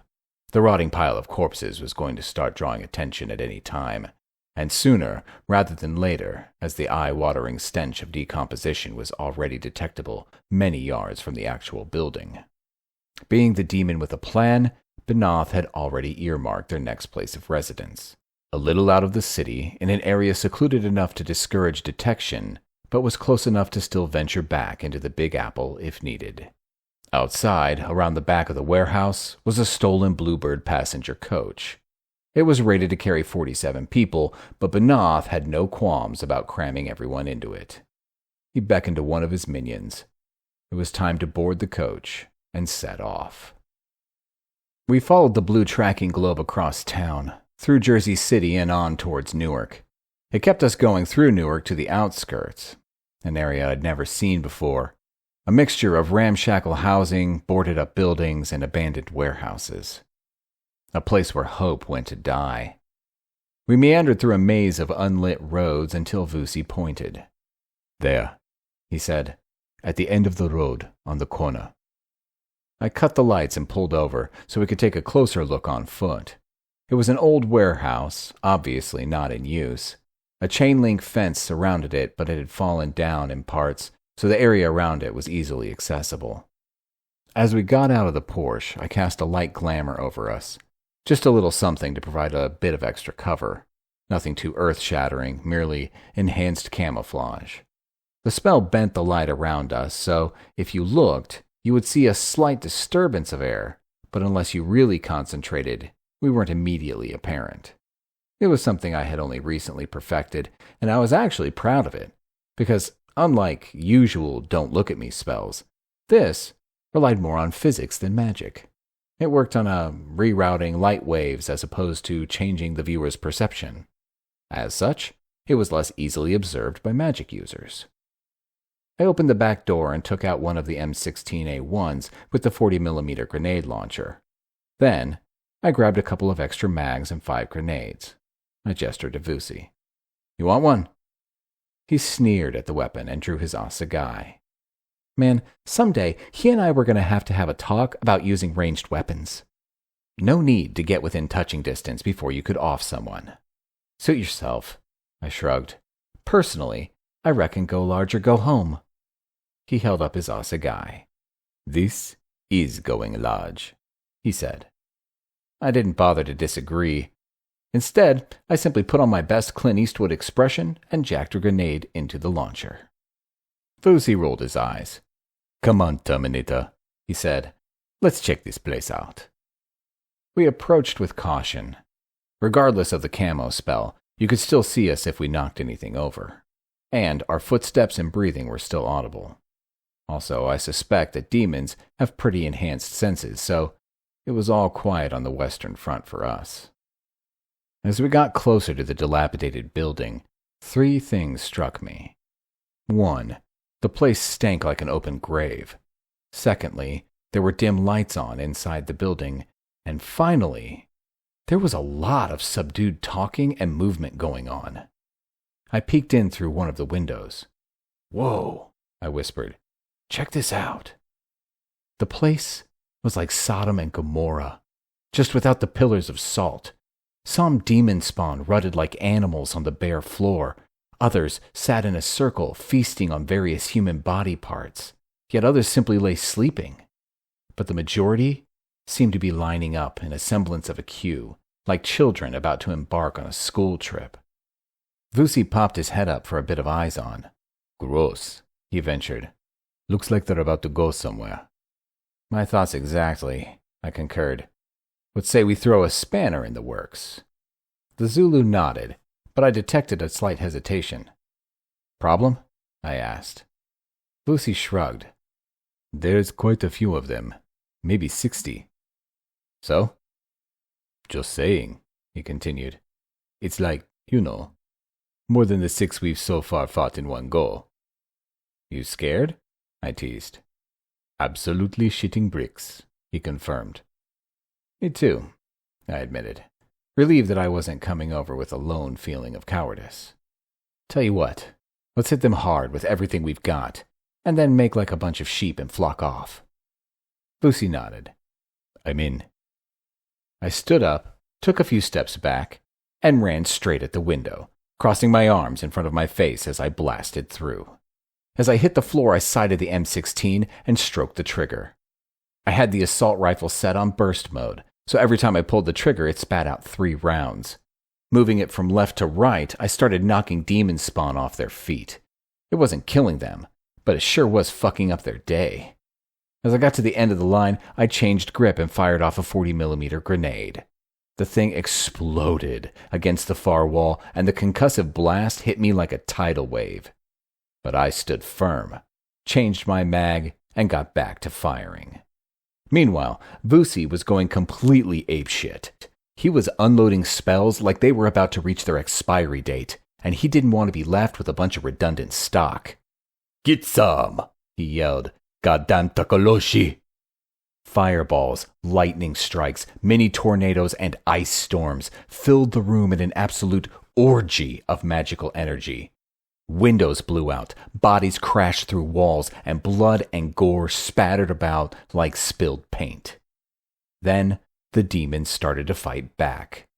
Vusi threw up a shield and about 1,000 fireballs smashed up against it, rocking him back on his feet like a boxer taking a heavy body blow. I hammered off the rest of my grenades and expended the rest of my ammo before dropping the rifle and joining Vusi in his balls-to-the-wall method of spellcasting. The air became supercharged with magical energy, and weird things started to happen. Rifts in space opened up, infinitesimally small black holes which sucked demons in, then exploded, spattering gobbets of flesh and bone about with careless hand. Light coruscated and twirled, purples and reds and oranges dominated the palette, and it became almost impossible to breathe as the very air itself started to thicken. I'm out, yelled Vusi. Me too, I confirmed. What say we hightail it, like right now? Vusi didn't need any encouragement, as he turned and ran, diving back out of the window we had entered through. I was right behind him, almost stepping on his heels as we sprinted for the Porsche. I jumped in, hit the starter, and stamped down on the accelerator. The rubber gripped the road, and we peeled out of there in a haze of smoke, laughing, shouting, and high-fiving like loons. 35. The magic pulse hit Chief Knight Bedford Middleton like a massive sound wave, shaking his very being to the core. Next to him, his fellow knights flinched at the same time. What the bloody hell was that? Asked Middleton. A magical spike, answered Huxley. Someone has just released an unimaginable number of spells all at once. Battle magic. Haven't felt the like since the Mage Wars of 1922, offered Knight Walcott Richmond, belying the fact that he looked in his mid-30s by having memories of an incident that occurred almost 100 years prior. Huxley, said Chief Middleton, can you trace the source? Indubitably, Chief, affirmed Knight Huxley. I could trace that much power through a thunderstorm whilst in a coma. And could you guide a teleportation leap to the source, for all of us? Most definitely, my chief. If we could all form the circle of communion? The knights gathered in a circle, one standing at each point of the compass. Knight Huxley, standing on the north point, took control, casting a rope of power into the middle. Next, each knight did the same, laying a rope of power across the center. Huxley raised his arms like an orchestral conductor, and began to weave the ropes together, building them into an upright pillar of power. This is where it became obvious why the Knights of Dark Renown were so respected and feared. By the time Knight Huxley had finished blending the ropes together, the pillar was not merely 4 times as thick as an individual rope. Through the use of synergy, magical interaction, and cosmic energy, the pillar had expanded to almost 10 times the original combined thickness. In layman's terms, when the knights combined their power, they were literally 10 times stronger than they were alone. And they were no small puppies before that, each one being a top-level master mage in his own right. In other words, facing the combined might of the knights was the same as facing down 40 well-trained, in-sync battle mages with hundreds of years of training and experience. And even mages as kick-ass as Sholto Gunn paused for thought when faced with those odds. Knight Huxley concentrated on the spike of magic they had all felt, then, with a mere thought, transported the team to the site. They arrived outside the vacated warehouse, surrounded by a green nimbus of light that winked out as they started to move towards the building. Each of the mages palmed a spell cartridge and readied themselves for possible resistance. But it took only a few seconds to see that, although the warehouse had obviously been the scene of a massive magical battle, it was now empty. The 4 knights entered through a hole in the wall. Carnage, body parts, gore, broken masonry, and sundry pieces of building were scattered about. Huge black scorch marks were etched into the floor, walls, and ceilings. "How long do you think we have before the police get here?" asked Knight Middleton to all in general. "In this area, I would guess forever," answered Knight Charlie Appleton. "Seems like the sort of place that isn't well frequented by the law, even if anyone actually bothered to phone in a report." "Fine," affirmed Knight Middleton. "Then let us form a scrying circle and view exactly what happened here." Again, the knights formed their circle of power. This time, it was Knight Middleton who manipulated the ropes, spreading them out into a flat surface as opposed to a pillar. Then with a pulse of power, he called on past light, bringing it back until, appearing on the flat surface in front of them, were the events of the last half hour. The image was patchy, and there was no sound, but it was still possible to see what had transpired. The debauchery of the demon spawn, the arrival of Hex and Vusi, the subsequent battle, and the departure of all parties involved. Knight Middleton let the circle of power fade out. "Interesting," he noted. "Hex and his partner doing battle with a hive of demon spawn. And doing a bloody good job of it, I must say," added Knight Huxley, as he looked about, noting the remains of at least 12 demon spawn. "Yes," agreed Chief Knight Middleton. "Such raw power. If they learned to commune such as we do, they would be close to unstoppable. Their combined power would be an order of magnitude above what they are currently capable of." "From what I've heard about Hex, there's little danger of that happening," stated Knight Huxley. "By all reports, he is an insufferable egotist, self-absorbed, narcissistic, and self-aggrandizing. And as we all know, anyone who is so absorbed with the self could never allow themselves to commune with another. They would feel compromised, exposed. The man has raw power, but he is undisciplined, a loose cannon." Chief Knight Middleton nodded. "Yet, only a month ago he took down a fallen angel." None of the knights spoke for a few seconds as they all contemplated the enormity of that particular achievement. "I seriously doubt we could have done that," continued Middleton, "even bonded together as we are."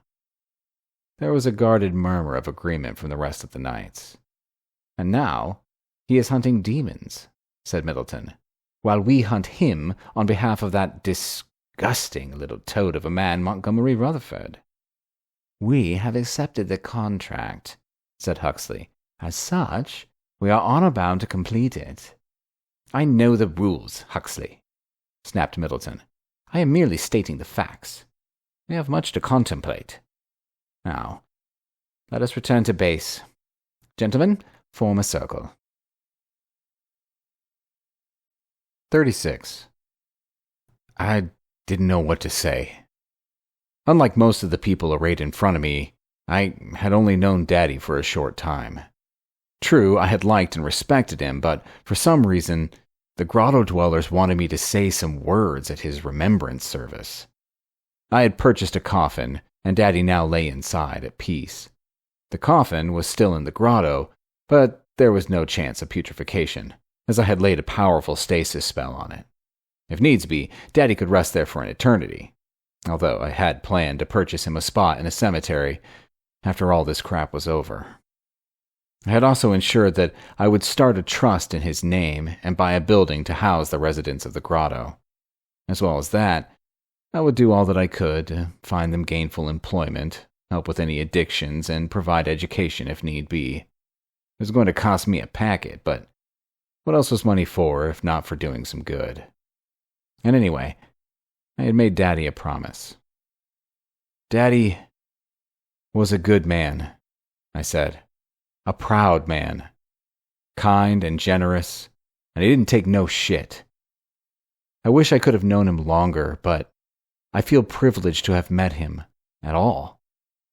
You know him better than I, so there's nothing I can tell you don't already know, except maybe his last words were of you guys.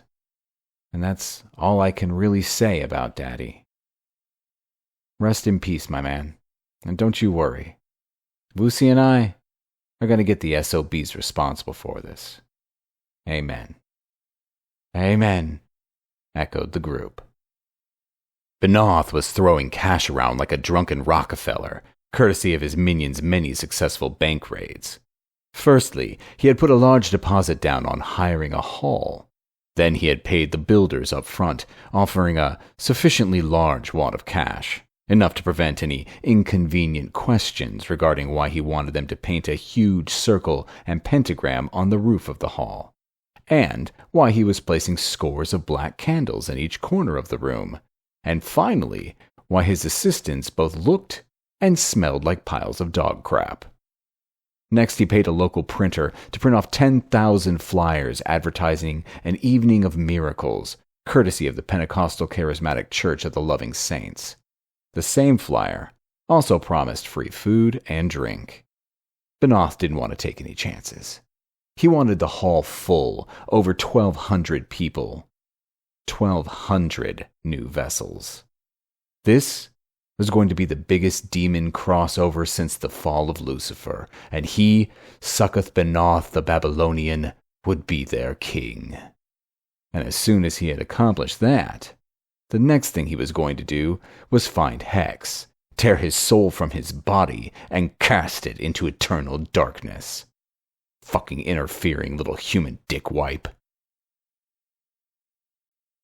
37. That's it, I said. Enough. I cannot sit around with my thumb up my butt for any longer. Don't care who is out there and what they are capable of. Rutherford put Father Cooney in a coma, and he has yet to pay. It's ass-kicking time. Maybe, conceded Vusi. But whose ass exactly is going to get kicked? Not ours, that's for sure. Listen up, my pessimistic friend. Sholto Gunn has a plan. The Porsche hit the top of the road traveling as fast as it could, given the usual density of New York traffic. It slowed down as it went past the entrance to Rutherford's building, and the two men inside peered into the lobby. As they did so, a group of 4 men appeared in a shimmering pool of blue light, on guard as usual. One of the men in the Porsche fired off a series of fireballs at the newly arrived men, then pulled off at speed. The fireballs exploded harmlessly against an invisible shield around the men. They immediately flagged down a cab and piled in. The man who had climbed into the front seat next to the driver flashed a large wad of cash and pointed at the fast-disappearing Porsche. The cab driver put his foot down and burned some rubber as it chased after the fleeing SUV. I knew I didn't have long. The glamour we had put on the Porsche to fool people into thinking I was in the car with Vusi wouldn't last long. I reckoned I had maybe 2 minutes to wrap this up before the knights teleported in and made a concerted effort to ruin my day. Again. Walking into Rutherford's building, I cast a shower of ice shards at the 2 mercenaries in the lobby, knocking them down and rendering them both unconscious. Then I proceeded straight to the elevator, pausing only to hit the fire alarm. Although it was Sunday, and no one was at work, I wanted to make an attempt to keep collateral damage to a minimum. Although I wasn't so naive as to think that none would happen. After all, this was a war. The elevator doors opened and a volley of fire hammered out of it. But I was ready for that, and had stood well to one side. So, all the assailant did was shoot the shit out of the marble veneer opposite the doors. Leaning forward, I chucked a frost bomb into the cab like a grenade. The spell exploded, and the guard turned from a human into a popsicle. I stepped into the cab and pushed him over. He hit the floor and smashed into 1,000 little icy bits. Instant slush puppy. Pushing the button for the penthouse, I readied another spell cartridge in my right hand. I hadn't drawn my pistol. It just didn't seem like the right thing to do. This was going to be decided by my arcane arts. It was magic hour, and Hex was giving it horns. As the doors opened into the penthouse, I released a windstorm spell. Vento tempestas. The blast of air took the 2 paramilitary guards and flung them against the ceiling with such force that the sounds of their breaking bones was clearly audible above the whistling of the storm winds. They both dropped to the floor. One twitched slightly before he expired. The other was already a boneless corpse. Throwing up a hasty shield to deflect the fusillade of bullets being unleashed from the final 2 mercenaries, I palmed another spell and shouted out its command. Fulgor! Lightning struck. And then there were 2. Sholto Hex Gunn and Montgomery Douchebag II. I had gone over the speech I was going to give this fuckbuggy maybe 20 times. I was going to explain the concept of honor, of courage, the reason you don't put hits out on members of the clergy, and finally, why you never, ever, ever fuck with Sholto Gunn. But when I stood there, looking at his useless, terrified asswipe of a face, I just couldn't be bothered. So I picked up the chair next to his desk and beat him to death with it. Then I ran back to the elevator, hit the button, and skedaddled out of the building. And, exactly on time, Vusi pitched up, driving my beloved Porsche. You managed to give them the slip? I asked. Of course, he answered with a grin. Porsche, there is no substitute. Did you bring it? In the back seat, confirmed the Zulu. I opened the back seat, and sure enough, there it was, already loaded.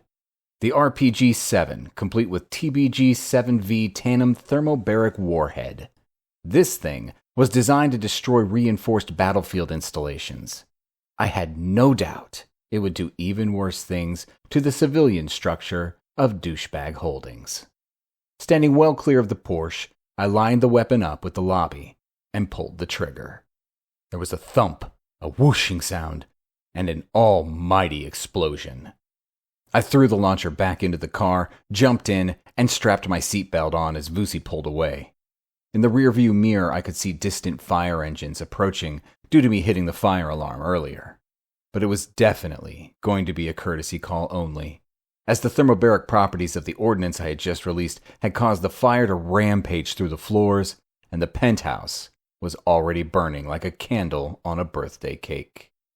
Happy birthday, Happy birthday, Pain and misery in the air. People dying everywhere. So happy birthday, Douchebag Jr. 0, Sholto Gunn 100. 37. That's it, I said. Enough. I cannot sit around with my thumb up my butt for any longer. Don't care who is out there and what they are capable of. Rutherford put Father Cooney in a coma, and he has yet to pay. It's ass-kicking time. Maybe, conceded Vusi. But whose ass exactly is going to get kicked? Not ours, that's for sure. Listen up, my pessimistic friend. Sholto Gunn has a plan.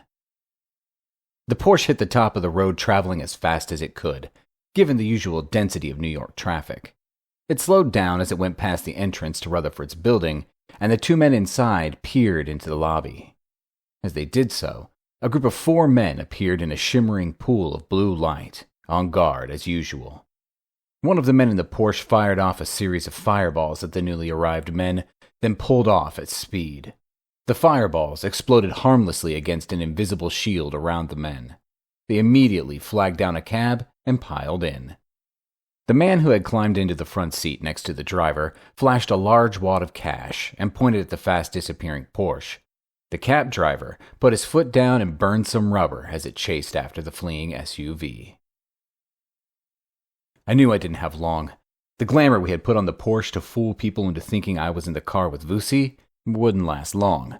I reckoned I had maybe 2 minutes to wrap this up before the knights teleported in and made a concerted effort to ruin my day. Again. Walking into Rutherford's building, I cast a shower of ice shards at the 2 mercenaries in the lobby, knocking them down and rendering them both unconscious. Then, I proceeded straight to the elevator, pausing only to hit the fire alarm. Although it was Sunday, and no one was at work, I wanted to make an attempt to keep collateral damage to a minimum. Although I wasn't so naive as to think that none would happen. After all, this was a war. The elevator doors opened and a volley of fire hammered out of it. But I was ready for that, and had stood well to one side. So, all the assailant did was shoot the shit out of the marble veneer opposite the doors. Leaning forward, I chucked a frost bomb into the cab like a grenade. The spell exploded, and the guard turned from a human into a popsicle. I stepped into the cab and pushed him over. He hit the floor and smashed into 1,000 little icy bits. Instant slush puppy. Pushing the button for the penthouse, I readied another spell cartridge in my right hand. I hadn't drawn my pistol. It just didn't seem like the right thing to do. This was going to be decided by my arcane arts. It was magic hour, and Hex was giving it horns. As the doors opened into the penthouse, I released a windstorm spell. Vento tempestas. The blast of air took the 2 paramilitary guards and flung them against the ceiling with such force that the sounds of their breaking bones was clearly audible above the whistling of the storm winds. They both dropped to the floor. One twitched slightly before he expired. The other was already a boneless corpse. Throwing up a hasty shield to deflect the fusillade of bullets being unleashed from the final 2 mercenaries, I palmed another spell and shouted out its command. Fulgor! Lightning struck. And then there were 2. Sholto Hex Gunn and Montgomery Douchebag II. I had gone over the speech I was going to give this fuckbuggy maybe 20 times. I was going to explain the concept of honor, of courage, the reason you don't put hits out on members of the clergy, and finally, why you never, ever, ever fuck with Sholto Gunn. But when I stood there, looking at his useless, terrified asswipe of a face, I just couldn't be bothered. So I picked up the chair next to his desk and beat him to death with it. Then I ran back to the elevator, hit the button, and skedaddled out of the building. And, exactly on time, Vusi pitched up, driving my beloved Porsche. You managed to give them the slip? I asked. Of course, he answered with a grin. Porsche, there is no substitute. Did you bring it? In the back seat, confirmed the Zulu. I opened the back seat, and sure enough, there it was, already loaded. The RPG-7, complete with TBG-7V Tandem Thermobaric Warhead. This thing was designed to destroy reinforced battlefield installations. I had no doubt it would do even worse things to the civilian structure of Douchebag Holdings. Standing well clear of the Porsche, I lined the weapon up with the lobby and pulled the trigger. There was a thump, a whooshing sound, and an almighty explosion. I threw the launcher back into the car, jumped in, and strapped my seatbelt on as Vusi pulled away. In the rearview mirror, I could see distant fire engines approaching due to me hitting the fire alarm earlier. But it was definitely going to be a courtesy call only, as the thermobaric properties of the ordnance I had just released had caused the fire to rampage through the floors, and the penthouse was already burning like a candle on a birthday cake. Happy birthday, Happy birthday, Pain and misery in the air. People dying everywhere. So happy birthday Douchebag Jr. 0, Sholto Gunn 100. 38. Major Manford stared at the remnants of the burned-out office block and shook his head. "Well, this job can't get much worse," he said. "Just lost another 7 guys and my clients joined the fucking choir invisible. Plus, apart from a small deposit, I haven't been paid yet. This little stunt here could bankrupt me. How about you guys?" "We always demand full payment up front," answered Chief Knight Middleton. "Well, bully for you," snapped Manford. "Now, I suppose I have to find this Hex character and see if I can get my money out of him. Or at least exact a bit of revenge for putting such a spoke in the wheels of my fucking life. Son of a bitch." "2 things, Major," stated Middleton. "Firstly, if you do manage to find Hex, which is doubtful, what makes you think things will end any differently than they did right here?" "What? You think I can't take him?" Middleton shook his head. "I don't think you can't take him. I know you can't take him. Especially if he's with his partner. In fact, Major, if you try, I can guarantee that by the time he is finished with you, there won't even be enough left to scrape off the bottom of a shoe, and a very small shoe at that." "Fuck you." "Cussing at me doesn't change the truth, Major," said Knight Middleton. Manfred sighed. He was blustering, but he knew the mage was speaking the truth. This Hex character was a force of nature.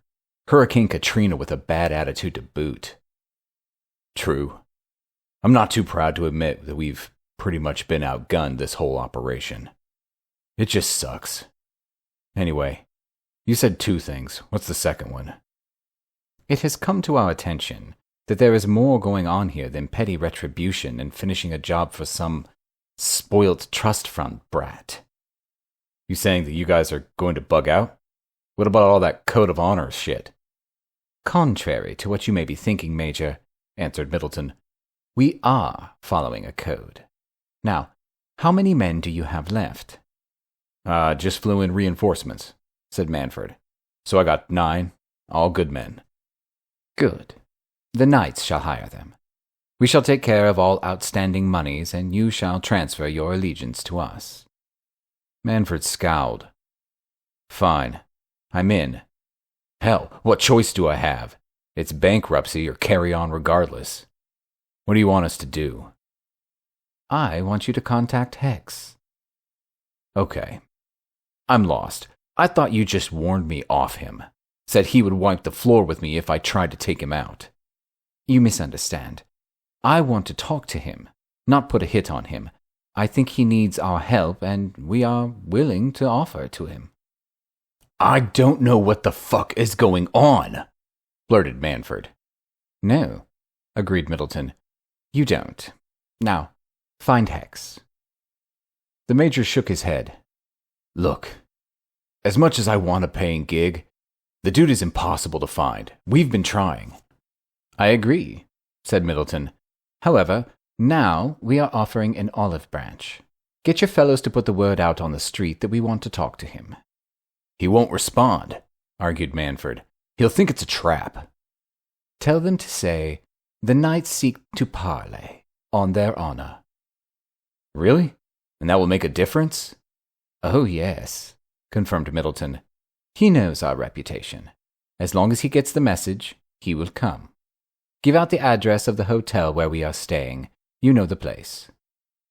"Okay," said Manford. "It's your dime." "Yes," agreed the knight.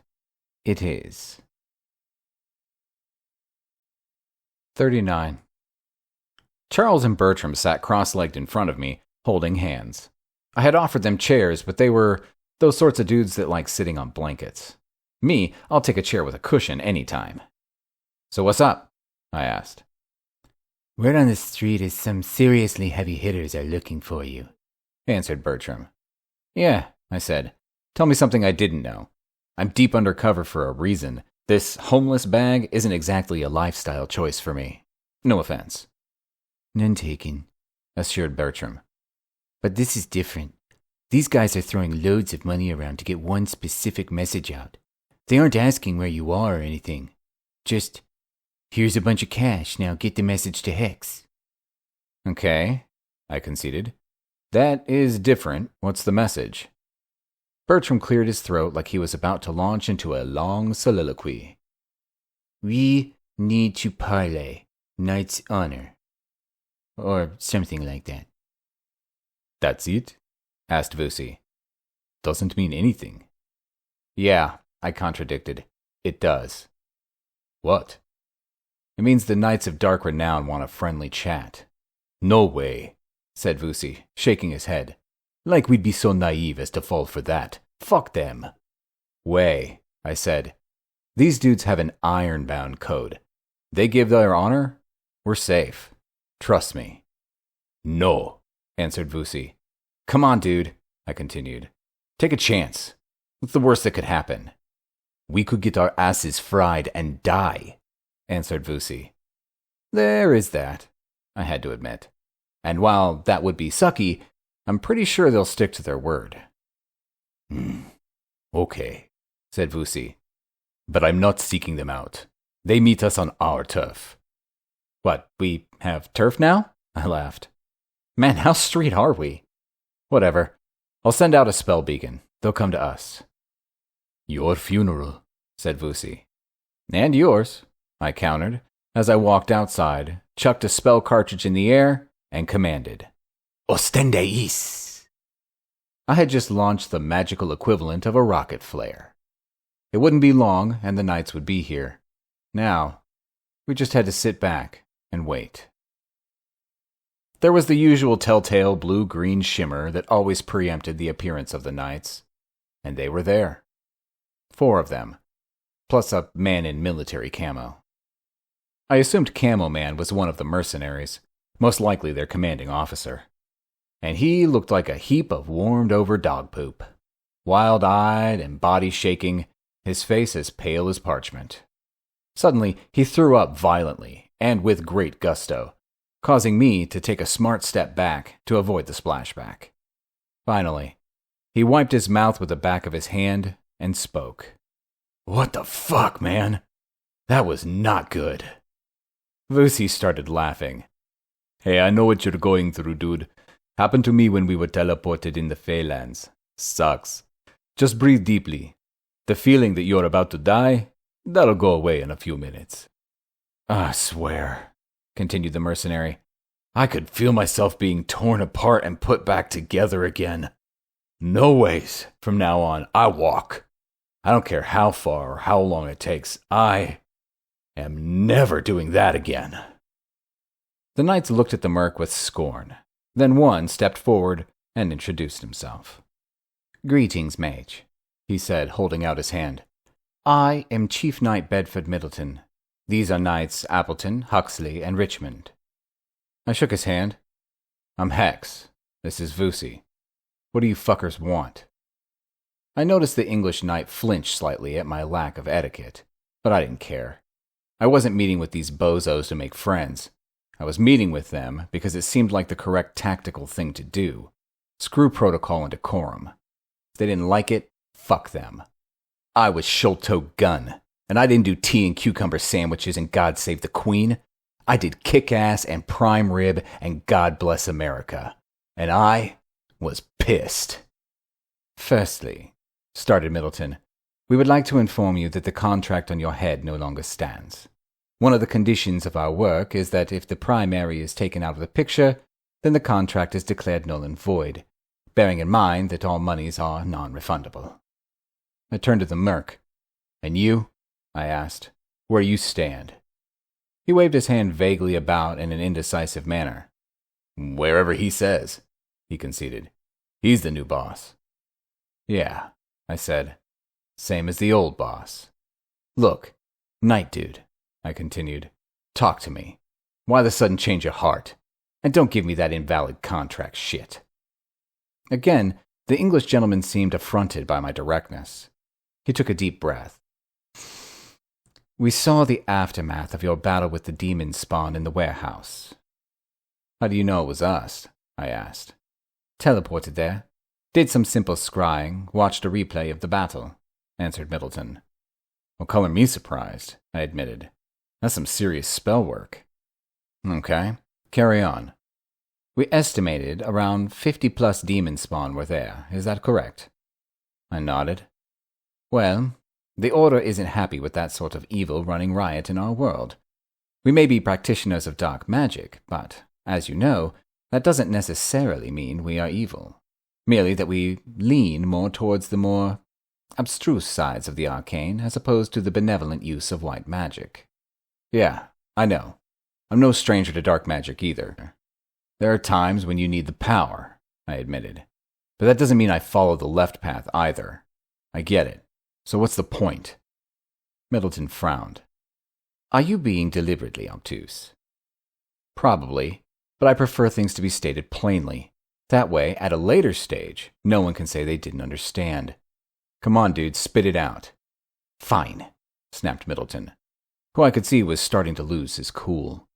We want to partner up with you two to exterminate these demon spawn before they cause any serious harm to the mundane population. Is that plain enough for you? I can simplify it even more if you'd like. Demon spawn bad. Make big trouble for innocent people. Knights team up with Hex, get rid of bad demon spawn. Make things all better. You understand? Yeah, I got you the first time, I smirked. But seriously, we're in. Glad to see you dudes have a moral compass. From the rumors I've heard, you're all supposed to be as dark as night and twice as evil. Middleton laughed. Believe me, he said, the stories about you are worse. Far worse. He held out his hand again, and I shook it. So did Vusi. Okay, continued Middleton. Major Manford is our man on the ground. I suggest he and his team hit the streets, spread the word, and track down the head demon. I assume you know who he is, and can supply the Major with the necessary information. I nodded. Excellent. Let's get going. 40. I was so happy to be back in my apartment, I didn't even mind the chickens and the goat. Well, not much. Father Cooney was sitting upright in his bed, sipping a cup of tea, and glaring at me as if this mountain of crapola had all been my fault. But then I looked closer and saw he was simply using a scowl to cover his grief. The news of Father Stanley had hit the old man hard. It's not every day you hear your assistant priest has been calling up denizens of evil in your own church, and as a result had been possessed by a high-level demon and was busy spreading mayhem and evil through the world. Also, he didn't approve of me offing Mr. Douchebag II. In fact, he got all, "Vengeance is mine, saith the Lord," until Ugogo had told him to shut it. Now you just stop your criticizing, condemning, and complaining, Father, she said. Your boy done good by you. That sneak thief piece of crap Rutherford tried to have you killed, and he almost succeeded. So, if your boy hadn't taken him down, then I would have. Instead of scolding Hex, you should be thanking him. Father Cooney snorted indignantly and mumbled something about mortal sin, but he quit scowling and berating me for being a murderer, which was a welcome change. I left him under the less than tender auspices of Ugogo and Grog, while Vusi and I went to the smithy and churned out another batch of spell cartridges. After that, I opened my armory and grabbed me a heavy-duty piece of ordnance, an AA-12 fully automatic shotgun. It carried a 32-round drum-fed magazine and was the portable weapon equivalent to a sack full of pissed Rottweilers. When this thing got to barking at you, you either ran away or you died. I was just hoping it would slow the demon spawn down a little better than the FN or the M16 I had been using. I also loaded 4 extra drum mags up with the armor-piercing incendiary rounds. These puppies were capable of smashing right through a car, while at the same time bursting into a flame that burned at over 3,000 degrees. Now, if that doesn't put a hiccup in your day, demon or not, then nothing will. Yeah. Sholto Gunn wasn't planning on being undergunned again. No sirree, Bob. Even though the rounds did weigh in at an eye-watering $7 a go. But I figured you couldn't put a price on the ability to torch someone over 100 feet away. Well, actually, as I just said, you could, and it was $7 a pop. Do the math and you'll see it rings up at well over $1,000 worth of bang-bang. but well worth it. I took the whole lot through to the kitchen, laid it on the table, and got to field stripping and cleaning. I had just finished up when my cell rang. The tones of ABBA Dancing Queen filled the apartment. So sue me. It was a number I didn't recognize. Talk to me. Hex, it's Reggie. You remember from the grotto? Of course, Reggie. How's it hanging, dude? All good. Listen, man, I got a lead on the priest you asked us to look out for. I was showing his photo around, and a friend said he seen him. My friend was at an AA meeting at the hall in Newark, and afterwards he saw this priest speaking to the hall owners. Apparently he was hiring the place. Not sure when for, but he paid up front. Good work, Reggie, I said. Where exactly is this place? I don't know the address, Reggie admitted, but it's in Newark, opposite the New Jersey Performing Arts Center. The only other big building there. You can't miss it. Thanks, buddy. Vusi and I will check it out. You hang loose, okay? I stood up and shouted. Vusi, places to go, people to kill. Let's move it, we got intel. I pulled the Porsche over and parked partially on the sidewalk. There was a small group of construction worker types standing outside the front door of the hall, smoking and shooting the breeze. They chucked us out with the usual suspicion all blue-collar workers reserved for Italian suit-wearing dickheads who drove foreign sporty utility vehicles. Hi, guys, I greeted them. Wonder if you could help me out. Sorry, said one of them, a beefy 6'6" dude with a belly like a barrel and a mustache the size of a ferret. Afraid we're all too tired from doing real work. You're gonna have to ask your friend for a blowjob instead. The group burst into gales of laughter, like this was the funniest thing they had ever heard. The leader had made a joke, so the lesser mortals had to show their appreciation. I grinned. Yeah, very funny. Tell you what. I took out my wallet and peeled off a 20. There's a Jackson here for anyone who wants to answer a couple of easy questions. The beefy belly dude nodded and turned to Vusi. And what about you, boy? He asked. You also putting some money in the kitty?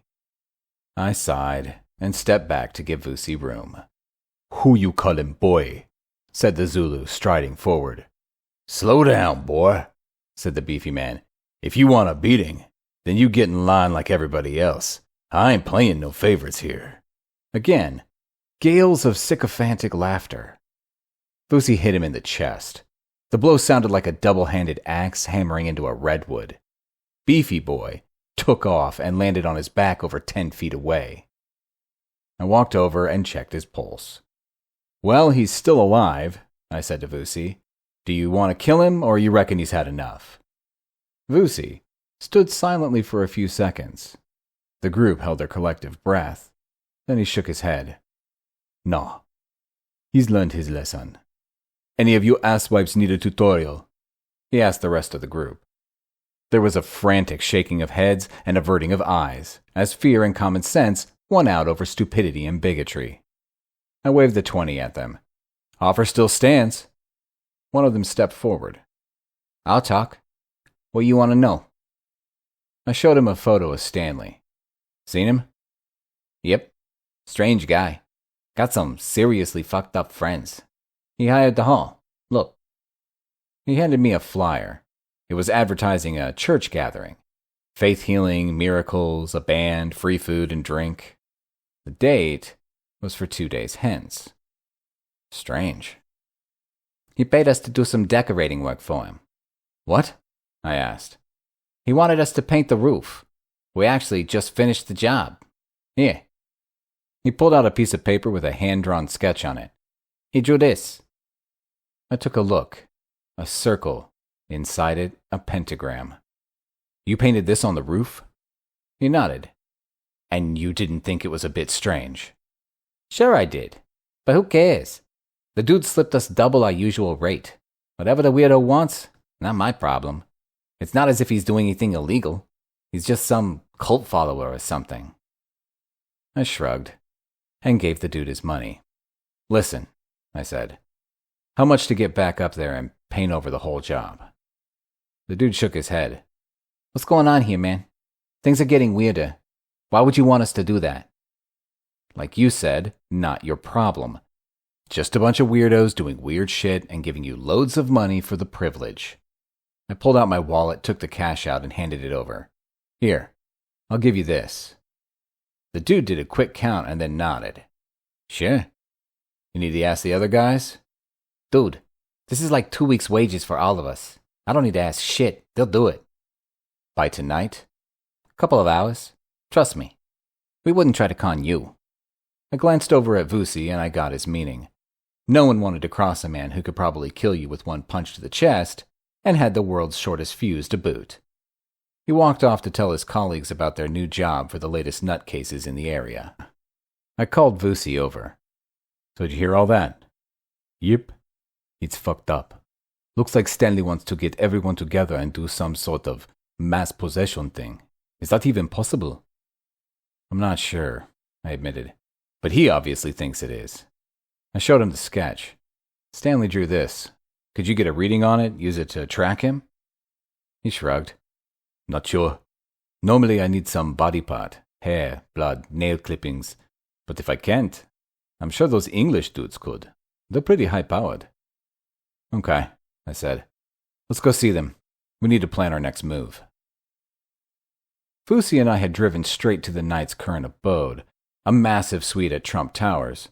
I had to admit, the place was pretty spectacular. All marble and tropical hardwood and gold plate. Real lifestyles of the rich and tasteless. We can track this miscreant, said Knight Huxley. I myself shall control the circle. Hand me the missive he has written. Dude, said Vusi, you better take care. This demon is hot shit, and I would guess he's placed a mirror on this drawing, which will chuck your spell right back at you, maybe even explosion trap. I recommend you chuck it out carefully first. Would you prefer to cast the tracker spell? Asked Huxley, his voice dripping with condescension. Vusi shook his head calmly, not rising to the barely veiled insult. No, I honestly think it's a little beyond my skill set. I don't know how to check for mirrors and rebounds. You go for it. I was amazed at my friend's show of maturity, as he ignored the patronizing attitude of Knight Huxley. Personally, I would have already given the dude a tight slap by now, and we'd probably be rolling around on the floor, wrestling like kindergarten kids. Full points for Vusi's attitude. I winked at him, and he rolled his eyes and winked back. Huxley bowed deeply. Thank you so much for your permission, he said sarcastically. Knights, form a circle of communion, he continued. I watched on with interest as the knights stood in formation, north, south, east, and west. Huxley placed Stanley's sketch in the middle of the circle, then started to prepare his spell. However, unlike when Vusi or I created a spell, Huxley first called upon the power of each individual knight. Then he wove their ropes of power together into a massive column of blue-white light. Immediately, it was apparent the tower was exponentially larger than the sum of its parts, and I understood how these dudes wielded such force. I was duly impressed. With a command, Huxley threw a spell cartridge into the pillar of power and sent forth his seeker spell. The pillar of light coruscated and crackled as the spell did its job. Huxley drew in a quick breath, then a smirk of satisfaction lay across his face. I have found him, he said, glancing scornfully at Vusi. I could see he was about to dissipate the spell when a thunderous flash. The pillar of power turned a dull red, and a needle of burning plasma shot out of it, striking him in his right eye. The dude screamed in agony as his orb exploded in a puff of steam, and he fell to the floor, twitching and writhing in pure agony. Classic rebound spell. The pillar collapsed, and the knights ran to Huxley's side. Middleton cast a healing spell over the fallen knight, but I could see it was too weak to do any good. The problem being that when these dudes weren't linked together, they simply didn't have the chops to do any seriously powerful castings, and it would do no good me putting my oar in, as I was worse than rubbish at healing spells. Huxley's heels drummed on the floor a few times, then he stiffened and went still. Vusi turned to me and shrugged nonchalantly. Can't say I didn't warn him, he said. The remaining knights had looks of incredulity painted on their faces as they stood and stared down at the body of their fallen comrade. Finally, Middleton spoke. Requiem aeternam dona eis, Domine lux perpetua luceat eis, fidelium anime per misericordiam Dei, requiescant in pace. Amen. Vusi turned to me and raised an eyebrow in question. Latin, I said in explanation. Prayer for the dead. Eternal rest grant unto them, O Lord, and let the perpetual light shine upon them, and may the souls of all the faithful departed through the mercy of God rest in peace. Amen. All right, gentlemen, said Middleton, his voice rough with emotion. We must put this tragedy behind us. Now is the time for retribution. We know where this son of evil is. Let us go forth and destroy it, and all its minions. Hold on, I said. You can still track him even after... I pointed at Huxley's corpse. Middleton nodded. All information is shared. He walked over to a briefcase, opened it, and removed a folded-up map.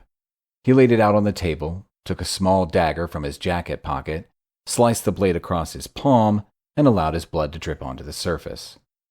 The splashes of red drew together like mercury droplets on glass. Then, the globule of blood rolled around on the map, moving back and forth until it settled in one place. I took a closer look. Allegheny National Forest? I said. East side. Let's move. We'll take the Porsche. Middleton nodded and gestured to the remaining two knights. They filed past Huxley's body, each mumbling a benediction as they did. Then, we hit the elevators and headed for the car. 41. Only 2 more days to go, and Benoth would control the largest army of demon spawn that had ever darkened the earth since the last great crossover. His intensive advertising, plus the fact he was giving away free food and drink, would ensure a capacity crowd in the hall, over 1,000 people.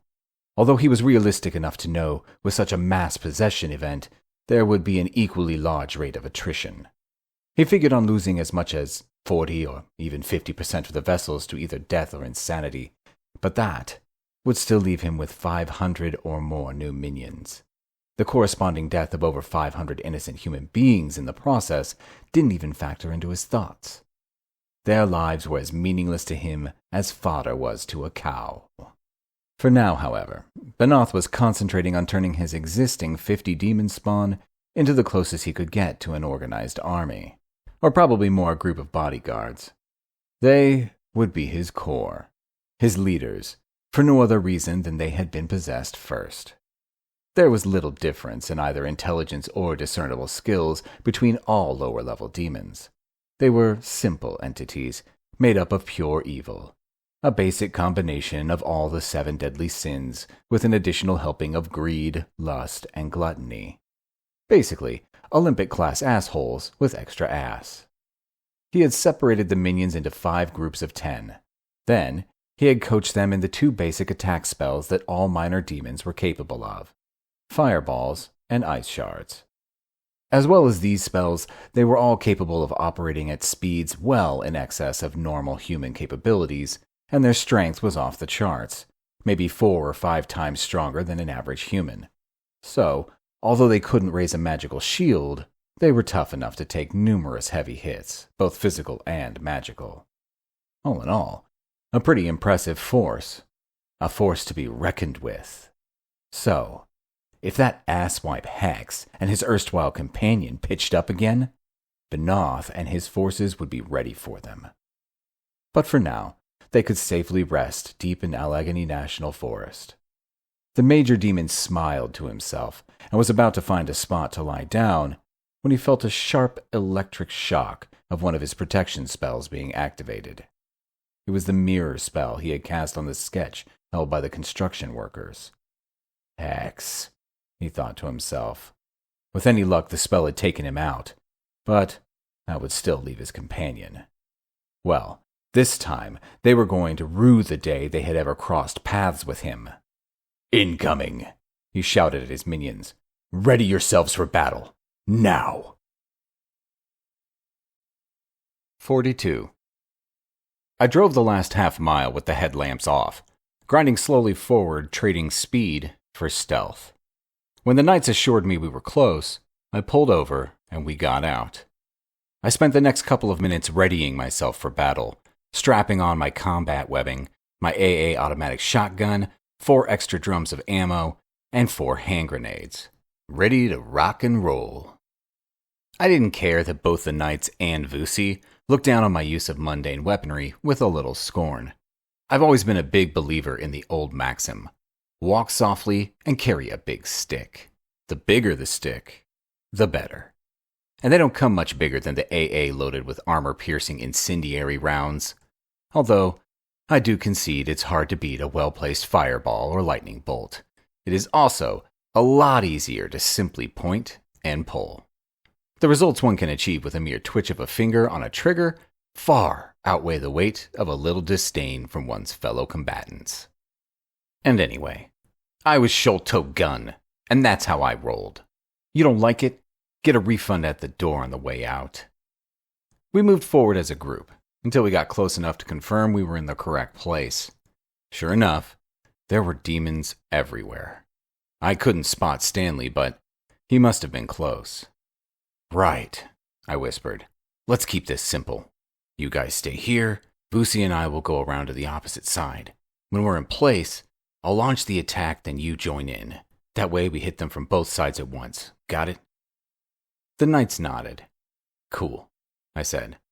Remember, wait for my lead. Vusi and I melted into the darkness, moving fast but with stealth and keeping a wide berth so as not to give away our presence. We were maybe halfway to the launch point when the knights kicked off, casting a massive series of lightning bolts that hammered into the encampment with great ferocity. Fucking asswipes, yelled Vusi. Their nerves got the better of them. Shit, now we could get outflanked if the demon spawns start running this way. Come on, let's pick up the pace. We broke into a sprint, running as hard as we could to get into position. But before we could get there, we saw at least 20 demon spawns streaming away from the knights, running towards the area we were heading for. If we didn't stop them, we would be flanked. Then we would have enemy both in front and behind us. Fucking knights. I whipped the AA off my back, sighted, and let her rip, aiming for the lead runners in the hope that I would cause them to stop their temporary retreat and head the opposite way. I burned off all 32 rounds in the first drum mag in under 7 seconds. That's 5 rounds of explosive death every second. It was like the combine harvester of death had arrived and decided to do a spot of line dancing with the demon spawn. Even Vusi was impressed. Demon spawn fell like scythed wheat. Branches fell off trees, bushes caught fire, and the night lit up like Chinese New Year. But alas, once again I had underestimated how resilient these demon motherfuckers were.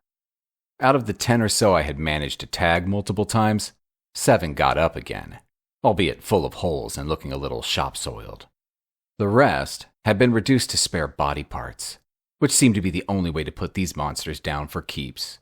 At this rate, even with the massive firepower I had available, my mundane weapon would only take out a mere fraction of the enemy, maybe 10 or 12, which left at least another 40 or so for the knights, Vusi, and me to off using our magic. And at the same time, we had to try our damnedest not to become dead in the process. I chucked a brace of grenades at the surviving group of demon spawn, and they turned and fled from us, heading back the way they had come from. Nice one, shouted Vusi. Let's move and get around them. Then we can consolidate and start to push them back. See if we can crush them between us and the knights.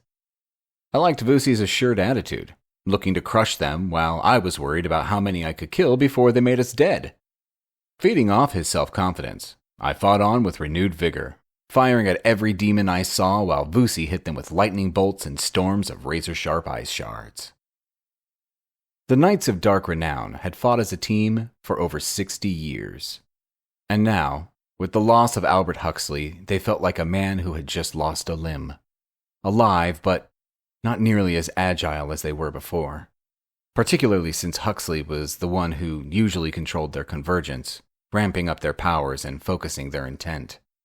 Replacing him as the orchestrator was Chief Knight Bedford Middleton, a mage of great experience and power, but with a touch not quite as daft as Huxley's had been. Nevertheless, the knights were a major force to be reckoned with. Middleton had watched Hex and Vusi disappear into the night, somewhat in awe of their gung-ho attitudes and apparent lack of nerves, let alone actual fear.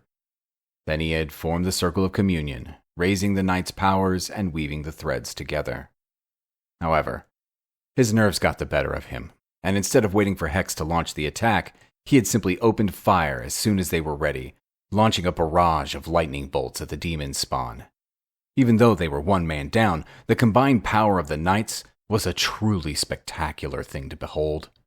Huge rafts of lightning swept across the encampment, exploding like an array of guided missiles, throwing up clods of smoldering earth, clouds of burning grass, and scores of roasted pieces of demolished demon spawn. Middleton put everything he had into the first strike, determined to end this battle as quickly and decisively as possible. And indeed, his initial barrage rained down colossal amounts of death and destruction, killing 12 demons and wounding another 5. However, due to his lack of experience in controlling their power, Middleton had overextended, and the knights now needed a precious few seconds to recover before they would be capable of wielding their next strike. In Mortal Kombat, a few seconds may as well be an eternity. Benoth sensed their weakness, and he called a group of minions to him. Under his instructions, they picked up the 47-seater Bluebird passenger coach and threw it at the Knight's circle. Middleton saw the vehicle rocketing towards them, and with a supreme test of his will, he managed to throw up a quick shield. However, although he managed to deflect the bus off its trajectory, it slid down the side of his shield and landed directly on top of Knight Charlie Appleton, crushing his ribs, puncturing his lungs, and shattering his spine. With howls of anguish, both Middleton and Richmond forgot their training, threw caution to the winds, and attacked, hurling everything they had at the demon spawn. Fireballs, lightning bolts, and storms of ice thundered into the ranks of demon spawn. But although their onslaught was great, the resilience of the demons was greater. With a few gestures, Benoth gathered 30 of his minions together and through a shouted command directed them to charge the 2 knights. Both Middleton and Richmond fought valiantly, resorting to using their bare hands when their spell cartridges were exhausted.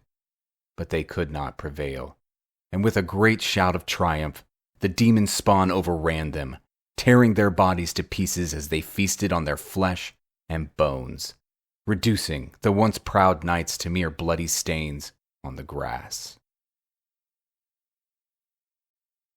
43. Ugogo sat at the kitchen table. Opposite her sat Grog, alongside him, Father Cooney. The goat stood with its head resting against Ugogo's shoulder, and the chickens sat at her feet. The old woman had called them all to the kitchen. "Vusi and Hex are fighting the demons," she stated. "How do you know?" asked Father Cooney. "He is the flesh of my flesh," she replied. "Of course I know. Just as I also know they are losing the battle. I can see what he sees, feel what he feels. They are surrounded and vastly outnumbered. Even though they fight bravely, the outcome is not in dispute. They will die." "What can we do to help?" asked Father Cooney, his voice ragged with despair. "You can pray for them," answered Ugogo. "It will help, I am sure. But will it help enough? That is not up to us." "So that's it," said Grog. "It's as good as over." Ugogo shook her head. "No, I can help. I can call on the strength of our ancestors. I can call on the children of the sky to fight alongside us, the Zulu impis of old. 1,000 warriors of royal blood. They wait and watch, but I can only call on them once.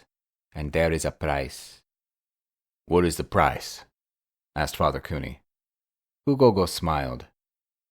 "That I join their ranks." "Bwah! Join the spirit world?" asked Grog. Ugogo nodded. Don't understand," interrupted Father Cooney. "What does she mean?" Grog turned to the father. "She means she has to cross the divide, sacrifice herself. The price of calling upon them is her life. You can't do that, yelled the father. No, there must be another way. Ugogo smiled again. It is too late, she said. I have already done it. Her eyes closed, and her head slumped forward. Grog leaned over and felt her neck for a pulse. She's gone, he said, standing up. He took off his hat and stood in respectful silence. Go in peace, Ugogo, he said. Amen, confirmed Father Cooney, and Godspeed. 44. We were exercising a steady fighting retreat. It would have done us no good to attempt to hold our ground against the demon spawn. There were simply too many of them, and they would have surrounded us if we stayed in place. So, we kept moving, hitting them with everything we had as we did so. I fired off the last rounds from the AA, then dropped it to the floor. I wasn't sure how many minions we had killed, or how many were left. All I knew was, there were loads of them. The simple fact was, they were just too hard to kill. It took an inordinate amount of firepower, either mundane or magical, to exterminate even a single one. So killing over 50 of them was a bridge too far. Several bridges too far, actually. We had given it our best shot, and we had lost. Now, we were just waiting for the clock to run down. Man, this sucked. Big time. I heaved another lightning spell at the closest batch of demons. It exploded directly above their heads and rained down a series of thunderbolts. One of the bolts hit a minion right on the top of his head and blew his face off. Yeah! I shouted. Get some! Special delivery from Sholto fucking Gunn. On my right, Vusi was busy dispatching a demon who had snuck up on us and launched itself directly at the Zulu, hoping to take him down with a surprise attack. But the only surprise was that Vusi had been waiting for it and impaled it on his spear as it jumped at him. Another group of demon spawn launched a batch of fireballs at me, all casting at the same time. They were weak-ass spells, and most of them bounced off my shield, but due to the sheer number of them, 2 managed to get through and hit my right leg. I went down hard, immediately casting a cooling spell to stop the burning. It worked, but I was struggling. Badly. Exhausted beyond belief. I wasn't sure how much longer I could keep this up. And I was almost out of spell cartridges. The masked demon spawn were driving us into a clearing in the woods. At the far end of the clearing was a small hill and an exposed rock cliff face, maybe 20 feet high. In the middle of the cliff face at ground level, an indentation. It would have been a gross exaggeration to refer to it as a cave, but it would definitely provide some cover from the multitude of fireballs and ice shards that were raining down on us. As we got to the edge of the clearing, I turned to Vusi. Let's run like stink to the cliff, I said. If we get caught out in the open, we're fucked. It'll be bend over and insert carrot time. I'm with you, he answered, as we sprinted hell for leather across the clearing and into the small hollow in the rock face. How many spell cartridges you got left? Asked Vusi. 3, I answered. Snap. Oh well. Looks like we've reached the end of the lollipop, my friend, I observed. Yeah, agreed the Zulu. Well, it's been an honor and all that shit. I laughed. You ever see the movie Butch Cassidy and the Sundance Kid? Vusi shook his head. It's a western, I explained, about 2 friends, bank robbers. I know who Butch Cassidy and Sundance were, interrupted Vusi. Hey, this is my story, I snapped. Quiet down. Anyway, they're best buddies and all that, have a great time robbing banks and sharing a girlfriend and living the high life. But at the end of the movie, they end up trapped in a bank in Bolivia. Why Bolivia? That's not important, I said. The important thing is, they're trapped in the bank and the whole Bolivian army is outside, just waiting to gun them down. And when they're down to their last 6 shots each, they shake hands, then run out shooting. And then? Asked Vusi. Well, the movie, goes into slow motion and we hear loads of gunshots and that's that. I assume they die. Sounds like it's a shit film, said Vusi. Everyone's a critic, I said. No, It's a great film, one of the best. So, I suppose we're Butch and Sundance. Is that what you're saying? I nodded. I couldn't actually speak anymore because I had a lump in my throat. You know when Ugogo told us not to try to combine our spell cartridges with the natural magic she taught us, in case it exploded in our faces and killed us, he continued. I nodded again. Well, I reckon that would be the least of our problems right now. I figure it's worth a try. We'll use our last cartridges, both summing up a lightning storm spell, combine it with natural earth magic, and go out there and shove the whole thing up their collective assholes. Let's do it, I concurred, as I took out my last 3 spell cartridges. Vusi shook my hand. We looked into each other's eyes and smiled. Fucking Bolivians, I said. And we ran out into the clearing. 45. As we sprinted out, I gathered my thoughts, concentrating on the magic around us, drawing strength from the earth and the air, willing myself to fill with power. I could feel Vusi doing the same. It was important that we both release our spells at the exact same moment to avoid them clashing and draining power from each other, instead of augmenting it. But before I could release anything, I heard a rumble of thunder. Vusi must have launched his spell prematurely. I turned to him, ready to vent my frustration at him, having fucked up our last chance to cause damage to these demons. But he hadn't cast anything. In fact, he wasn't even running anymore. He was simply standing still with a massive grin etched across his face. The thunder rumbled again, and he pointed. I looked up. Lined across the side of the clearing, in perfectly regimented rows, were what looked like to be at least 1,000 warriors dressed in animal kilts with animal skin headbands. They each carried a large bullhide shield and an assegai, identical to the one Vusi carried. And the sound of thunder was them drumming their spears against their shields. It is the impi of the sky, breathed Vusi in wonderment. My ancestors have come to save us. As one, the spirit warriors turned to face Vusi. They held their assegais high and saluted him. Beate. Then they charged. The demon spawn was swept before them like sand sculptures before a spring tide. Assegais rose and fell in unison as the war machine ground the enemy down to mere pieces of dismembered flesh. And when the spawn tried to fight back, their blows had no effect on the spirit warriors. Within minutes, they were done. Again, they formed up, saluted Vusi, then disappeared, fading slowly away like mist beneath a summer's sun. And all alone, kneeling down in the middle of the clearing, was Stanley Benoth. He bled from a multitude of cuts, and his right arm had been severed at the shoulder.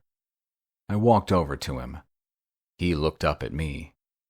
There were 100 things I wanted to say to him, that I needed to say to him, but the enormity of what he had done was simply too much to even talk about.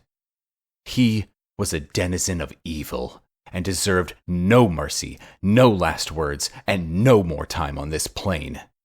I leaned down, pried his mouth open, and rammed my last 3 spell cartridges in. Fulgo tempestas, I commanded. He stared at me with an expression of absolute terror. Then the lightning storm tore his head into 1,000 pieces. I struggled to think of something pithy to say, something worthy of Sholto Gunn and his renowned wit. But all I could come up with was, "Fuck off and die, you piece of shit." I turned on my heel to be met with the sight of Vusi, kneeling on the ground in front of Ugogo. But not the Ugogo I was used to. This was a younger version. She had the same height and presence, but instead of the rotund old lady, there was a young woman of exceptional beauty and poise. And she was surrounded by a golden glow, like an angel. I, too, fell to my knees. She smiled at me. You did well, Hex, she said. Thank you, I said.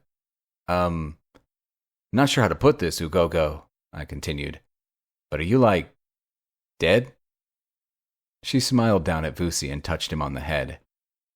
And you said he was slow, she said. No, I didn't, he argued. You did. Did you bring the warriors? I asked. She nodded. And so, I shall say my goodbyes, she said. The price has been paid, and willingly. So, I must take my leave. And with a twinkle of golden light, Ugogo faded away from our sight, but not our memories. Hamba gashle, Ugogo, said Vusi with reverence.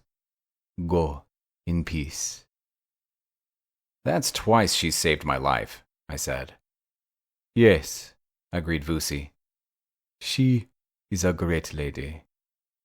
And it was with both relief and sorrow that we left the scene of the battle and headed back to the car, ready to go home. For today we had won, and we had lost. But such is life, an eternal fucking gray area. 46. Everything was back to normal. Well, as close to normal as my life ever gets. I had loads of work to do, sticking to the promises I had made to Daddy and the homeless dudes, so that was taking up quite a bit of my time. Father Cooney was back at the church, and, miracle of miracles, he had even given me a compliment. When I say a compliment, I suppose that's strictly speaking not true, but he did glare at me and say that everything that went wrong in the world probably wasn't my fault. But I knew what he meant. He's got a heart of gold, that old man. Cold and fucking lifeless.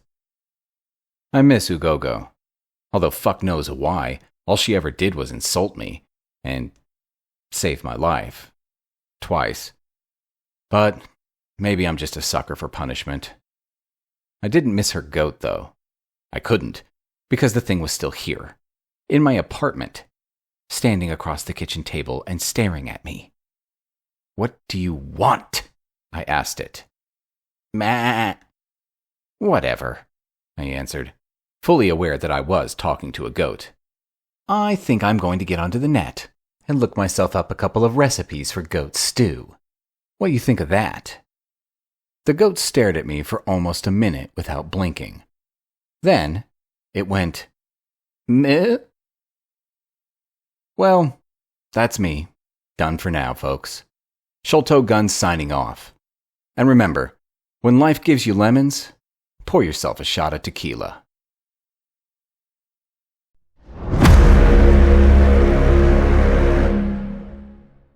Thanks for sticking around for Book 2, Mayhem and Magic. I hope you enjoyed the latest dose of Hex's wild escapades, demon battles, and snarky one-liners. There are still 2 more books in this epic series, so if you want to keep up with Hex's adventures, don't forget to hit that subscribe button. Your support helps keep the free books coming and the channel going strong. Thanks again for listening, and I can't wait to have you back for the next chapter of the journey.